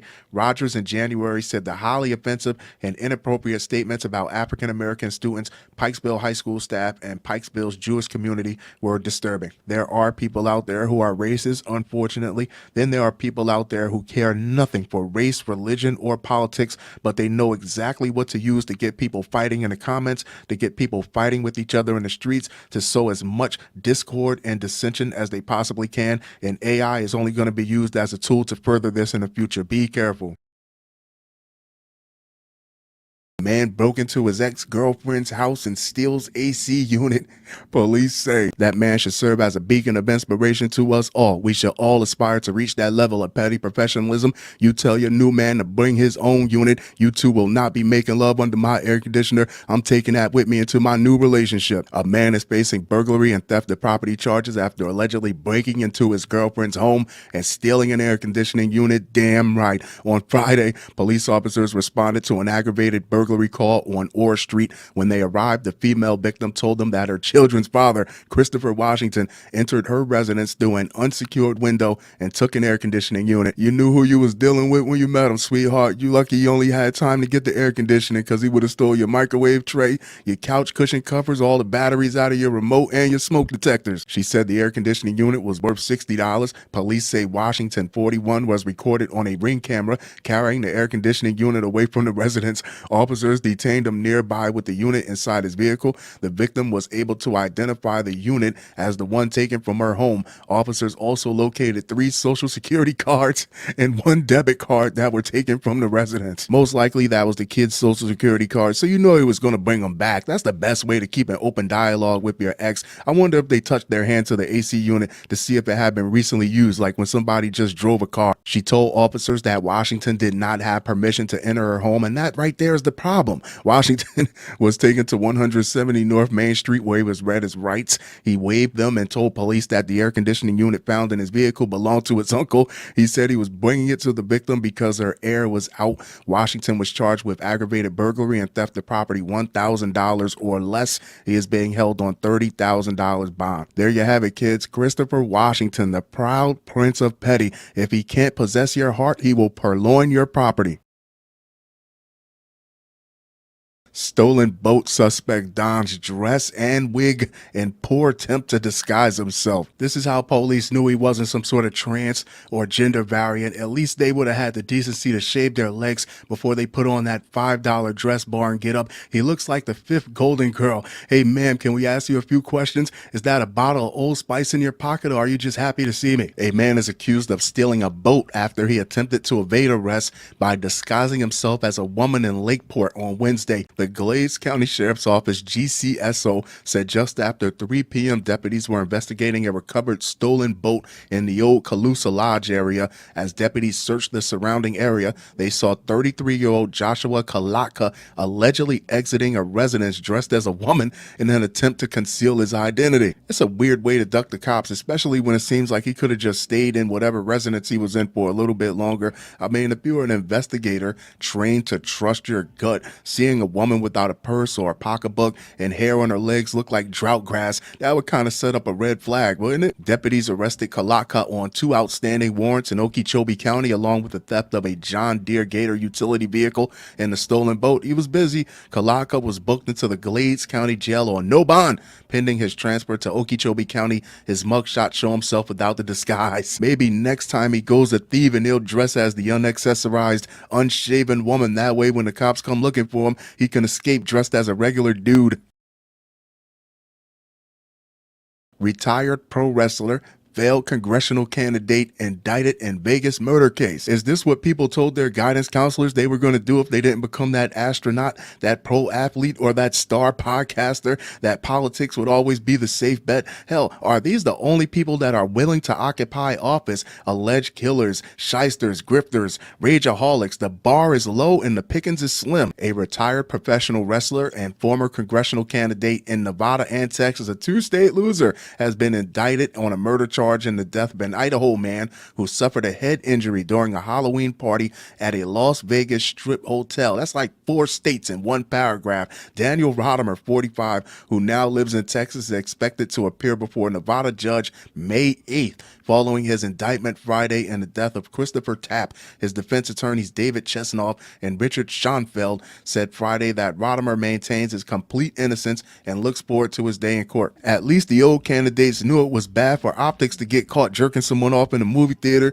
to get caught pulling off a drive-by or choking a kid out in a Walmart. These new candidates don't care. They are up close and personal. Tapp, 29, of Idaho Falls, was injured October 29th at the Resorts World Hotel and taken to a hospital where he died several days later. Police said he has served more than 20 years in prison in Idaho in a 1996 killing before receiving an $11.7 million settlement from Idaho Falls in 2022 in a wrongful conviction lawsuit. Investigators initially believed Tapp had been fatally injured in a fall, but they later learned that he had been in an argument with Rodimer. I know this may be a bit of a sidebar, but for so many of these murder cases where the person is actually innocent, the system makes sure they do the whole time, the whole 20 plus years, as if they were really guilty of murder. And I just don't think that's a coincidence. Rodimer, a Republican, what a surprise. Gangbanging ass Republicans who lost bids for Congress in Nevada in 2020 and in Texas in 2021 surrendered to Las Vegas police for his arrest March 6 and remains free on a $200,000 bail. I know somewhere there's a Democrat doing something that they really shouldn't be doing, something that's illegal and unethical and probably immoral, but goddamn, these Republicans are running the streets. Man expecting sex with woman in parking garage, how classy, gets shot instead, Louisiana cops say. What do you mean we're meeting in a parking garage? Nothing good ever happens in a parking garage. Watergate happened in a parking garage. If as adults we're not meeting at your home, hotel, motel, or Holiday Inn, what are we really doing here? She's probably surprised he didn't start shooting at her first. Parking garage. A man learned a tough lesson on hooking up in parking garages. Yeah, don't do it. When his intended sex partner pulled a gun and started shooting, according to police in Louisiana. At least she didn't set him up. He suffered multiple gunshot wounds but survived. Baton Rouge police said in a news release it happened around 7:45 p.m. Sunday, April 7th, but it wasn't until May 1st that police announced a suspect had been charged. I've gotten used to the stories where the girls just play as bait to lure the guys, but in 2024 these women have went independent. They've cut out the middleman. They figured out that if you put just a little bit of coochie at the end of a rope, these guys will come a marching and there's not a price they won't pay, not even their own lives. Latoya Matthews, 23, is accused of shooting the 24-year-old victim in a parking garage on Lafayette Street, 1 block east of the Mississippi River. Officials said Matthews picked the victim up after meeting on Instagram Death Trap and drove to the LaSalle parking garage to have sex, police said. As the victim prepared to have sex with Matthews, that only means he had his junk out. How much preparation does a guy really need? She shot him multiple times. The victim was able to escape from the vehicle and seek assistance. There can't be too many ways you could catch a man slipping more than this. A confined space within a confined space with their pants down, a box within a box. And it doesn't even say she was trying to rob anyone. It just sounds like she was trying to take someone out. He was hospitalized with multiple non-life-threatening wounds, police said. Matthews fled to Houston, Texas, and was recently extradited, police said. She has been charged with attempted second-degree murder and illegal use of a weapon, police said. A motive for the shooting has yet to be revealed. There you have it, kids. Latoya Matthews. Me personally, I think it was a robbery gone wrong, and he was lucky to get out of there with his life. But without a clearly defined motive, it kind of leaves things up in the air. What do you think? Here's another one. Blind date gets terrifying as flirtatious banter leads to gunshots. Florida cops say L is for leaving here immediately. O is for officer, she shot at me.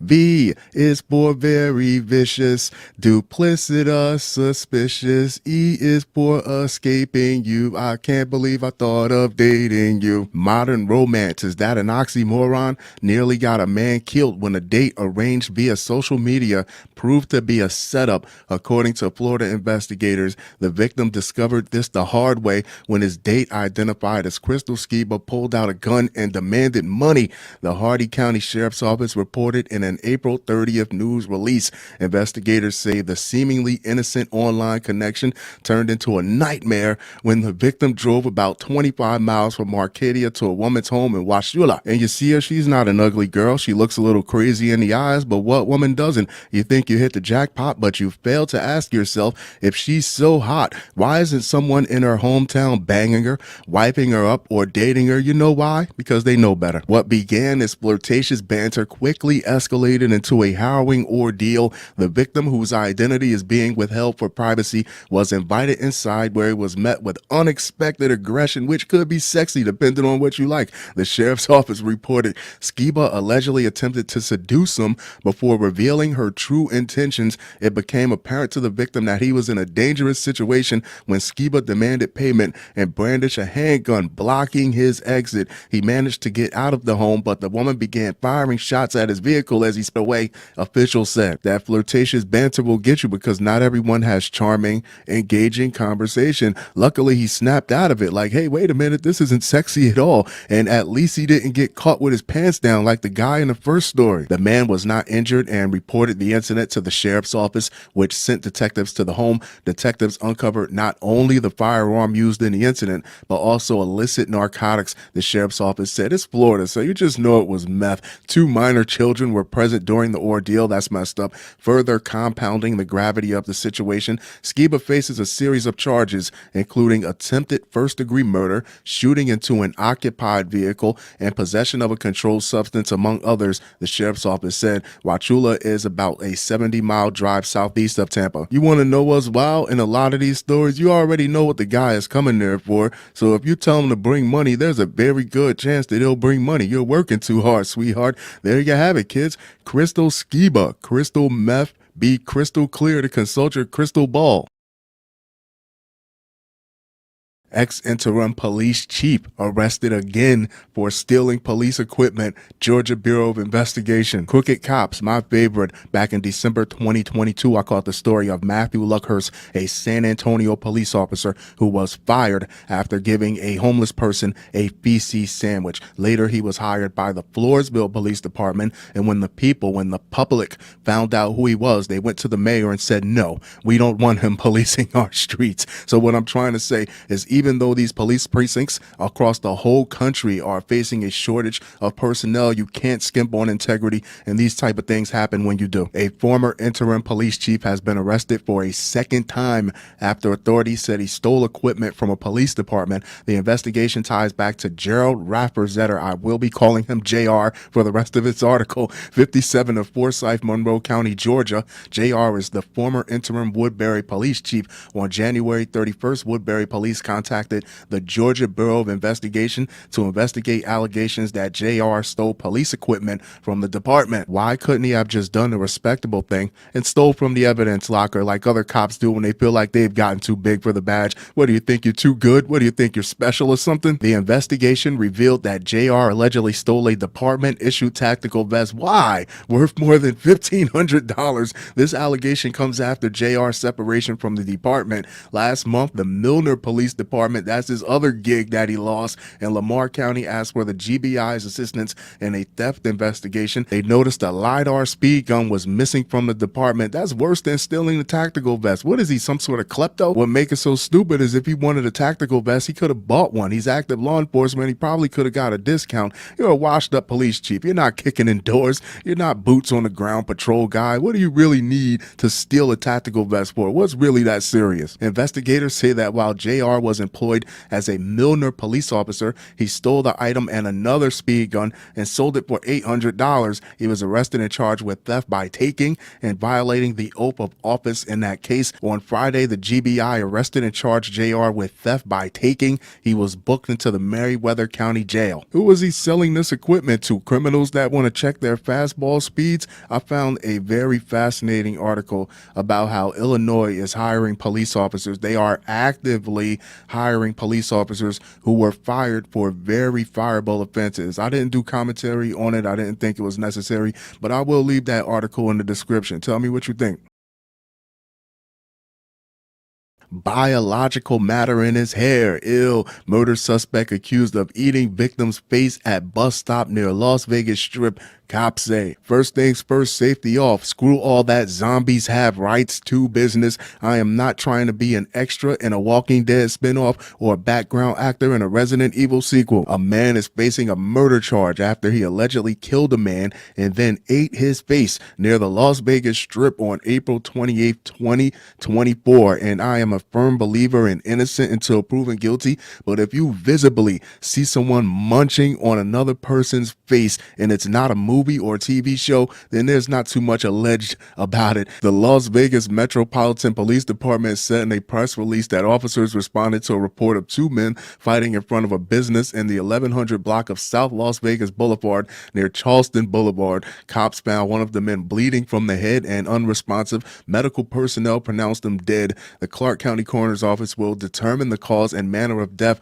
cops say. I mean, I'm no expert, but I think it's safe to assume what killed him was blunt force trauma to the head and someone ingesting his face. Not too much different from a common shellfish. Detectives later learned that 31-year-old Colin Check allegedly attacked the victim. Local CBS affiliate KLAS obtained documents that said a 911 caller told cops that a man was eating another man's face at a bus stop. This is wild. When officers arrived, they found Check kneeling next to the victim, biological matter in his hair, mouth, and on his clothing. The documents reportedly stated the victim, identified as Kenneth Brown, was reportedly missing an eye and ear. He also had a large cut on his head. I bet you Vegas law enforcement sure misses the days when their biggest problems was the mob and prostitutes. Now it's become aliens, cannibals, and or zombies. Check, who was going in and out of consciousness while in police custody, allegedly later told detectives that he is homeless and had been awake for 5 days straight. You know it does that, right? Because something was possessing him. He also admitted to using his teeth to eat the victim's eyeballs and ears. The documents reportedly stated it was pretty bizarre, man. Raymond Garcia told KLAS, obviously there's a lot of stuff that goes on out here, but this takes the cake. Now it takes the face, buddy. Check is facing an open murder charge. KLAS reported that Check missed his initial court appearance because he was in the hospital. His next court date is scheduled for May 1st. Of course he was in the hospital. He was sick from consuming human flesh. And you know what keeps someone up 5 days straight? Sleep deprived and insane meth. Yes, kids, meth. There you have it. Colin Check, aka Patient Zero. Sex in Waukesha County Jail lobby. Va va voom. Waukesha man, woman accused. Here's one that you don't hear about every day. A man and a woman are charged for having sex inside the lobby They found love of in the a public Waukesha place. County Jail. Bill Miston explains now changes could be coming. It's around 1:30 in the morning on May 2nd. 28-year-old Desmond Intimate Cleveland hours. grabs a floor mat and brings it to the corner of the jail lobby and lays down next to 67-year-old Karen Hill. About 2 hours go by until Hey, babe, Hill you turns sleep? around. And that's when we're going to blur this video. 4 minutes later, Cleveland gets up and 4 walks minutes? out.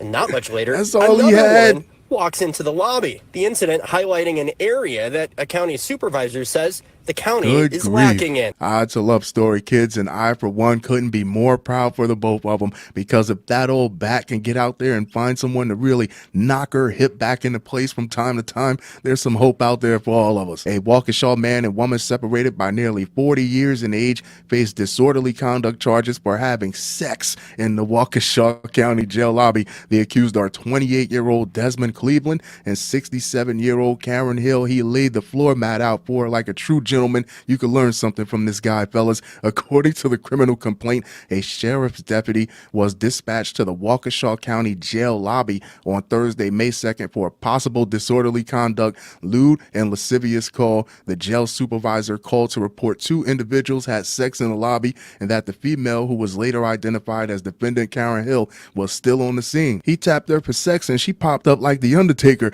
like she thought he'd never asked, and then stared down the poor woman that had to walk through the aroma of their passion. I have one question and one question only. When's the wedding? The deputy was able to obtain video surveillance of the incident that happened around 3 a.m. that Thursday. It showed 2 individuals in the jail lobby engaged in sexual acts. The complaint says the deputy contacted Hill, who indicated Cleveland was her boyfriend. That's her boo. That's her young tenderoni. And they intended to hang out at a boarding house, but they got locked out. They then walked to the jail lobby and took a nap. Defendant Hill did admit that they had sexual intercourse and that it was consensual. The complaint says Hill indicated she tried to cover both of them up with articles of clothing so no one would see them. The complaint says the pair have been dating for 5 years. 5 years without a hitch, and everything worked out fine. He's found himself a more mature woman. She's found herself someone who can withstand the intensity of her loins. You could turn coal into diamonds down there. You see how he tapped out after 4 minutes? And what's a little exhibitionism in the grand scheme of amore? When the deputy questioned Cleveland about what happened, the complaint says Cleveland stated sex happens. Where's the lie? Cleveland also said he knew there were cameras. He's letting you Jezebels out there know he's taken, damn it. Hill and Cleveland made their initial appearances in Waukesha County Court on the disorderly conduct charges on Friday, May 3rd. Each was given a signature bond of $1,000. The incident highlights an area that a Waukesha County supervisor said the county is lacking in. They didn't believe they had any authority to remove somebody given the current laws and current state or ordinances, said Waukesha County Supervisor Pete Wolf. The fact that this guy is sitting here telling everyone that they didn't know if they had the authority, that's more shocking than the people actually having sex in the building. It's illegal to have sex in public places. They were in a public place. You send a corrections officer out there, hey, you got to get the hell out of here, and you take your sully floor mats with you. It's that simple. Wolf said the loitering ordinance has been in the works for a couple weeks, but said the incident highlights the need for one. What is the confusion behind all this? You can't hang out in a lobby if you're not picking someone up or if you're not coming to visit someone, and you definitely can't have sex in the lobby. Between the two, between that 1-2 punch, there should really be no confusion. If they're there and they have a legitimate business purpose for being there, that's no problem, Wolf said. But if someone's staying, camping out, or doing anything beyond what would normally be business, that's the purpose of it. Wolf declined to comment on the case against Cleveland and Hill, but he said he plans to introduce the loitering ordinance later in May. What is he really going to say? Yeah, I wouldn't want to let anyone further know how incompetent you really are on this issue. You have a whole building full of law enforcement officers. You send 1 or 2 guys out, hey, you got to get the hell out of here. Then you put up a sign, no loitering, no sex, no smoking. How confusing could it possibly be? Ex-cop says newly imposed prison sentence has already set him straight. I have seen the error of my ways. I have seen the light. Well, damn, did he do a single push-up, pull-up, or dip before he came crying to the judge? Where was this insight? Where was this newfound version of yourself when the old version was out there getting you put in a hooscow? Oh, no, buddy. That's not the type of poker we're playing here. The name of the game is not let him go. The name of the game is hold him. Less than a month after former police officer Walter Pacheco was sentenced to prison for his repeated harassment of a woman, he has asked the judge to rescind that punishment and give him probation instead. According to court records, the court's action of sentencing the defendant to prison has impressed upon him the importance of living a lawful lifestyle. Not back when you were a civilian or even a police officer did the importance of living a lawful lifestyle mean anything to you. David Barajas of Des Moines wrote last week. Pacheco, 29, of Pleasant Hill, is asking a district court judge to reconsider the 19-year prison sentence that was imposed last month for probation violations in 4 of his criminal cases. If I read this correctly, and I did, it said 4 of his criminal cases, meaning there were more than 4 on the table. Someone probably didn't even want to give him probation, and you blew it, buddy, off to the big time. This is not like some summer camp where you get to call your parents and tell them to come pick you up. Pacheco, also known by the name Pacheco Balin, has been convicted of burglary, stalking, tampering with a witness, and willful injury, serious charges, but prison sentences that resulted from those convictions were initially suspended, so they were more than fair with him, and people would say they were too soft on him. The victim of most of the crimes was an ex-girlfriend whom he continued to harass after being arrested and after being convicted and put on probation, court records show. In August 2023, a judge warned Pacheco that he risked imprisonment if he continued to attempt to contact the woman in violation of a court order. Leave the girl alone and you'll stay out of jail. What's not clicking? He may be on the road to prison. Maybe. District Judge Jeffrey Farrell wrote when he opted to sentence Pacheco to 24 days in jail for a no contact order violation rather than impose the suspended prison sentence. Yeah, they babied the hell out of him. This is a great example of what happens when you enable people. They will take it there. Hell, he was a criminal longer than he was a cop. And what about the poor woman that he was terrorizing, and all they kept doing was giving him warnings, giving him warnings, giving him warnings. Defendant is a smart guy. He's really not, though, and has to figure this out right now. He probably won't, Farrell wrote. The court is not going to mess around with repeated no contact order violations. His relationship with the victim needs to end. But not long after Pacheco was released from jail, he allegedly tried to approach the woman at a public gym and tell her in his vehicle. He doesn't learn. Court records show he was arrested for felony stalking, which led another judge to impose the looming prison sentence in April 2024. Part of Pacheco's request for a reconsideration of that sentence is based on an apparent procedural error. Barajas, his attorney, wrote that he was appointed to represent Pacheco in 3 of the 4 cases that were affected by the probation violation, and that Pacheco was, in essence, not represented for the 4th. Barajas did not immediately respond to a request for comment for this article. And I get it. If you're a defense attorney, you want to give this guy a little bit of hope. You want to put up a little bit of fight, a little bit of resistance. But the courts were more than fair with this guy. They were way too fair with this guy. The matter is set to be discussed during a court hearing next week. Pacheco is still being held in the Polk County Jail. According to the jail's records, he's just waiting to get shipped. A trial for his most recent criminal charge of stalking in violation of a protective order is set for April 20th. Court records show he has a packed schedule. The crime is punishable by up to 10 years in prison. Pacheco was briefly a police officer in Carroll, where he was forced to resign, and in Eagle Grove, where he was fired. So a case where another police officer was let go, was released from one department and found refuge in another one. He surrendered his peace officer certification in September 2022, several months after his initial arrest. There you have it, kids. Walter Pacheco. His police career was less than half of a paragraph. Kentucky prosecutor accused of trading favors for meth and sex pleads guilty to federal charge. Let the good times roll. See, I expect this type of behavior from cops. I even expect this type of behavior from judges, but not prosecutors. Prosecutors are supposed to be the tip of the spear. Their whole career is based on keeping criminals in check, not banging them for drugs and favors to look the other way. That sounds like something a politician would do. But no matter how much something doesn't make any sense to you, once you insert methamphetamine, it becomes clear. Crystal clear, crystal meth clear. A former felony prosecutor in eastern Kentucky has admitted soliciting sex and methamphetamine from people and using his authority to help them in court. Scott Blair, who resigned as Commonwealth's attorney for Perry County after he was arrested April 12th, pleaded guilty Friday in federal court in London to a charge of honest services wire fraud. The charge means he deprived the citizens of Perry County of the honest services he was worried about some other services he owed them as an elected official, and used electronic communication to further the crime. Blair acknowledged in court that he used Facebook to send someone, Facebook is the police, to send someone a message in July 2021 pledging he wouldn't push to have the person's probation revoked, and solicited a sex act from the person. Receipts, receipts, receipts, dirty DMs, and another one bites the dust. Look at him. He looks like a party animal. If you told me what he did, if I didn't have this article in front of me right now, I would already 65 to 70% believe you. In a later message, Blair told the person, "You should know I watch out for you,"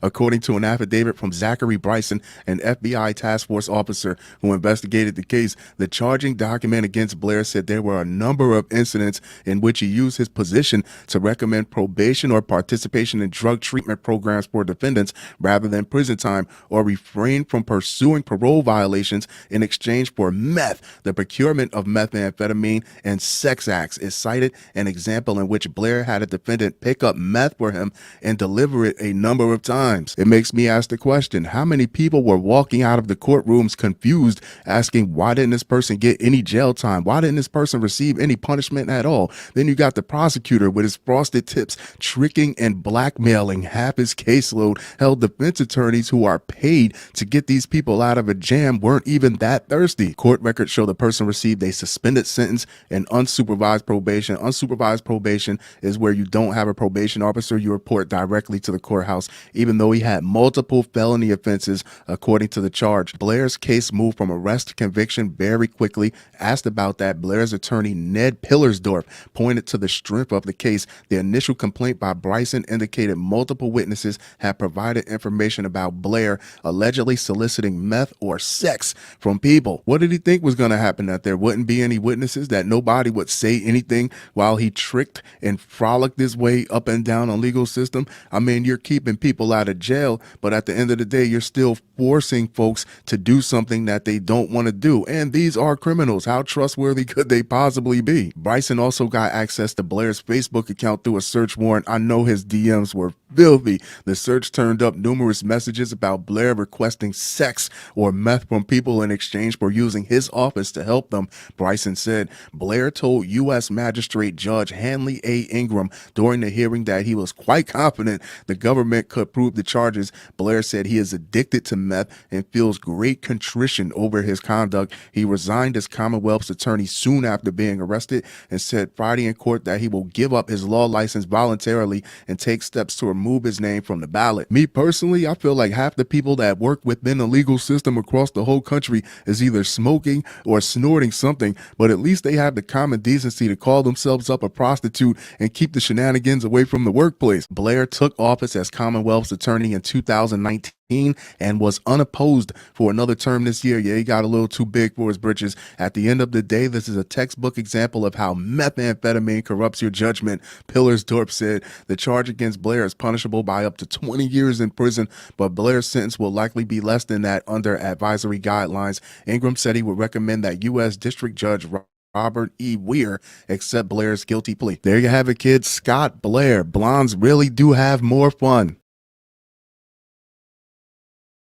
Troubled judge, troubled is an understatement, facing 8 felony gun charges, indicted again after alleged drive-by shooting at brother-in-law's house. That's a lot. We're learning a judge from Oklahoma This is what he was dealing with before we even got to this headline. Right, he was already knee-deep into something else. On September 11th, APD responded to reports of gunfire in East Austin.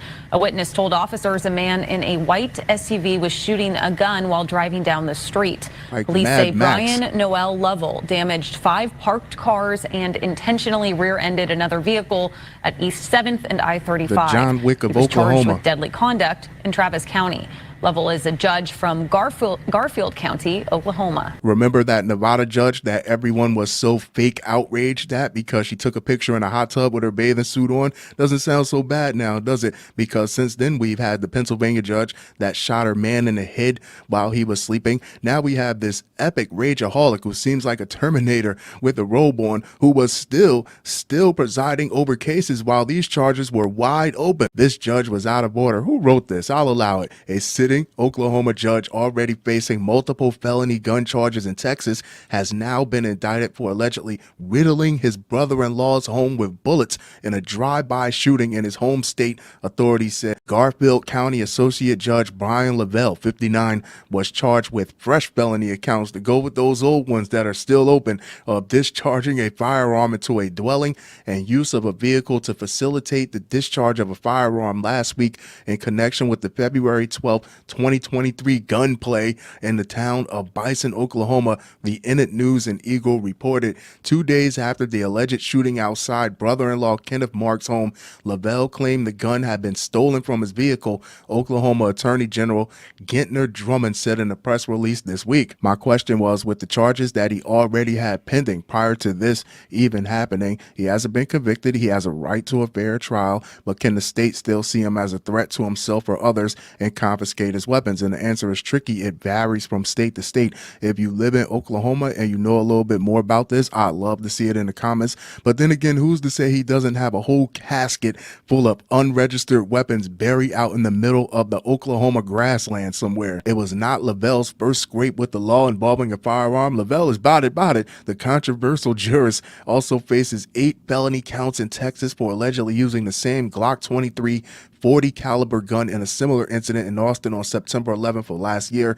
In that case, Lavelle is accused of driving near Matamoros and Santa Maria streets in his white SUV, during which he allegedly discharged a firearm approximately 5 times, the Eagle said. The bullet hit several vehicles in an area. About an hour later, Lavelle allegedly rear-ended another vehicle during a road rage encounter, the victim claiming he tried to push her car into oncoming traffic. He's a savage. The judge was indicted in the Austin case on February 29th and is free on a $10,000 bond, the outlet said. What's fascinating about this is how the hell was he still allowed to preside over cases? Clearly he needs some type of therapy for his chemical imbalance or his anger issues, whatever the hell he has to work that out. You don't think that was weighing in on his ability to make fair, unbiased decisions? In the new Oklahoma indictment, Lavelle's lawyer Stephen Jones said the prosecutors don't have a case. Yeah, if you let him preside over his own trial.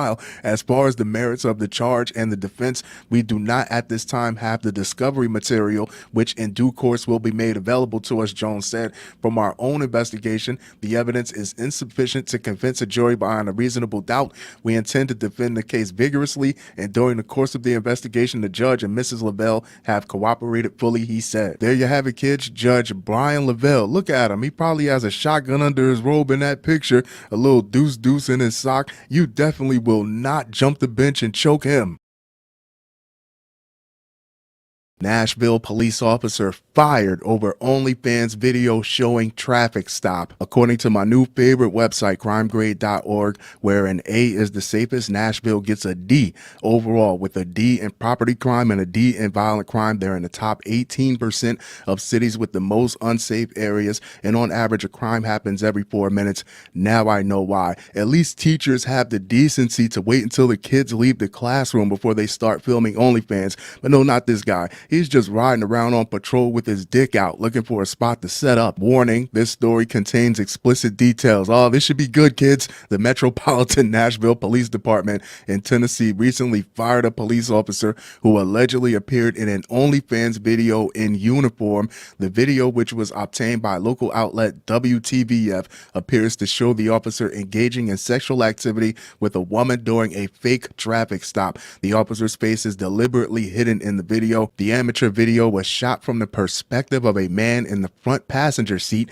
and shows the officer pulling up in a white car. After seeing the squad car, the woman in the driver's seat is quoted as saying, "I'm not going to get a ticket. I'm going to show him my tits." Oh, how original. Is that what some undersexed teenager is paying $3.99 a month to see a B-list bimbo trying to skank her way out of a $40 speed ticket? I thought OnlyFans was classy. This is very much giving Pornhub. According to WTVF, the Nashville officer identified himself as Officer Johnson of PD in the video. He tells the woman in the video that she had been speeding and asked for her license and registration. The woman then exposes her breast to the officer, who acts unimpressed. "Ma'am, it's 2024. I can see tits on the internet anytime," the officer says before the woman offers to let him grope her. The rest of the video shows the officer and woman touching each other in a sexual manner, according to WTVF. Back in January 2022, I caught the story of a 28-year veteran who was pushed off the force because they found out she had an OnlyFans. I cannot find that video. Back in October 2023, there was the Minneapolis officer who pulled someone over, and he flat out told her, "I don't have to respect you. I recognize you from your OnlyFans page. I subscribe to your OnlyFans page. I don't have to listen to you." So you can see where precincts frown heavily upon their officers having OnlyFans. And then here comes Officer Hard on here, just right on the nose, a cop playing a cop in blatant video. The now fired officer had a MNPD patch slightly visible on his uniform. And you work with detectives. WTVF found the MNPD confirmed to Fox News Digital that the officer in question was fired because of the video. MNPD Public Affairs Director Don Aaron told WTVF the incident was outrageous. That was one of the most outrageous, disrespectful acts that a person here could do. I bet he watched the whole video. Aaron said, and by disrespectful, I mean to all MNPD employees and this agency. There you have it, kids. Officer Johnson, no relation. Next time, make sure you're off the clock before you play hide the nightstick for your extracurricular activities. Pastor under fire for defending rapists who assault women in shorts, a man to man. You'll find more women go in those places with shorts than you will women with pants and dresses put together. Try it. If you got time, try it. Have your boy go up there and try it. Just watch for it. Have your girl go up there and watch for it. And you know, I used to say this. I haven't said this in a long time. You ready? We're ready. I said, if you dress like that and you get raped and I'm on the jury, he's going to go free. Well, ain't that a fancy piece of preaching? What else does he think? That periods are evil? That women are bad luck on ships? I love how he stuttered and stumbled through it all until he got to the part about being on the jury. Then he was 100% crystal clear, coherent. It all came back to him like muscle memory. A North Carolina pastor has come under fire over a sermon in which he suggested that women who wear shorts deserve to be raped. And that's exactly what he said. There's nothing out of context. There's nothing lost in translation. And honestly, out of the whole 41 seconds of drivel, that was the only thing that was crystal clear, saying he'd acquit a suspect because a man's a man. Reverend Bobby Leonard was seen in the resurfaced video making the shocking remarks last summer at the Bible Baptist Tabernacle in Monroe, WBTV reported. In the clip, which has recently gone viral, Leonard talks to the congregation about how many women wear shorts rather than dresses or pants. You find more women going to those places with shorts than you will with women with pants and dresses put together, he says. Try it if you got time to try it. Have your boy go ahead and try it and watch for it. You're going to get your boy a peeping time charge. Have your girl go out and watch for it. Leonard continues, I used to say this. I haven't said this in a long time. You ready? I say if you dress like that and you get raped and I'm on the jury, he's going to go free. You don't like it, do you? I'm right, though. I'm right because a man's a man, he adds. When I caught the story last week about the pastor giving couples meth to watch them sleep with each other, I thought that was as low as you can go. But nope, I was wrong. Apparently that was just a little harmless one, because this right here, this is fringe conservatism. It goes beyond far right and is leaking over into the realm of extreme ideology. Video has been viewed millions of times and sparked a backlash, with many people on social media calling his words disgraceful, disgusting, and dangerous, very dangerous. Christian investigative journalist Julie Royce shared the longtime pastor's message to raise awareness. Yes, a man is a man, not an animal, and he is responsible for controlling himself. Absolutely. This pastor needs to resign, the founder of the Roy's Report wrote on X. I mean, I just couldn't believe that any pastor would actually think these things, let alone say them out loud in a sermon, she said. There have been so many victims of messages like this, and they've seen the danger that it can have in the community. And so I wanted to put it out there to say, hey, this is not, 50 years ago. This is now. Pastors are saying this now, and it needs to be confronted, Royce added. Ben Rudy, a former church member, protesting in front of the building Wednesday, WSOC reported. It broke my heart that he would say something like that. Rudy told the outlet. Jason King, who formed the protest outside the church after the video went viral, said he believes strongly in integrity and accountability. I don't think this is an issue of integrity with the pastor. It's not like he's been compromised. Nobody made him get up there and say that. That's how he feels, 100%. You need to give him a spiked tapioca, sit down and let him watch in the heat of the night away from the pulpit until you figure out which direction you want to drive your church. We don't let people stand around in Union County in the pulpits and say something like this. That is wrong, King said in a live stream from the protest. WBTV reported. You can't stand there and teach the word of God and claim that you believe it's okay for people to go around raping people for what they wear, he said. Absolutely. On Thursday night, a message of apology appeared outside on the church sign. I am sorry for any hurt. How much you want to bet that wasn't his idea to put it up? I'm sorry for any hurt. I was wrong. Leonard's message reads, I think that sign is headed in a good direction. King, who has taught Sunday school at various local churches, told WSOC, I think that's the start of a good direction, but people want to hear it. They want to hear it out of his mouth. He said, good luck with that. Rudy said he doesn't think Leonard should leave. I think the congregation, if they love him like they say they do, let him repent and let him go in the pulpit and apologize to the congregation and to the community, he told the outlet. I'd love to see your comments on this. Do you think he should leave? I don't think he should leave. I think he should be in a position to help groom to help pick out the new pastor, the new leader of the church going into the future. But his way of thinking has been outdated for a very long time, and the world has since passed it by. Not everyone was so forgiving. Damn, pull him out of the pulpit. This shouldn't even be a discussion. One person said online, in no way as a sign on the street, an apology from him. He needs to make a video in front of the congregation. Another said he shouldn't be in the pulpit, but he shouldn't be banned from the church or anything. Leonard's bio, be real. Leonard's bio on the church website states that he launched it 40 years ago. He and his wife take great pleasure in their 4 children, many grandchildren, and several great-grandchildren. Their constant desire is to see all their family saved and serving Christ with all their heart, it says. BP exec's husband made $1.76 million from insider trading by snooping on her calls while working from home. Who says spying on your spouse is bad for the marriage? It's unhealthy. Someone's going through their partner's phone right now, and I guarantee you it won't net them one nickel.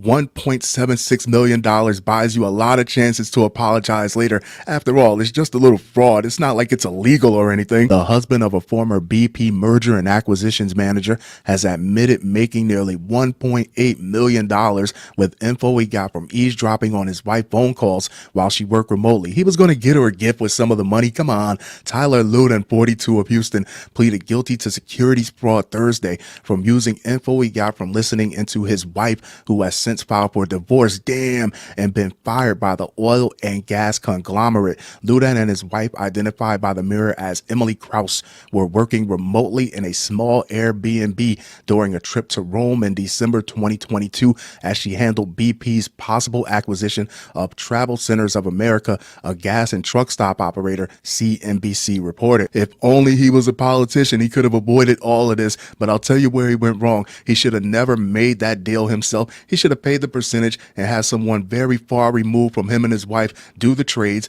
Then he cash out, buy his wife a nice Stanley Cup and a bouquet of roses, and stash the rest of the money inside a wall somewhere. They later continued to work from home in close quarters, according to a Securities and Exchange Commission SEC civil complaint that said their rooms were within 20 feet of each other. They weren't at each other's throats. Isn't that the point of going to work, to get away from your spouse for at least a few hours? Luden's wife acknowledged that she had occasionally discussed the acquisition with him in normal married couple types of conversations. Pillow talk, according to the outlet. Over several months, Luden acquired 46,450 shares, so much for flying under the radar, right, of Travel Centers without telling her, according to the U.S. Attorney's Office. When Travel Centers announced the London-based BP acquisition on February 16, 2023, triggering its 71% stock jump, Luden sold all of the shares and made $1.76 million, officials said. In March, cha-ching, in March 2023, the Financial Industry Regulatory Authority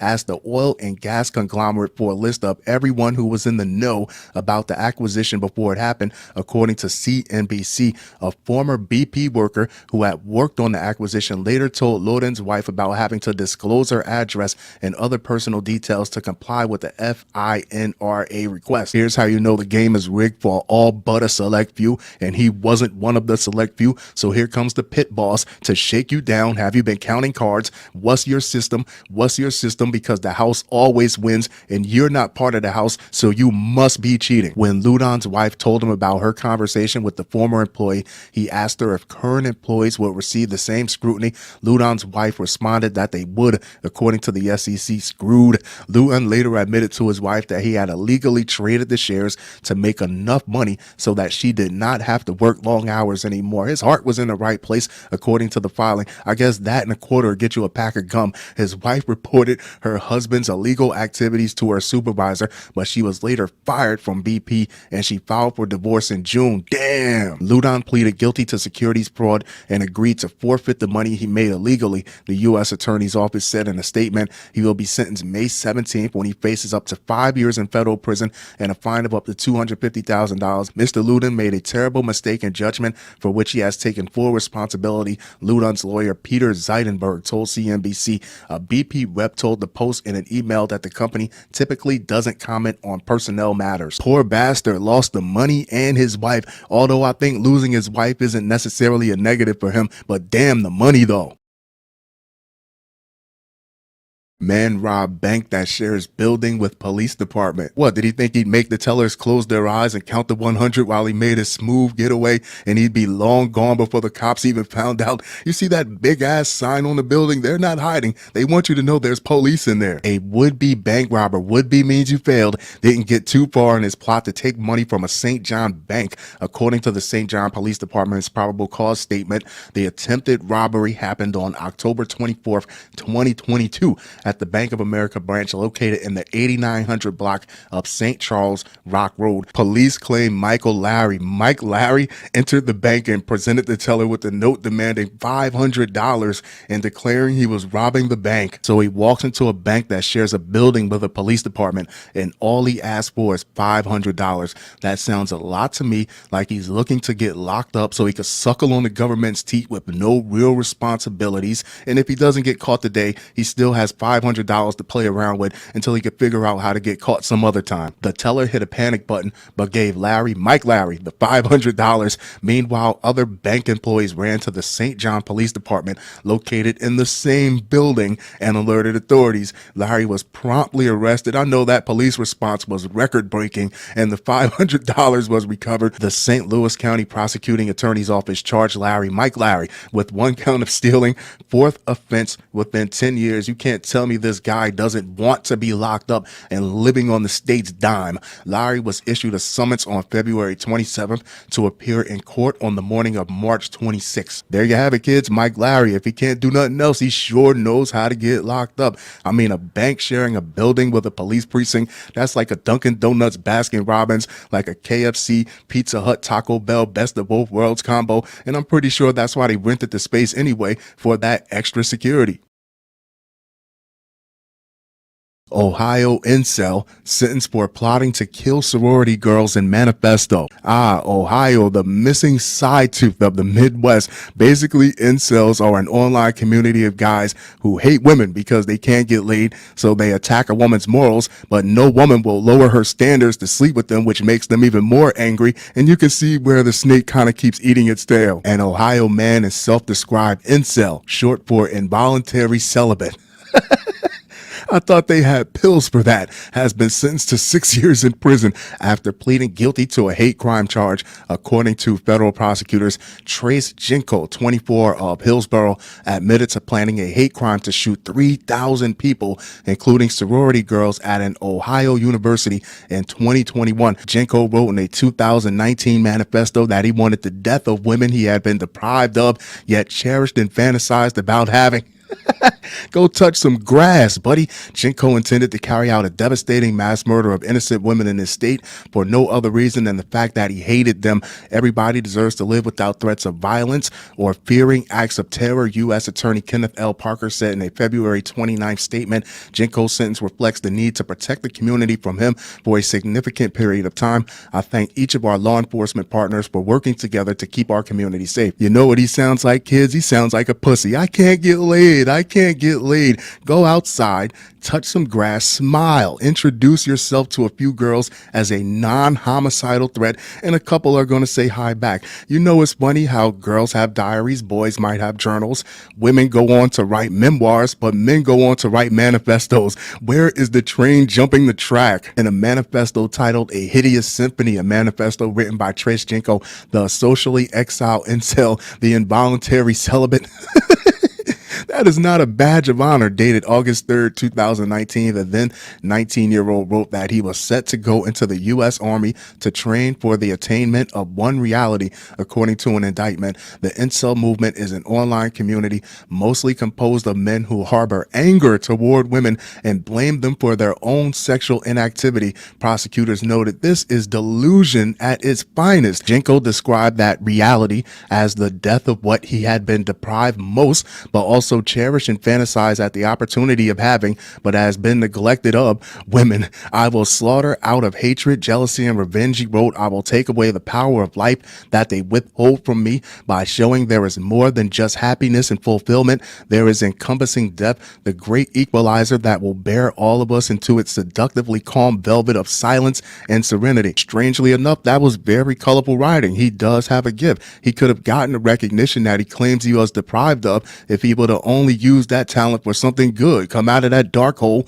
and write something positive. People will recognize you. In another note obtained by law enforcement, Jenko said he wanted to aim big for a 3,000 person kill count. The indictment states the day he wrote his manifesto, Jenko searched online for sororities and information about the Ohio University where he planned to conduct the attack. Jenko even went so far as to purchase tactical gloves, a bulletproof vest, a hoodie bearing the word revenge, cargo pants, a Bowie knife, a skull face mask, 2 Glock 17 magazines, a 9mm Glock 17 clip, and a holster clip concealed carry for a Glock. According to prosecutors, all he needed to do was buy a bouquet of roses. He also attended Army basic training in Georgia between August 2019 and December 2019, but was discharged for entry-level performance and conduct. I never in my life heard of anyone being so angry at women that they took up arms to wage a war against coochie.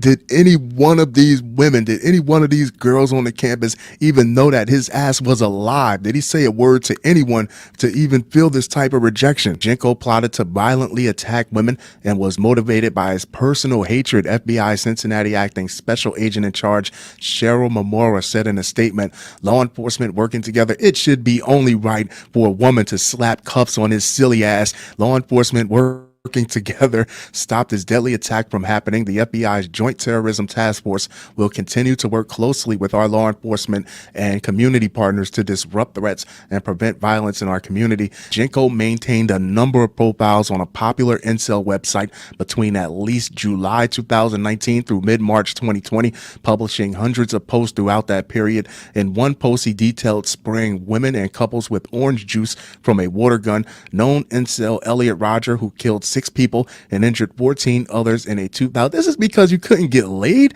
Shooting outside the University of California, Santa Barbara, also sprayed students with orange juice from a water gun. In January 2020, Jenko wrote a note on his phone titled "Isolated" from the future perspective of someone who had just committed a horrible crime. The indictment states, if you're one of the guys in this community and you're under all these women's posts or anything that has anything to do with women, you're just spreading random hatred, unwarranted. Nobody wants to see your comment. Nobody cares. You need to go outside and take a breath of fresh air. And when you come back in, use that same computer that you use for those comments. Type up some damn help. These are internet babies who never learned any social skills and they're crying because no one wants to play with them. If you're reading this, I've done something horrible. Somehow you've come across the writings of the deluded and homicidal. Not an easy task. And for that, I congratulate you for your curiosity and willingness to delve into such a dark topic. Signed, your hopeful friend and murderer. He wrote, he could be a writer. He really has a talent. Federal agents arrested the 22-year-old in July 2021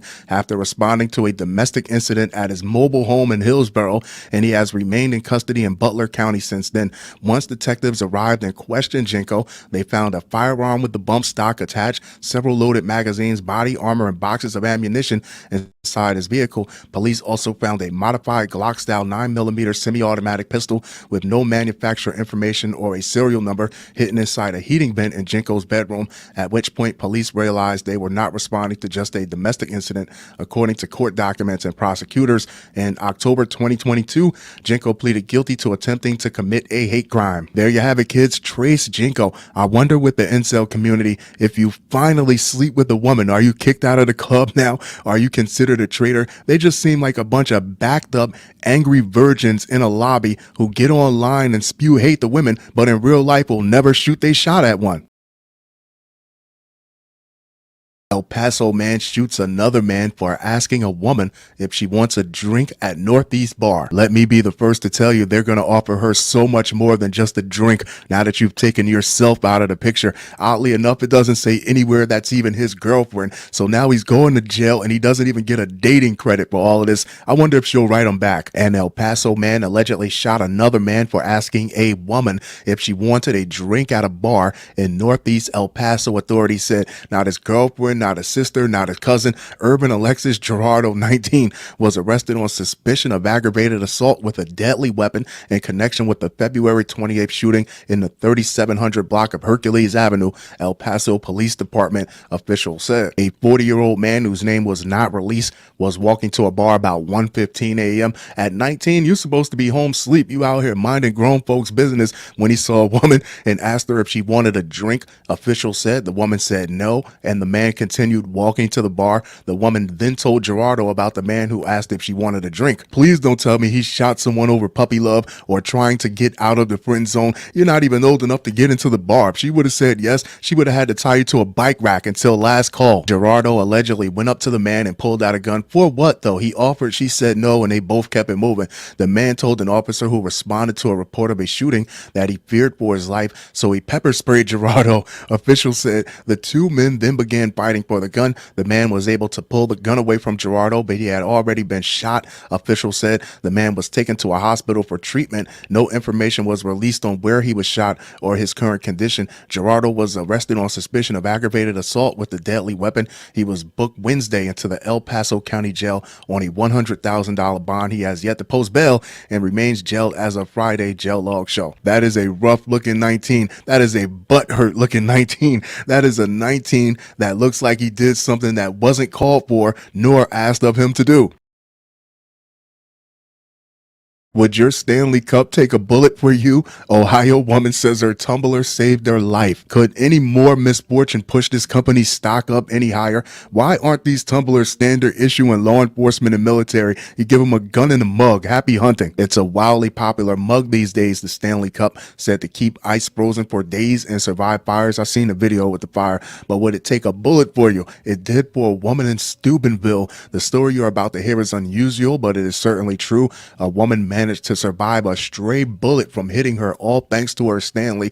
We heard 7 or 8 gunshots, and then we heard one loud bang. So that was the bullet coming through the house, said Rachel Kelly. Gunfire erupted in front of her Maryland Avenue home recently. There was only one thing keeping her from possible harm, her Stanley. It was coming right at me. If I hadn't had this, it was my stomach or my chest, whatever it was going to get shot, she said. A Stanley Cup survived the drive-by and protected its owner like Lassie. I done heard it all. Do you think they'll buy her a new house so she could get the hell out of Ohio? Oh, Ohio, the front yard to the Midwest, the one with the busted car on the lawn. This is the craziest thing I've ever seen in my life, she said. Her Stanley mug was on the floor with a dent and marks on it. The bullet didn't even go through. It didn't take long for her to figure out her beloved Stanley mug took a bullet for her. The bullet hit the bottle, a table, then landed on the kitchen floor. When the Steubenville police showed up, they were also a bit stunned by the very different kind of mugshot. Who wrote this? They were like mind blown. That was crazy, Kelly said. Her only request for investigators, please don't take my cup.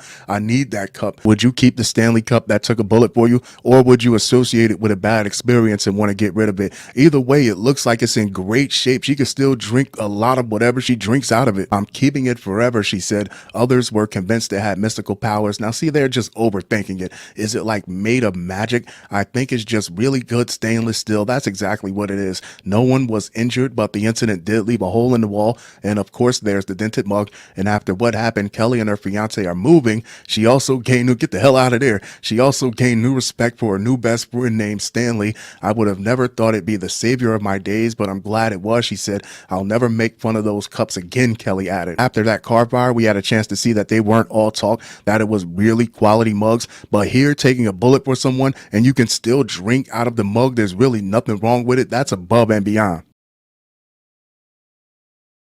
Illinois man steals $1.2 million in SNAP benefits fraud scheme. $1 million in food stamps does seem like a lot of work though, doesn't it? You can't do anything with them. It's not like you could put a down payment on a house or a car. If you need cash, you're only going to get 50 cents on the dollar for them. The only best thing left to do is to give them out instead of hoarding them. It's not like they collect interest or anything. An Illinois man has been ordered to repay $1.2 million stolen through a SNAP benefits fraud scheme. There's something with that, and I'll tell you in a second. A federal judge ordered Almaty H. Nijma, 65 of Swansea, to restitution and a prison sentence of 5 years. He was 5 years for food stamps. He was also ordered to a 2-year. You get 5 years for robbing a real bank to 2 years of supervised release. The federal government funds the Supplemental Nutrition Assistance Program, SNAP, to provide food benefits to low-income families. According to court documents, Nishma had been disqualified from the program in the past. How do you mess up food stamps?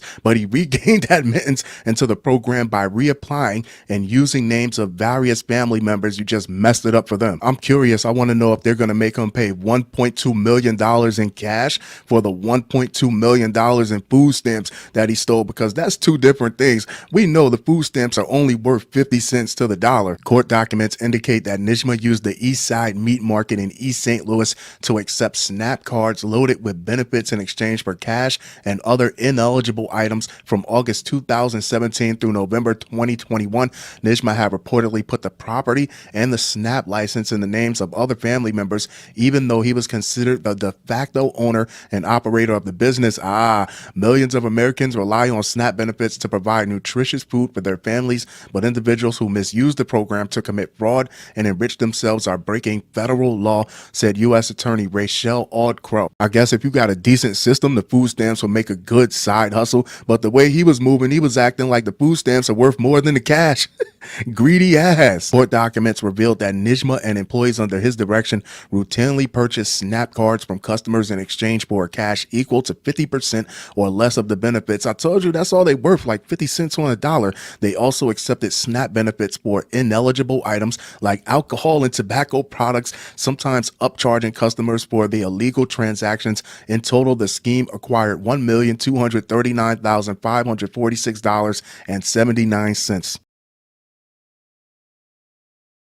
Mom arrested after admitting she gave her son's bully a prank gross drink that put him in the hospital. Hear me out, because I'm not mad about this at all. It's not ideal, but then again, ideal is having your child go to school and not having anyone pick on them in the first place. She didn't tell him to resort to any violence, even though he probably should have kicked this kid in the balls. And second, and most important, she didn't encourage him. She didn't enable him. She didn't turn a blind eye while he took on more lethal alternatives of retaliation, like we seen with Ethan Crumblay and his mom. The Bayard County Sheriff's Office arrested 45-year-old Jennifer Lynn Rossi on Tuesday after her 10-year-old son allegedly came home from school upset. According to police documents cited by KENS5, the young boy claimed his 11-year-old classmate had stolen a sports drink from him during school on Monday. He relayed the story to his mom, and Rossi allegedly responded to say she had an idea to prank the classmate. I got something for his ass. The next day, Rossi, I'll take no pleasure in this. The next day, Rossi gave her son another drink,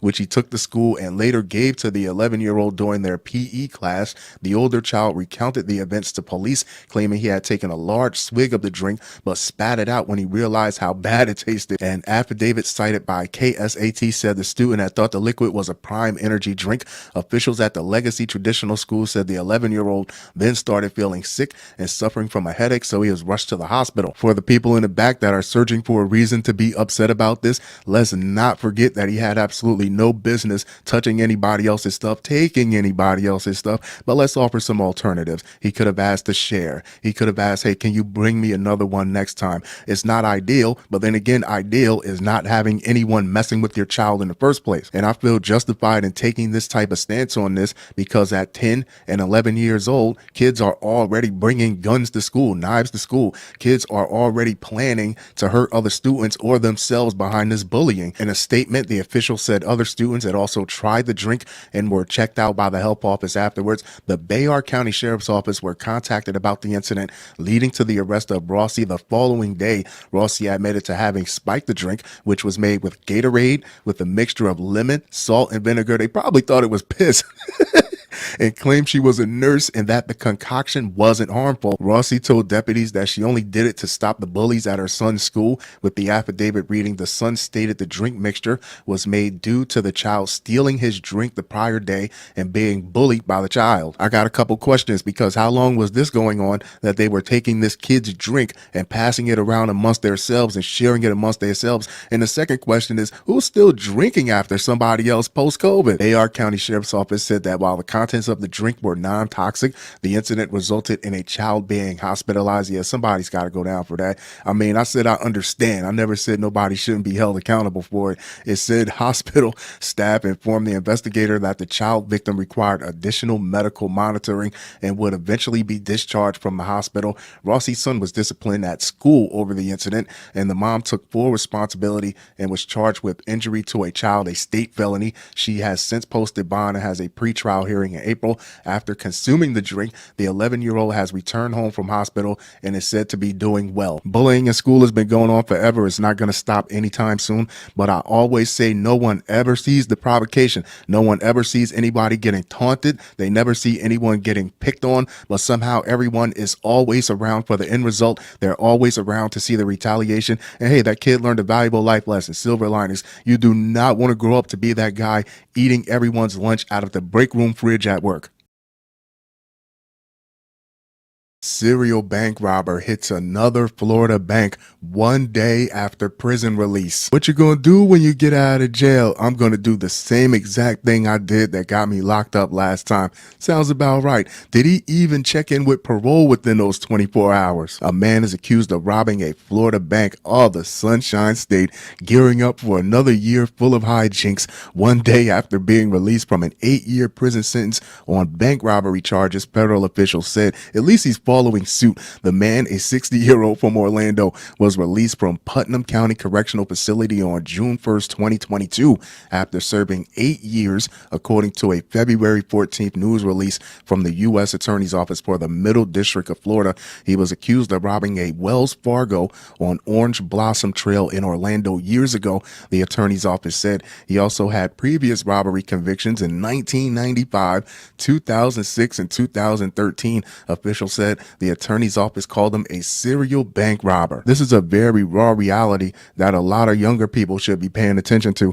You do not want to be 60 years old with no job skills, no benefits, no retirement. You can't really get anything from the government because you didn't put anything in. The only thing you have is whatever you picked up 30, 40 years ago that keeps getting you in trouble, and the world has passed you by. One day after he was released, the man walked into a Truist Bank June 2nd on the same street as the Wells Fargo and told an employee he had a gun and it was a robbery, officials said. Did he have his hand in a hoodie pocket? He demanded $150,000 and told the employee it would be a bloodbath if he wasn't given the money. Officials said, I would have went to lunch on his goofy ass. Bank employees handed over $30,000 before the man took an employee's car keys and drove off, officials said. 1 week later, on June 2nd, the man walked into a South State Bank in Kissimmee, about 25 miles south of Orlando, according to the Attorney's Office. He said again he had a gun and that it was a robbery, then demanded $50,000, which employees gave him, federal officials said. Here's the wild part though, because we get it. You know how to rob banks. You know how to get in, rah, give me the money. There'll be a bloodbath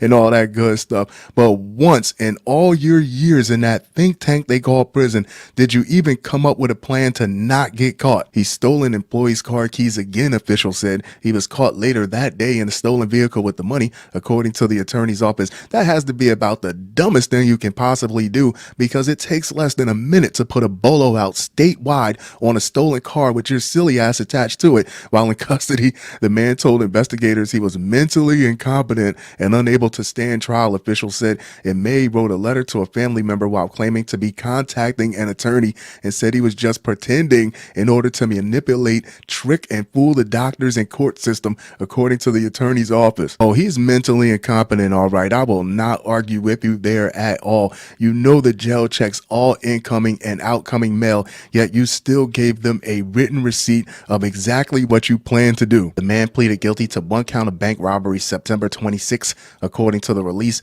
On February 14th, the man was sentenced to 25 years in federal prison and forfeiture of $30,000 from the robberies that had not been recovered, federal officials said. So they got all the money he stole except for $30,000. Maybe after this 25 years, they'll come up with a better getaway plan for next time.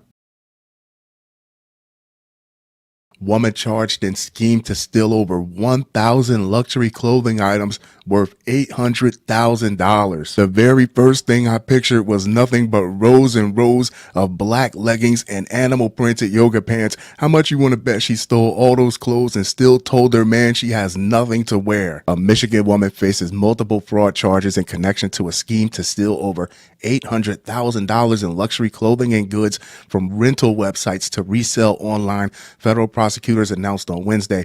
The Department of Justice said Brandeline Horn, Brandeline, really? 42 was arrested. That name is criminal by itself on Wednesday in Freeland, Michigan, and faces mail fraud, wire fraud, and interstate transportation of stolen property charges as alleged Brandeline Horn perpetrated a lucrative scheme in which she defrauded at least 3 victim companies, stole hundreds of thousands of dollars worth of luxury and designer items, and then sold these stolen items online. Thanks to the work of the prosecutors and investigators of my office, Horn now faces criminal federal charges for alleged deceptive behavior and fraudulent activity, U.S. Attorney Damian Williams said. I know she wasn't using her own personal website to sell this stolen merchandise like a Wix or a GoDaddy or something like that. There had to be a Poshmark, an eBay, a Pinterest, and definitely a Facebook Marketplace. A woman was selling human body parts on Facebook Marketplace. It's the new Grand Bazaar. A few pieces of stolen clothing should move like trap housework. Federal prosecutors accuse Horn of opening hundreds of accounts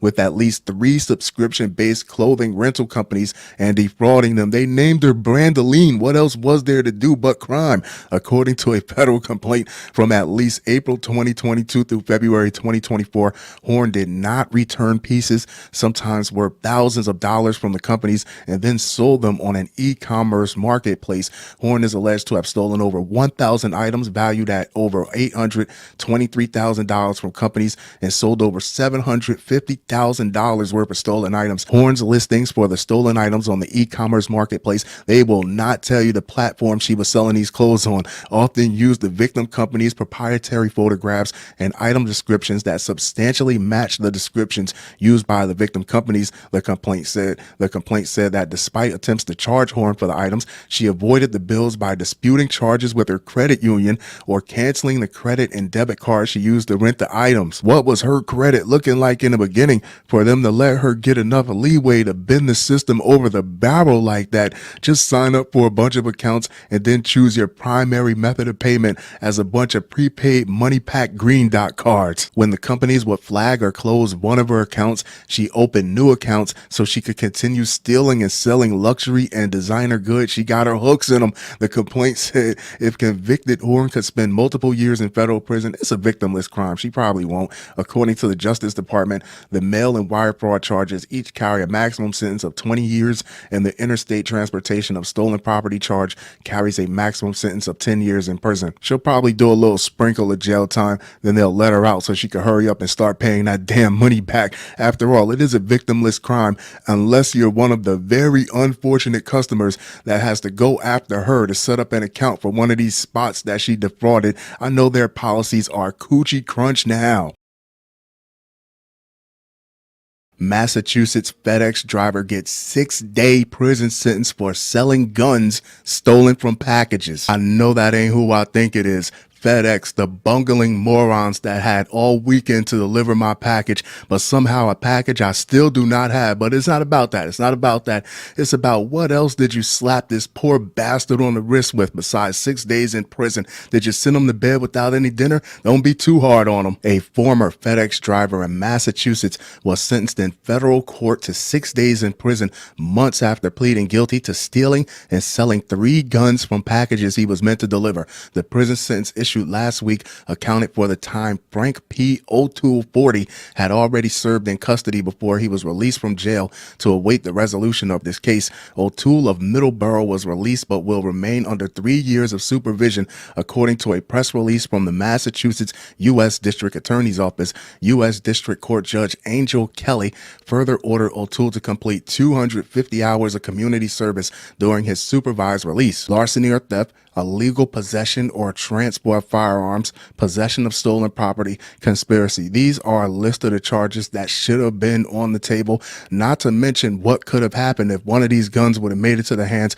of someone who committed a crime or even murder. Prosecutors have requested a 10-month prison sentence for O'Toole. 10 months is still way too light. We're talking about guns here. We're talking about something that could have been used to kill someone. This is not like he stole sex toys or stole food or video games out of the packages. Who in June pleaded guilty to 2 counts of possession or sale of a stolen firearm. According to a criminal complaint, O'Toole is accused of stealing 3 out-of-state packages, that's federal, containing firearms between October 2021 and June 2022 while working as a FedEx delivery driver in Middleborough, located about 40 miles south of Boston. 2 of the packages contained rifles, while the third contained a shotgun. Federal prosecutors said O'Toole later attempted to sell the 3 firearms to an undercover agent during 2 separate controlled purchases on August 9th, 2022 and August 12th, 2022, according to prosecutors. I've never seen an actual get out of jail free card, but if I had to imagine what it would look like, it would look something like this. O'Toole was arrested and charged by a criminal complaint in August 2022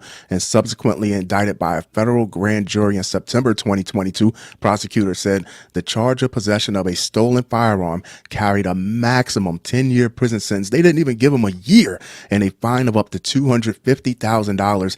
Acting Massachusetts U.S. Attorney Joshua S. Levy's office did not immediately respond Wednesday morning to USA Today's request for comment. What is he really going to say? That a conviction is a conviction. It doesn't matter how much time you gave him. O'Toole is no longer employed by FedEx. The company said in a statement to USA Today, FedEx does not tolerate the use of its network for illegal activity. You say it doesn't. According to the statement, we fully cooperated with authorities in this investigation. How many of you think old Frank getting fired from FedEx was more of a punishment than him getting 6 days prison time?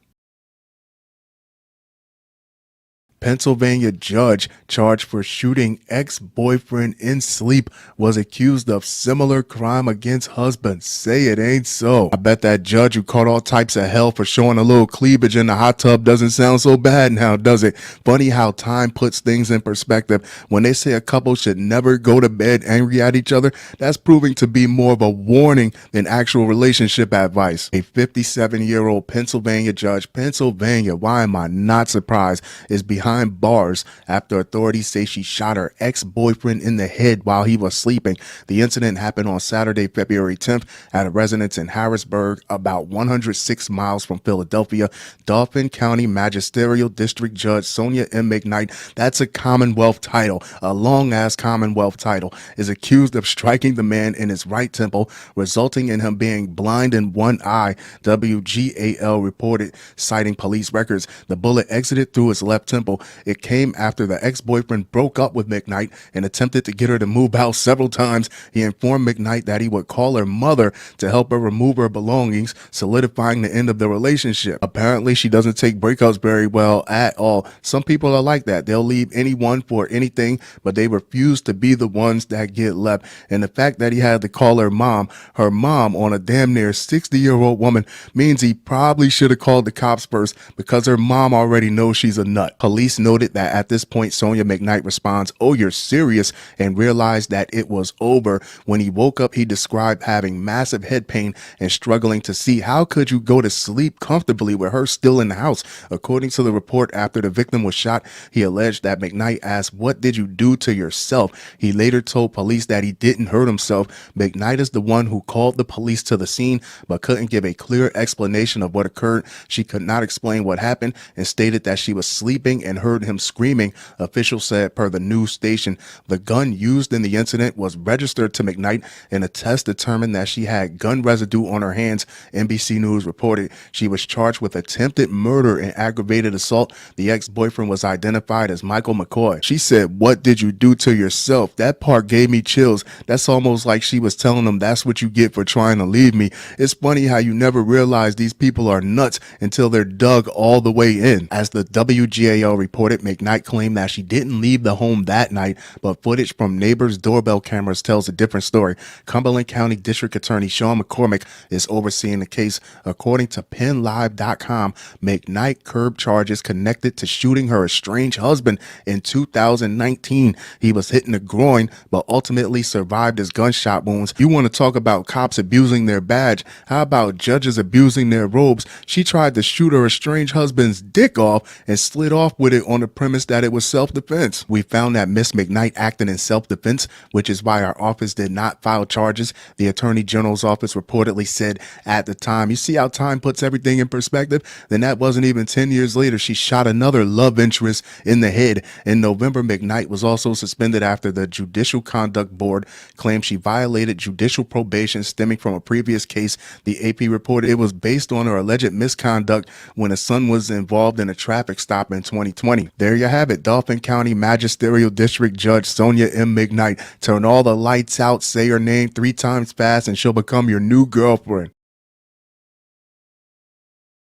Northeast Ohio brothers, this should be good. One claiming to be a prince, charged with multi-million-dollar scams. Ohio, the front porch to the Midwest, the one with the broken screen door. Not one time did anyone stop and ask if you're really a prince. What the hell are you doing living here? Were you banned? Are you living out some sort of punishment? 2 Northeast Ohio brothers, one of them claiming to be a prince, face fraud and money laundering charges that prosecutors say bilked several people out of up to $10 million. According to court documents, one of the illegal schemes was signed in the office of a local mayor. That doesn't mean anything. Just because you hold office doesn't mean you're smart or anything. Zubair Abdur Razak Al-Zubair, 41, claimed to be a prince. His 30-year-old brother Muzamil Muhammad Al-Zubair claimed to be a hedge fund manager. Both are natives of East Cleveland, and on their business website, Dubai Bridge Investments state they are international economic advisors to the city of East Cleveland and the mayor. A Prince Zubair living in East Cleveland with his brother as a hedge fund manager makes as much sense as a Prince Hakeem living in Queens, New York, working at a McDowell's fast food restaurant. They face a 22-count indictment accusing them of multiple fraud and money laundering schemes. The indictment states from June 2020 through August 2023, so for almost 3 years, nobody realized that they weren't really royalty. The brothers engaged in multiple investment, real estate, cryptocurrency, and COVID relief fund schemes, bilking people out of as much as $10 million. According to the indictment, Zubair Abdur Razak Al-Zubair claimed to be married to a princess and a member of a royal family in the United Arab Emirates, where he lived from 2008 to 2020. He often used the term His Excellency in correspondence. The indictment says his brother's only education on hedge funds was from watching YouTube videos. As soon as he would have said United Arab Emirates, I would have walked away because I know you're lying. You know what they do? They race Lamborghinis through town just because they're bored. If they really wanted anything to do with America, they would just fly in 1,000 of our most beautiful women, which they often do. And if they had any business dealings that they wanted done on this side, on stateside, they would just send a very reliable third party. Federal prosecutors say the men used at least 2 women to make false investments to enrich themselves to obtain funds for their personal use. They allegedly used the money to buy private jets, luxury travel, lavish hotel stays, entertainment, shopping, jewelry, dozens of firearms, and other items. Between July 2021 and May 2022, prosecutors say the brothers claimed to control Nella Park, the headquarters of GE Lighting in East Cleveland, and defrauded one victim out of more than $3 million in a cryptocurrency scheme. But a second victim saw news reports that the company had been sold to Phoenix investors, not the defendants. I guess they were like, it doesn't matter if we're not royalty. By the time we get done with these Ohio bumpkins, we'll be rich as kings anyway. What's wild is the victim didn't find out through research or even background checks. They found out from watching the news. In August of 2021, the indictment states that the Al-Zubair brothers attended a signing ceremony between their company and one of the victims at the East Cleveland mayor's office regarding Nella Park, which was attended by the East Cleveland mayor, his chief of staff, his law director, and others. They thought they had a real good deal on their hands. One of the victims was told to pay $3 million in exchange for a $33 million return. That's 1,000%. Are you kidding me? After more questionable transactions, the brothers were indicted last month for fraud in order to forfeit all money and property that they gained. They ran this for a long time, maybe too long. It is important to mention that no East Cleveland officials have been accused of a crime. Being stupid is not a crime, right? Although City Hall was closed for the President's Day holiday, Fox 8 did reach out to Mayor Brandon King and several city council members on their cell phones, but have not received any responses. What are they really going to say? You almost sold a fake prince and his brother, your power grid, and half the city. I'll be hiding from my cell phone too. Dating app connection allegedly used to set up armed robbery of senior citizen. How low can you go? Back in March 2022, I caught the story of this beautiful young woman on Instagram. She lured this guy to an apartment in the Bronx. We don't even know if it was her apartment, but when the guy got there, she wasn't there, but the goons were. They snatched him up, hog-tied him, tortured him, and demanded ransom from his family for about $100,000. What I'm trying to say is these girls don't like you.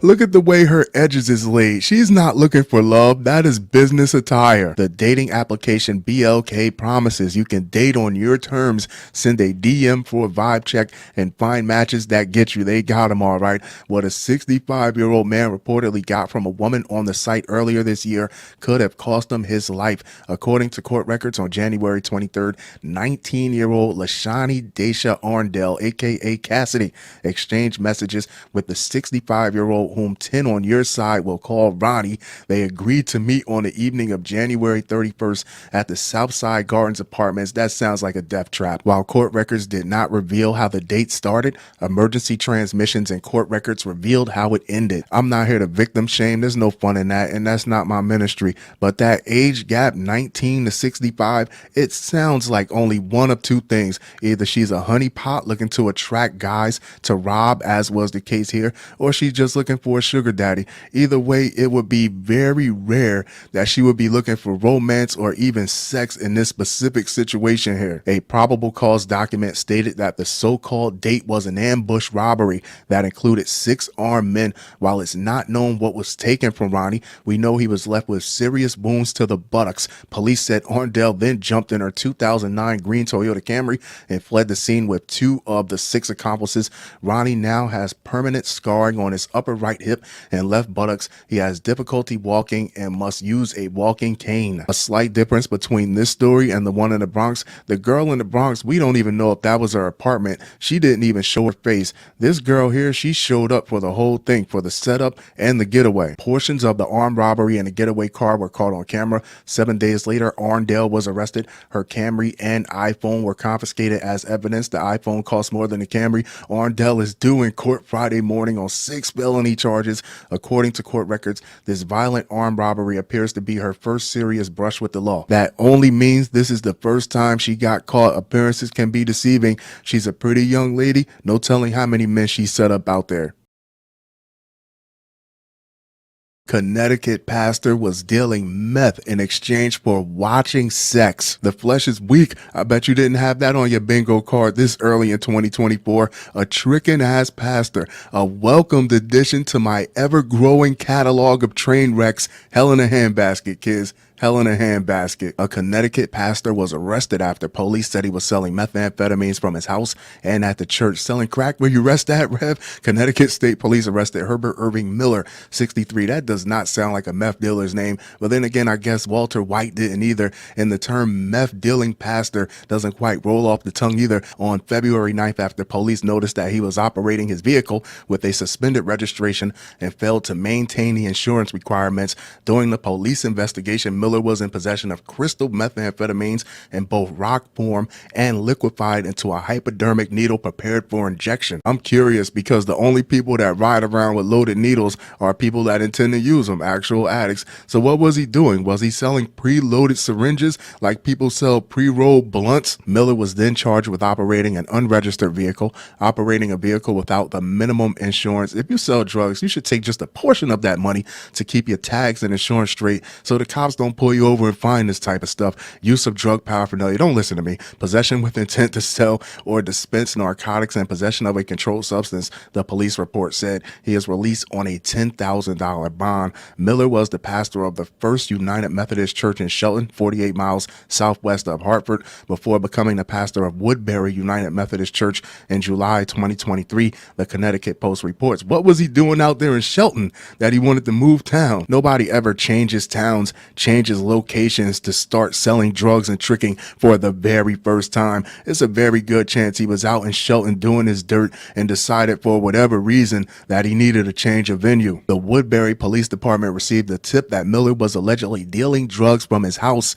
right next to the church. WFSB reported Miller's neighbors saw a lot of traffic at the home and saw a meth pipe on the road near the church. Goodness. Police told WFSB that investigators believe Miller was providing the meth, and in exchange he wanted to see couples have sex. Miller's court date is on February 23rd at Waterbury Superior Court. A voyeuristic pastor is insane, but I'll tell you what's even worse. Instead of giving these couples money so they can decide what they want to do, and maybe one time they'll decide to buy food instead of drugs, he was feeding their addiction by giving them drugs and drugs only.